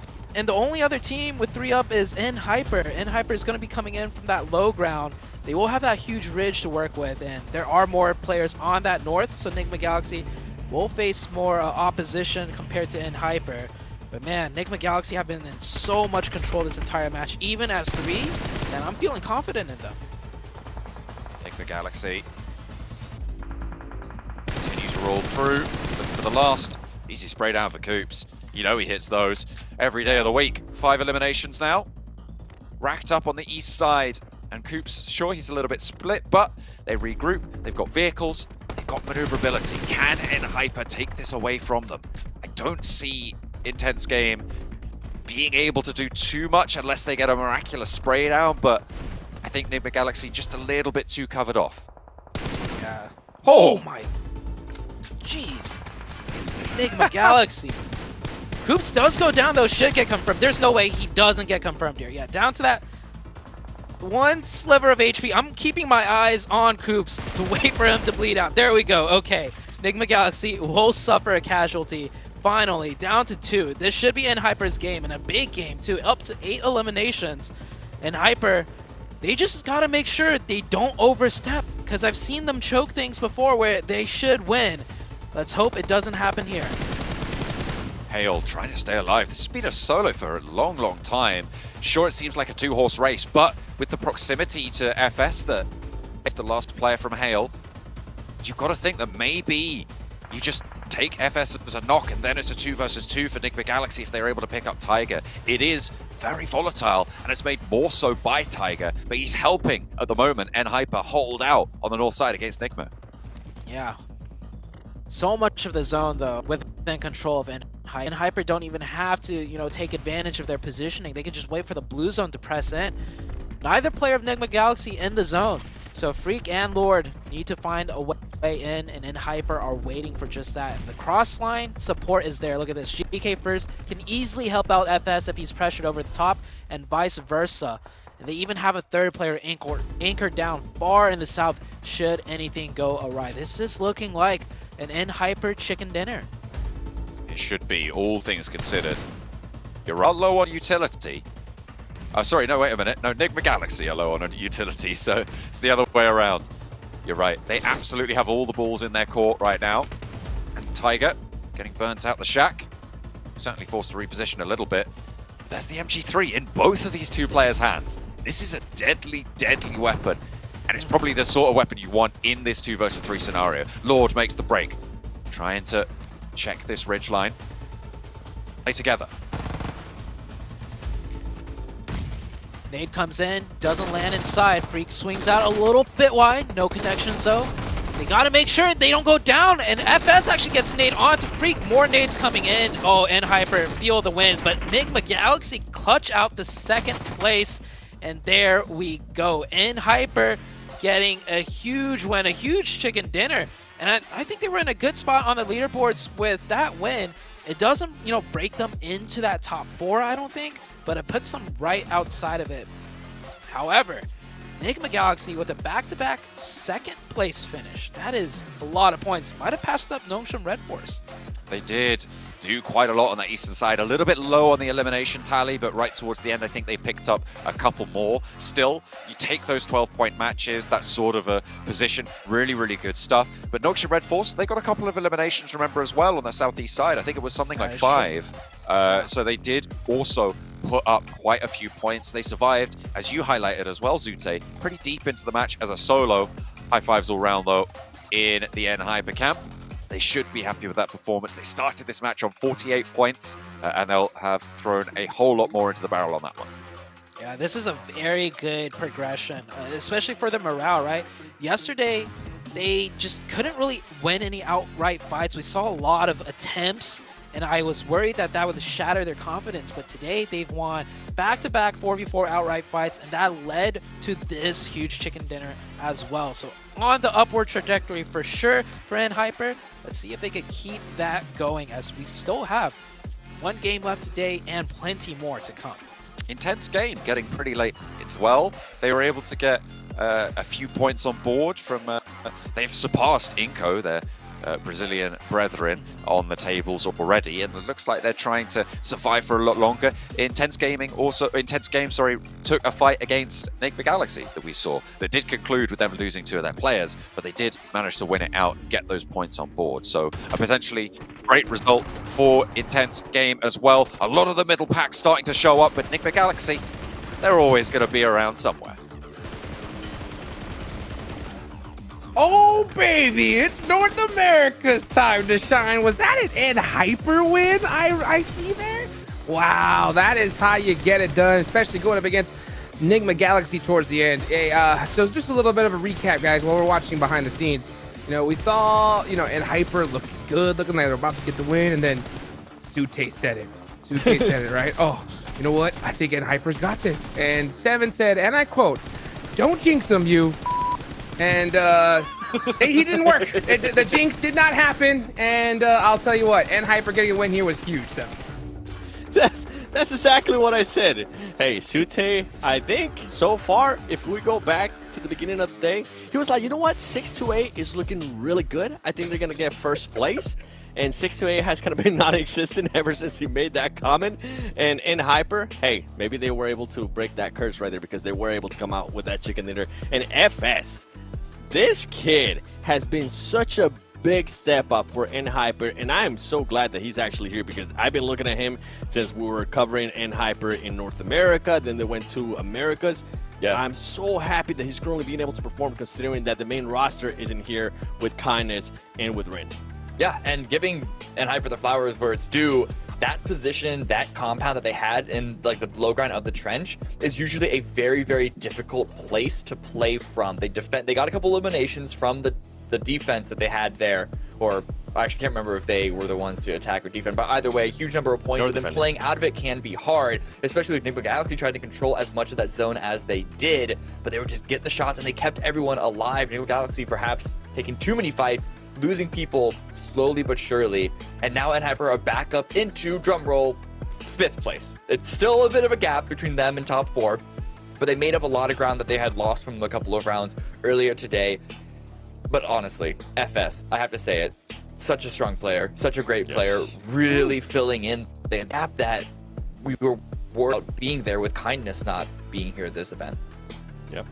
So you're saying there's a chance. That's exactly what I was thinking. Come on, baby, right? Let's go, EnHyper. One more is all it takes, and you will be in the run here for top 3. That's the goal, guys. We want to see them make it to that grand finals. I'm going to say I love this team. I love the fact that they're making it happen here. Sheepon's YouTube channel, I know, is going to be looking real good after this one, especially if they make it, because I do not want to see EnHyper in the last chance survival stage. Not with how many teams have already qualified here, Cam.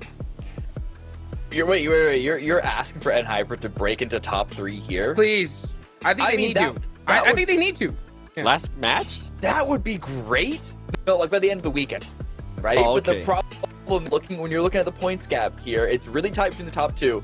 Then it's 21 point gap from 2nd to 3rd, and then it's 3rd place is tied, right, with ST with a tiebreaker there, but then it's another 19 point gap between 4th and 5th. That's a 40 point gap between 1st and, or I guess even like 2nd, and where EnHyper are right now. That's a, like, with the caliber of the teams that are at the top, that's a very hard ask. I believe. It's possible. It's possible. I was just watching Seven's eyes, just like, he was doing his math, and he was just thinking, he was just looking at it, he was just like, yes, it's possible. I thought you meant at the end, until like the last match you're gonna break. I was like, yeah, no, not about that one. Then you guys said at the end of Sunday, I was like, okay, you know what? It's possible. I'm just saying, like, it's you guys already got me with. Top. Listen, Nongstream and Enigma especially, they have so much momentum behind them. Yeah. They're basically confirmed at this point, top 3. And then it's Morph and STE, which have been showing some signs of weakness today, but they're not doing terrible. They're just doing like average points, but that still means that the lead isn't really going to be falling away from them that much. So we need to see multiple high elim, multiple chicken dinners from Hyper for that to happen reasonably.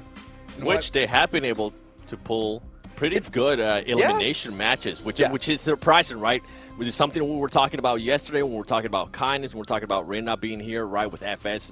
Now seeing FS stepping up, I kind of want to see GK first starting to step up as well. I want to see that performance that we saw out of him on previous events, because there is a chance. And as an NA fanboy, I'm getting a little bit happy here. I will say it's not possible. It's gonna happen, dude. It's gonna happen, baby. Come on. Make me proud. Let's do it one more game. Let's take it on over to the casters. Hey, we'll see what we can do, man. We'll see if we can facilitate those dreams of yours, but I'm not making any promises. Certainly not. We've got one more match today. We've got the Miramar finale of the matches. We're going to get to the halfway mark as well. For all of these teams, the 12th match of their 24-match run. This is the halfway point, and teams are stepping up right when they need to. And Hyper stepped up, and I know Brazil's still slacking, but they at least want a match today. And I'm not sure where FaZe is, but they also want a match, so not too bad. But that top 4, well, we should be looking at the top 3, but the point gap to break into the top 4 is still looking, mighty scary to break into. Yeah, it's a little bit closer than it was before by 2 points. It's 2 points closer, if you're wondering. So there's a 19-point gap between these two rosters at the moment, and Hyper is on that boundary, like they were highlighting, against Morph and STE, both of whom are on 87 points on the bubble. And as they talked about, two teams over at the top, over that 100-point mark already. So very, very difficult to look to catch up to them. But still all to play for. And as I said, we're not even at the halfway mark yet. So everything can fully change in the coming days' games. So make sure you guys are staying tuned, because we've got one more Miramar today, but there's plenty more for the weekend. FaZe on screen right now, looking like they're in good spirits, honestly. No pressure whatsoever, having some good laughs, and that's a good mentality to have. They're currently sitting in 13th, right? So very far away from the top 3, but you gotta, keep it relaxed if you want to get some huge wins. We're into the last match of the day, the last Miramar of the day as well. Match number 12, the official match to break into the halfway point of the week. Where is this circle gonna take us? 18.3 Miramar for Morph. It's going to be pretty hard to live up to those standards, especially given the way that Morph has been playing today. They have been far from strong, I think it's safe to say, and we'll want to see a little bit more from them. Same from 628. They were continuously finding themselves in these scenarios, going for crashes where they just got third and fourth partied from sort of two sides. So for me, it feels like they're not at moments as well as they were in yesterday's games, and to an extent the start of today's games as well. The Erangel that we saw from them, where they had about 4th, for instance. Some tier from Miramar. Koi actually leading on Miramar, 9 elims, and 2 Morph players following right behind. The damage looking a little bit different, and that's not too surprising, right? With Miramar being so long range, teams could put up, and players could put up a lot of damage, but no elimination conversion. And we do get a far southeastern circle. Does work out for a lot of teams dropping out in that southeast side.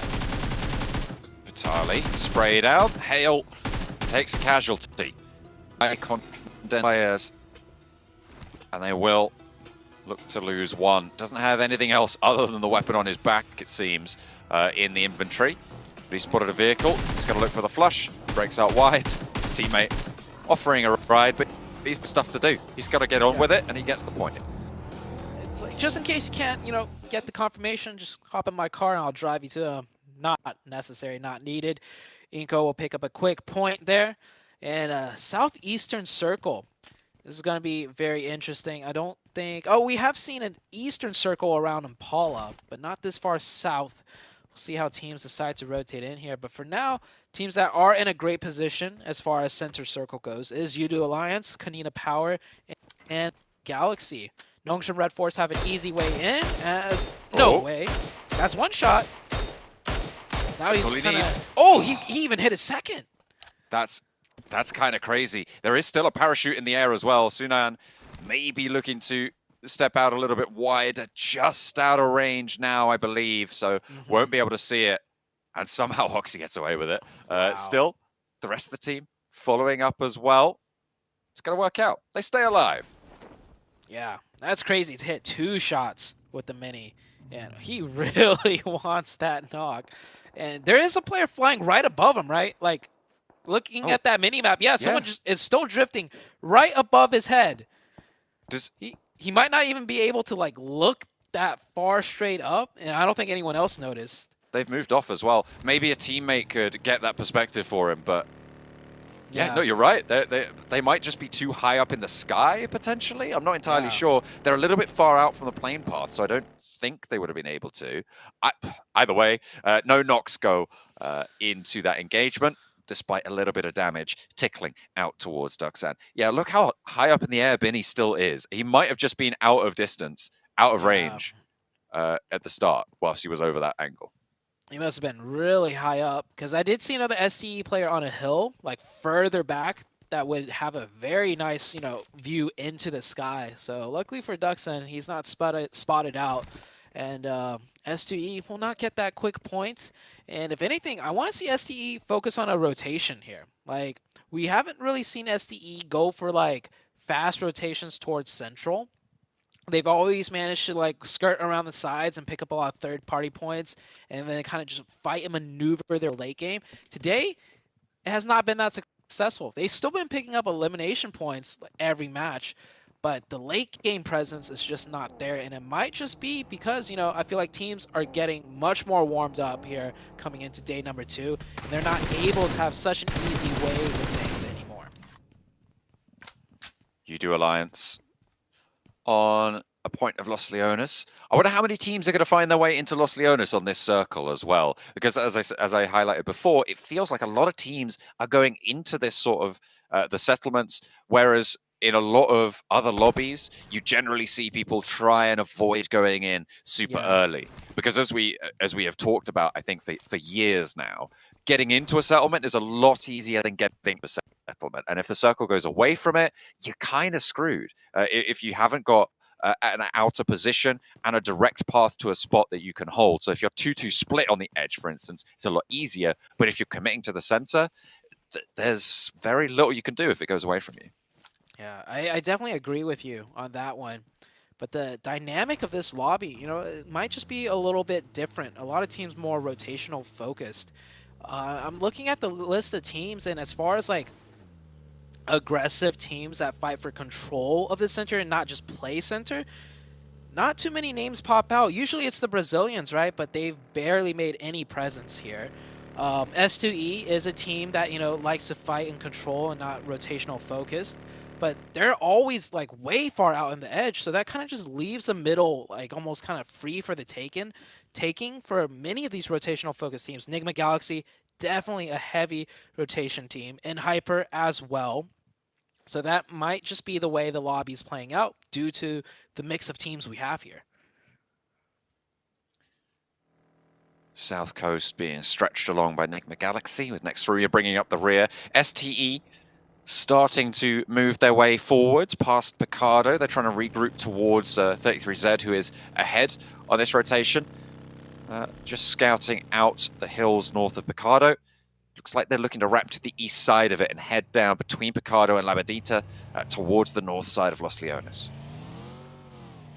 I have Nongshim Red Force here. Very consistent team. Did have a bit of a not a stellar game the previous match, but with a solo managed to pull off more than anyone could expect.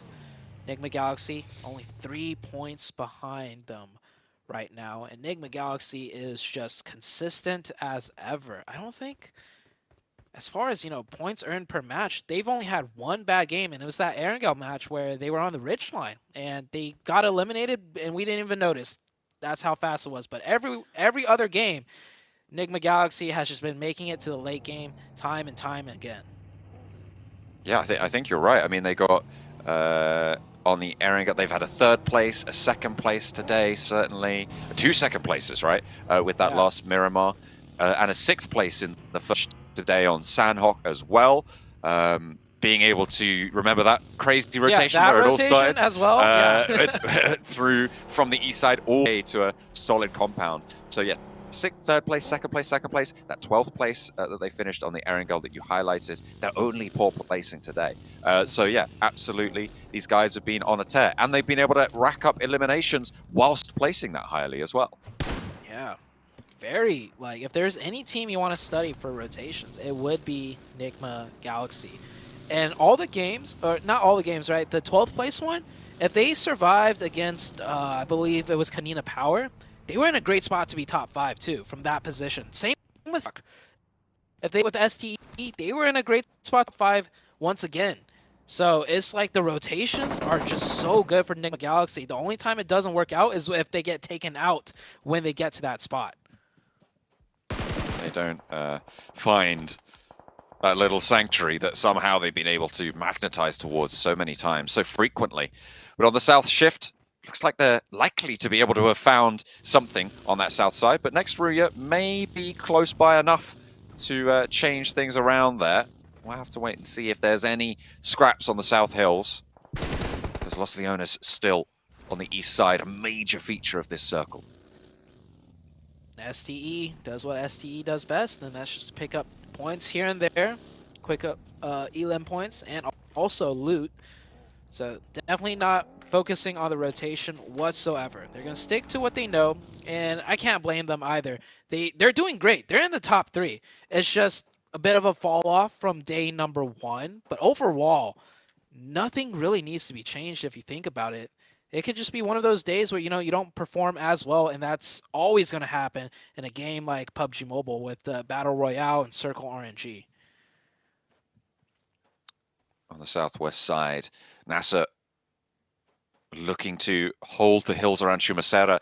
You've got Morph looking to push on through, who similarly have been a little bit lackluster over the last couple of matches, the day's play. STE pick up another 2 points as well, so 4 onto the tally, and Morph are left even further behind on that 3rd place bubble.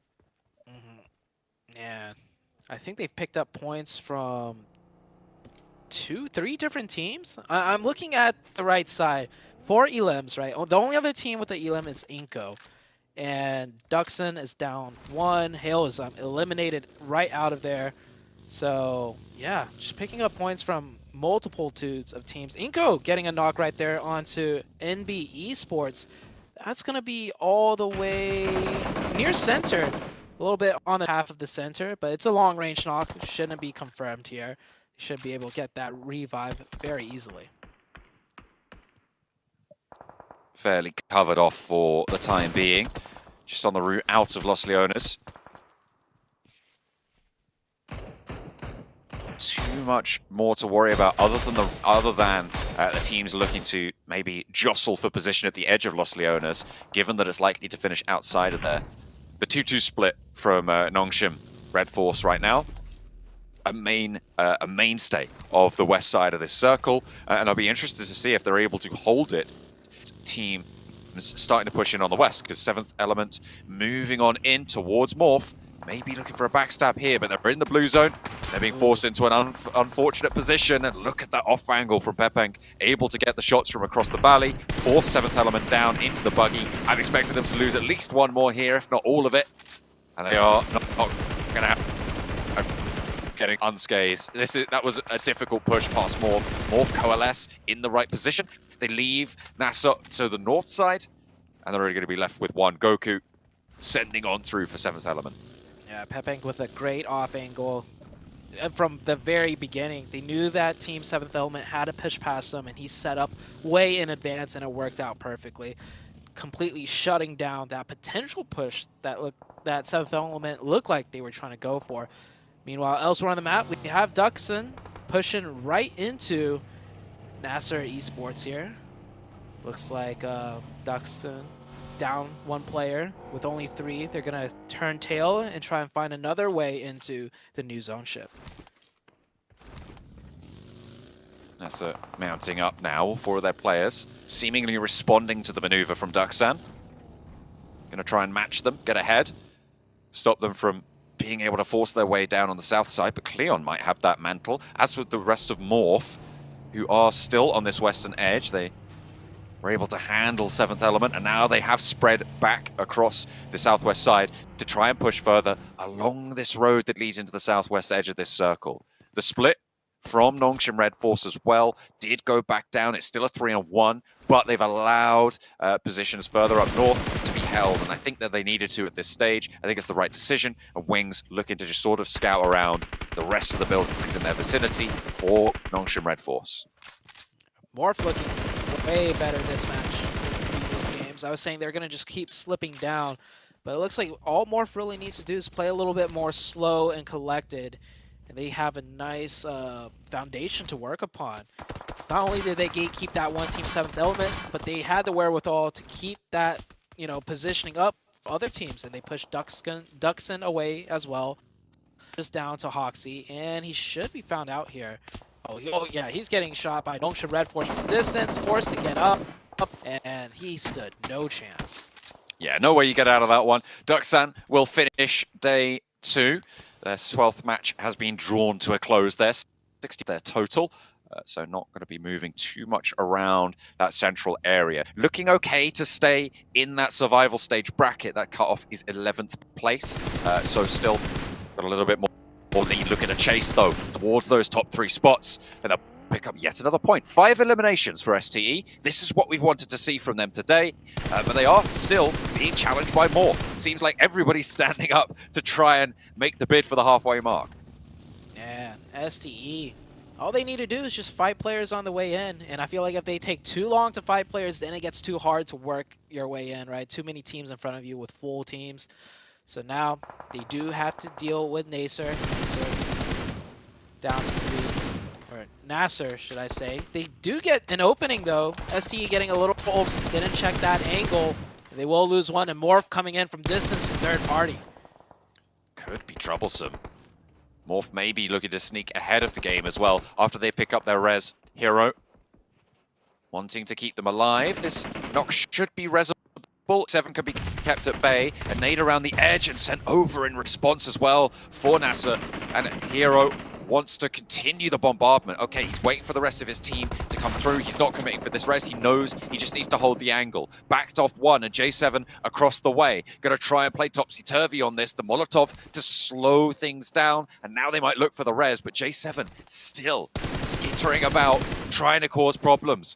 And Nasser holding STE to account for their actions. Hero up and close to the wall. Molotov around the back. Not quite finding the knocks that they need, and Hero still just surviving. No team wants to make the first move for Shing, and there's the third party from... Yeah, Morph just biding their time, finding the angles. They have the zone, so they have no rush. STE pushes in now, finally, and one player goes down. It's all up to J7. Can J7 clutch this out? It's a 1v2 situation. 2 down for the side of STE. Blues, and it is going to be difficult to get any type of full reset. Swing out wide, and it is good for STE. He'll get that reset up to 3, but Morph now knocking on STE's door. And STE, maybe this is what they want. Just keep fighting their way in, but now with the blue zone on top of them, and the high ground for Morph is not looking good. Reset goes down, and Bubuho looking for an angle on the high ground. And wow, Morph just too, just playing it slow. Yeah, they've been keeping up the pace there. You saw them disengage. They moved away. They know, obviously, with the circle that they don't need to take this fight. They don't need to get aggressive and present weaknesses. They can establish strength instead on that western side and force STE into a suboptimal position. It's stage 4, so you can play in the blue a little bit, but it's not going to be fun. Inko, 1-for-1 trade on NB over on the north side in the meantime. And Inko's a little bit more isolated here, so less potential for the res, but the backup is already coming on through. Don't know how much longer you're going to be able to survive. NB, try and cut off that rotation. A really heads-up nade, it just didn't quite connect. And the shots on the ridgeline for the back are going to keep Vitali just a little bit worried. The res is happening this whole time, but as soon as he steps up, he's good as done for. Vitali, though, immediately answered, and that Molotov was absolutely on the money. Yeah, and it is burning the knock player, not by a lot though. NB Esports off that knock tried to reposition the two players in the backline to be in a more aggressive spot as the two that was close by go down. And NB, with that knock onto their teammates, is going to stop things, and they're going to slow down completely. STE doing what they can. Can they pick up one more point? Placement points not going to be there though for sure, with 13 teams still up. And STE maybe have finally bit off more than they could chew here. Yeah, 4 players of Morph in front of him. Zone so close but so far. Should be done for STE. Meanwhile, on the east and south side, Intense Game got to move in a little bit. Same with FaZe and same with Next Ruya. And in Hyper on the north, still with 4 up, get a little bit of that. I'll see if the regroup can come through, if Inco can keep all of themselves alive on that north side. And there we go, that will be STE being eliminated, and to the hands of Morph, which adds insult to injury. Both of these teams chasing for that 3rd place Grand Final qualification spot bubble. Meanwhile, NB still going together. Becca, Vitali, both down in nades from Akaze. Keep the damage pouring through, and look at that. Oh, shots Morph from the off angle, keep things in check, and now the reses can start to come through for Inco. And more for third partying. They're playing on the southwest side, and look at the spread that they've got across this terrain. They have so much sight, so much vision. They sent Pepenk down to the south side of the road early to even get info down to the south. Morph taking a page out of STE's book. They're the one third partying everyone now. They could get more aggressive on this north side, but I don't think they have the full info, as that was maybe in Hyper? I think it must have been. It didn't pop through that way. Morph still continuing to shoot shots here. Inco had 2 players down against a 4v2. Luckily for them, they get that full reset, and they'll stay safe for now. Morph not looking to get too overzealous to aggress on anything here. NB down to 1. This nade could get a singular knock. No, he doesn't even get one. He backs off in time and goes down. It was really quite close there for Nanabeche, though. Very, very close to going down. If the knock doesn't go through, and that's a lot of problems to worry about. But Inco pick up some more points in their 13th place. They're really looking to chase that 11th at this stage. FaZe outside in the meantime, facing off against Next Ruya, down to 2 players. It's looking good for FaZe. Then they'll have to move forwards and face off against Enigma Galaxy, and they hold on the west end of Los Leones. And Hyper try to time that third party, but the fight was already over. Kadena Power trying to find whatever they can, down to a single player. Next Ruya looking to meet the same fate here. Circle is about to shift once again. The players that weren't in the zone doing what they can to find some safe haven. Next Ruya taken out now. They were just slowly picked apart. Unfortunate. FaZe is going to be happy with that. Mela did go down in the process. Onzens need to be a little bit careful as well. A lot of FaZe are low. And who's this? It's Morph pitching up into this engagement. Cleon and Pepenk, the 2 players from Morph on this 2-2 split still on this south edge, will look to put a backstop on FaZe's rotations. Yeah, huge split from Morph. You can see there on your minimap the and south side being completely controlled. They're looking to maximize any opportune elimination points here. Next circle shift is about to pop out. Nongshim Red Force on the east side with 4. I think Enigma Galaxy did lose a couple players holding a split earlier. And Hyper on the north side getting a little bit sandwiched now between Yudu Alliance and Inco. They need to figure out which side they want to focus on, as yeah, Yudu Alliance with some nasty nades. Shifon focused on Inco. This is not looking good for Hyper here. Having a pretty tough time of it on the north side, getting crunched in between everything. GokuBot has been alone for a long, long time, but he will join his teammates for 7th Element, going out to Morph, who continue, I think, to have the best track record in this match so far. They've racked up 10 eliminations already. Are they going to break that barrier that Nongshim Red Force set early on? With the way the zone is and how they have full control of that west side, it could very well play that way. I was saying Morph was going to slip down. Well, on the very last match, they're going to prove me dead wrong. And Hyper have a full reset up to 4. Luckily for them, because they're going to need all 4 to either take the 4v4 with Yudu Alliance or Inko. They need to make a decision quick now because the blue zone is closing in on side. Trap down the hill, a lot of down shots there, and a nade to open up a decoy. FS trying to answer, but no knocks in response. The backline isn't in as well. Shifan not quite able to have an impact there. And another knock goes over towards the Hyper squad. That one's going to get flushed away. Olio is knocked for Udo Alliance, but they can go for this res. GK first trying to hold face on the angle, but cluck back a little bit. Gonna cow him off that angle. And Hyper busted down to 2. Gonna have to face off into Inko, or Inko maybe looking to just get in front of this fight instead. There are off angles that could prove to be troublesome for Inko, but if they can play this well, they can play it right, they could close this whole fight down now. Nongshim Red Force from distance will get a knock onto Udo Alliance. It does make things a bit more hectic for Udo Alliance. Now Inko coming into the mix. All 3 teams on this north side trying to find whatever they can. Inko definitely in a much better spot.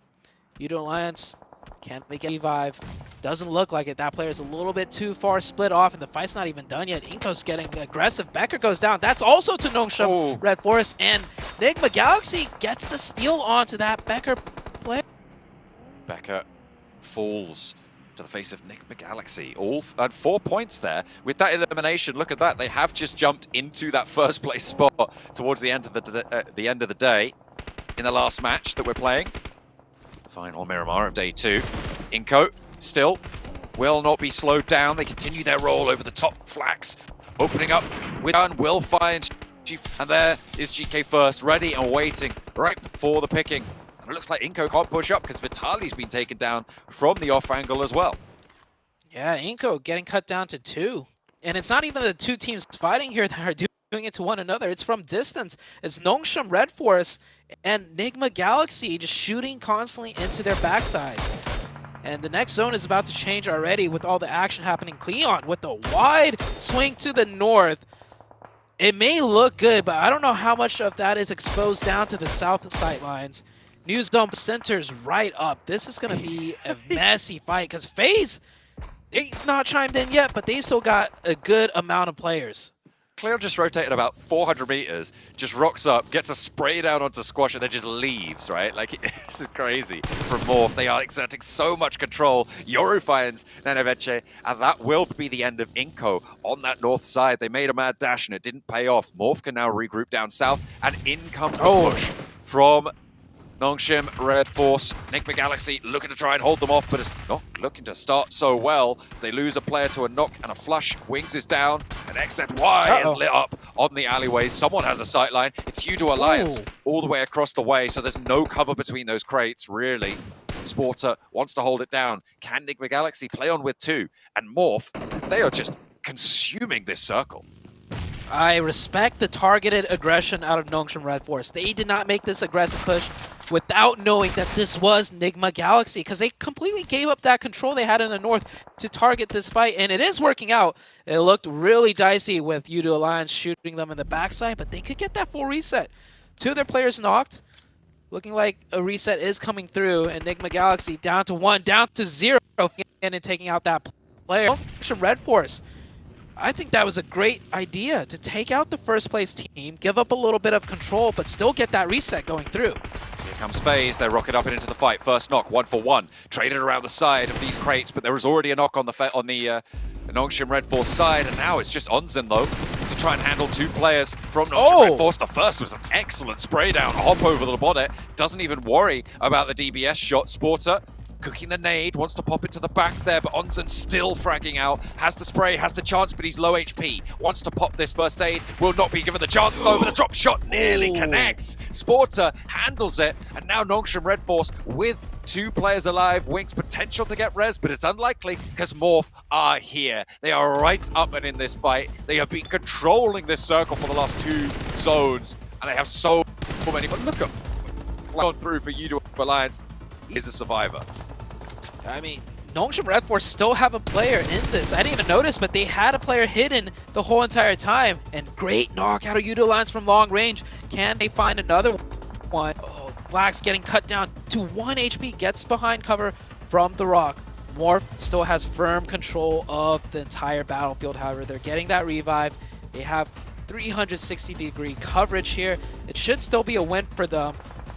And Nongsha Red Force, he'll pop up, take that one knock. Will he get the point? Goes for it, gets the point as well. Goes back down, gets caught, won't get the second place finish he was hoping for. And this should be the clean chicken dinner for Morph. Morph looking to put up a 14 elimination chicken dinner to end out the day. A little bit of a resurgence, a return to form from Morph, but it has been outshot, I think, over the course of the day. The question is, how many points will they get here? Because they have got a long way to go to try and take that top spot, and with the fact that Nongsha and Red Force were in so late, it's gonna be pretty tricky to take that from them here, but they can put a dent in that. Nick the Galaxy also surviving late into the match as Morph close it down with a 14 elimination chicken dinner. Smiles abound. They're probably not going to be happy with the day, but they've got to be happy with the match.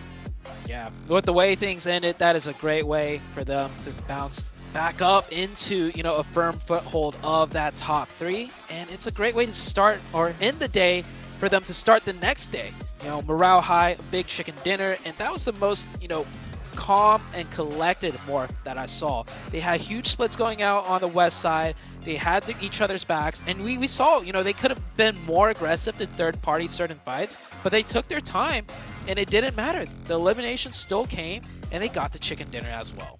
MVP for Yoru there. 7 eliminations. Nice one. 831 damage. A really strong performance from Morph. I absolutely loved their gameplay this match. I think that they absolutely deserved to win. I would not have changed a single thing about it. And I'm really happy to see that Miramar come through as you take a look at their team stats. Yoru, definitely a standout. Yeah, with the eliminations, but the damage, a nice balance between all 4 players. Everyone was putting in the work. Yoru finding a bit more of those elims. Still, nonetheless, great to see them, you know, back into, you know, the top 3 or a firm place into the top 3. I was almost gonna, you know, start counting them out in the sense of they're just gonna keep slipping, but that great first day performance out of Morph was not through luck. It was through skill, and they showed it here once again. Absolutely, they demonstrated complete control when it came down to the wire, but they will, I don't think they're going to have jumped up into first place. I don't even know if they've made it second place, but either way, they put a massive dent in that difference, and they'll close out their second day strong. What a way to end the day. Morph clutching out a huge chicken dinner in Miramar. It's their second one in Miramar, so they seem to really have it down here. Yoru with 7 eliminations. That is how you finish off a day, 7. It is, and I mean, that we got actually a chance to see the Morph that I've been hinting at, the Morph that I've been wanting to see again. Yeah. You heard Sute mention it too. They were playing those splits, they were playing that outer circle too, and it worked out wonders for them.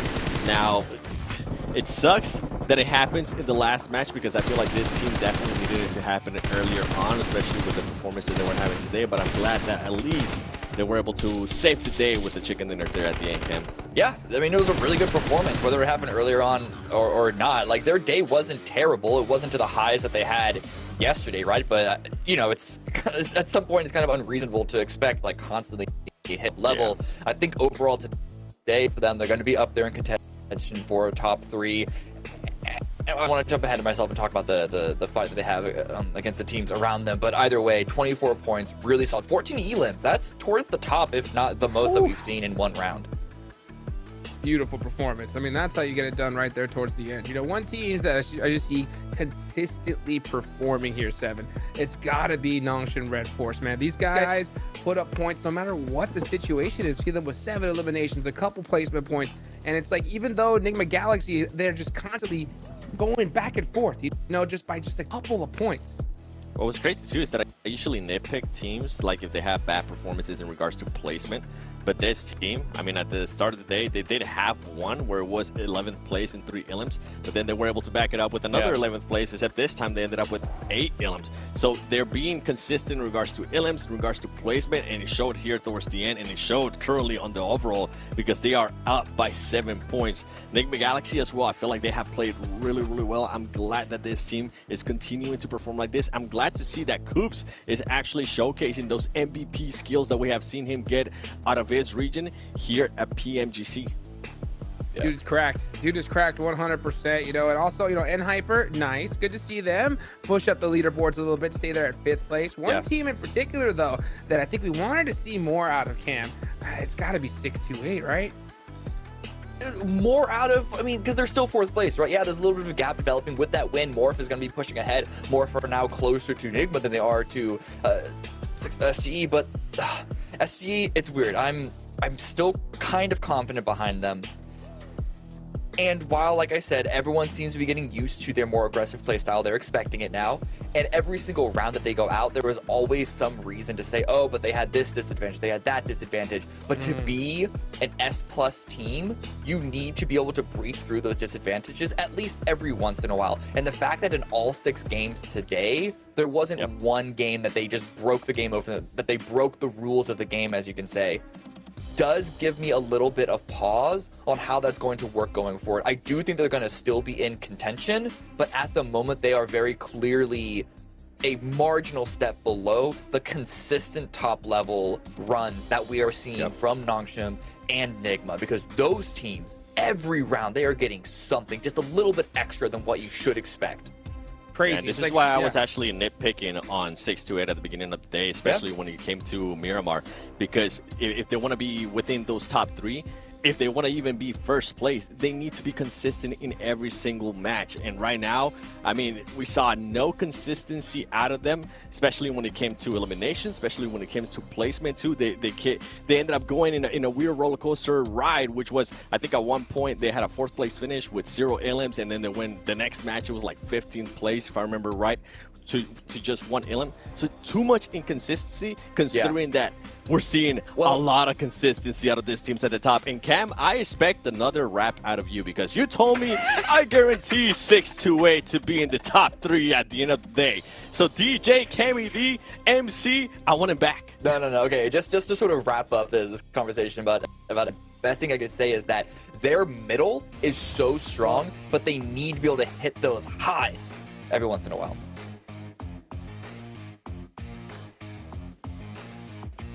Thank you, Cutters. We're live here back on the stage in Battle Arena PJ Malaysia, Kuala Lumpur. And with me here, we do have none other than the top of the cream of the crop, you call it, from NSR or Nongshim Red Force XZY, the sniper for the team. So how does it feel to be one of the best in your group today? 오늘 중에 가장 잘하는 팀 중에 하나인데 소감은 어떠십니까?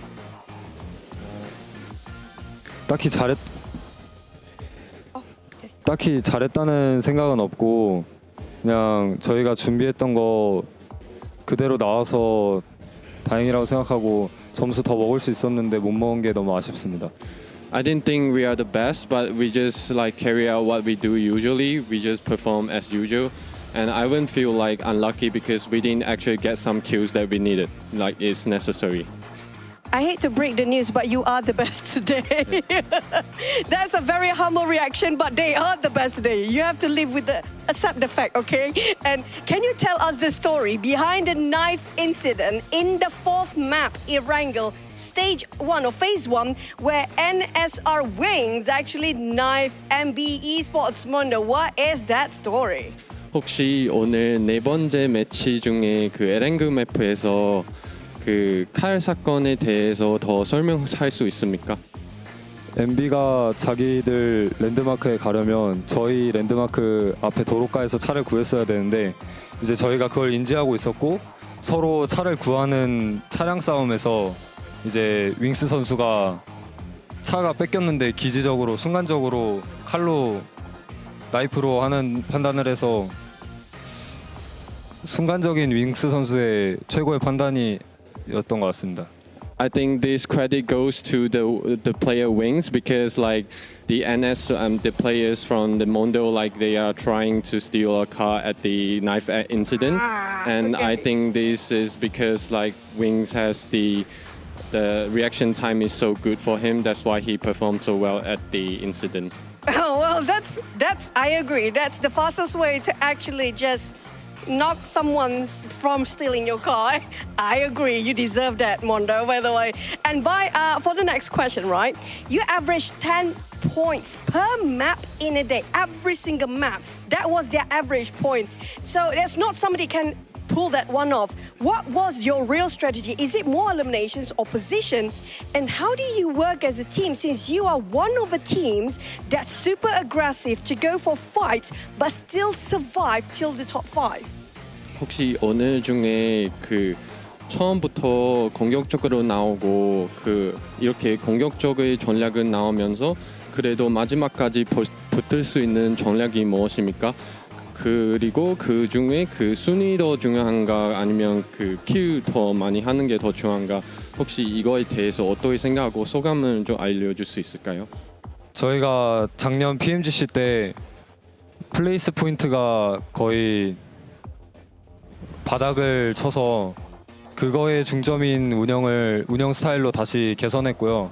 그래서 최대한 1서클부터 템포 빠르게 가져가서 중앙을 치르고 중앙에 들어가고 중앙에 만약에 있으면은 그냥 싸워서 밀어낸다는 마인드로 그렇게 운영을 하고 있고 뭐 초반에 중앙 자리를 먹어 놓으니까 후반 서클에 외곽에서 들어가야 되는 힘든 점이 없어서 후반까지 잘 살아남을 수 있는 것 같습니다.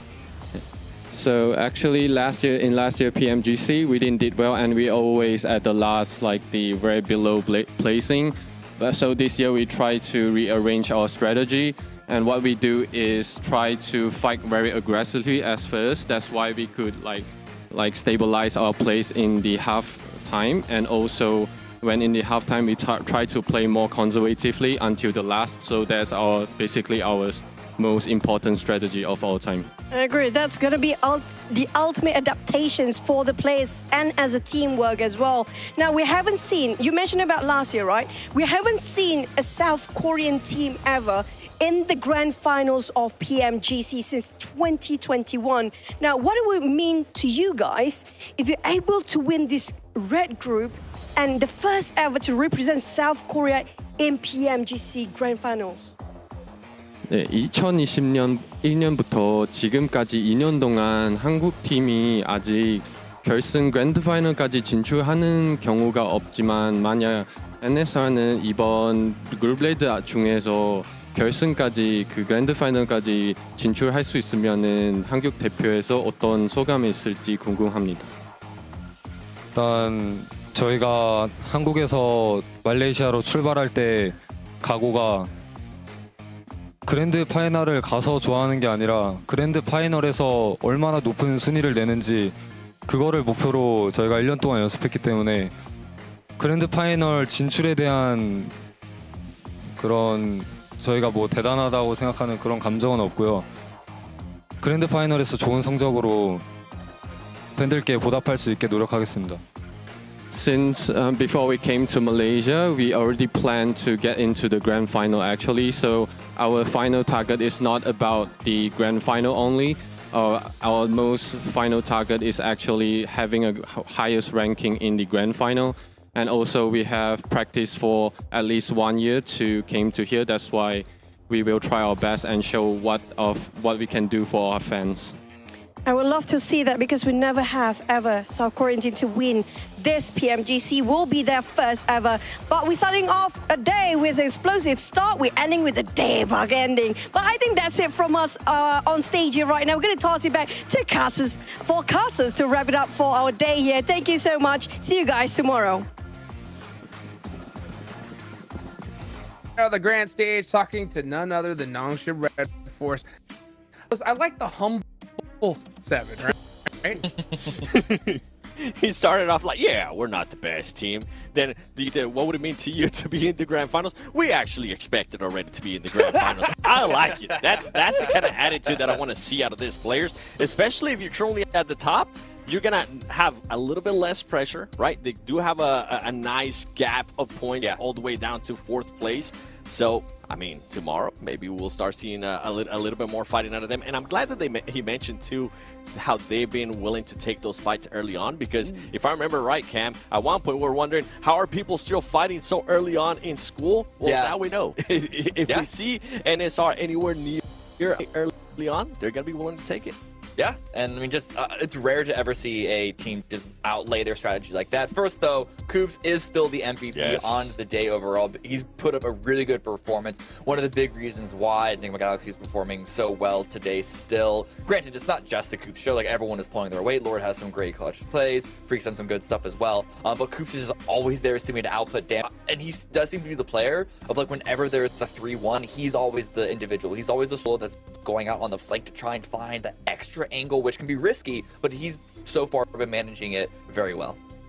Yeah, you know what? When it comes to 1-1s, it always seems to be Lord in those situations. And I tell you what, if it's gun versus gun, he usually wins those. The only time I've seen him really lose is when, you know, a nade or Molly gets thrown into the mix. But, you know, that is that when it comes to Enigma Galaxy. You know, tomorrow is going to be a big day because it now marks the official halfway point of this group stage. 7, tomorrow, starting off with day number 3. Which team do you want to see start off the rip hot? I'm going to start off with N-Hyper, actually. I was going to go with some other teams, but I feel like N-Hyper showed some really interesting gameplay today in comparison to yesterday, just being able to get those ilms. Today they were able to get that chicken dinner, back it up with some ilms as well. I want to see a little bit more consistency out of them, and I want to continue to see FS do some work in GK first. Wake up. We haven't really gotten a chance to see him being able to perform really well, but we know that he has it in him. We know what he's capable of. Just haven't been able to see it, and I want him to showcase it to the world. Okay, what about you, Cameron? So a lot of the grounds today were very like individualistic. There was one team that popped off in one game, one team that won another game, which is why I think partly why Nongshim and Enigma ran away with it. But the teams in the middle or bottom of the pack that started to really build up some momentum that I noticed by the end is FaZe and Alliance. Alliance are always in like the top 4. They put themselves up in 6th place right now, kind of in a quiet way, and then started off close to the bottom. They were 16th place, I believe, on the first Erangel. They're now currently in 11th based off of win that they had on Erangel and then that final Miramar. So the phase that I expected, maybe they'll start to show up on the second half of this. I mean, another team too. Yeah, another team too has got to be a tense game. I mean, they're right there next to them. I mean, all the way from the bottom now into at least in a decent spot. But you know what? We got to give a big thing to another official partner here for PMGC. It's none other than the Infinix GT10 Pro. If you guys want to dominate the lobby, you guys got to check out that GT10 Pro. It was created directly for esports players. And while you're at it, of course, make sure you check out the TikTok as well. Search that hashtag PMGC 2023 so you can keep up with everything that is going on here today. I love the fact that we saw teams, right, that were at that bottom and at least put themselves in a good position. Yeah, you know what you want? You obviously need to make it survival stage, but top 3 is where you want to be. Well, guys, we'll hopefully see them be able to make it. Thank you so much for watching. It's Hot Jukes with 7WG and Cameron Davis. Of course, thank you to our casters as well. Choo choo, everybody out there. We will see you guys tomorrow.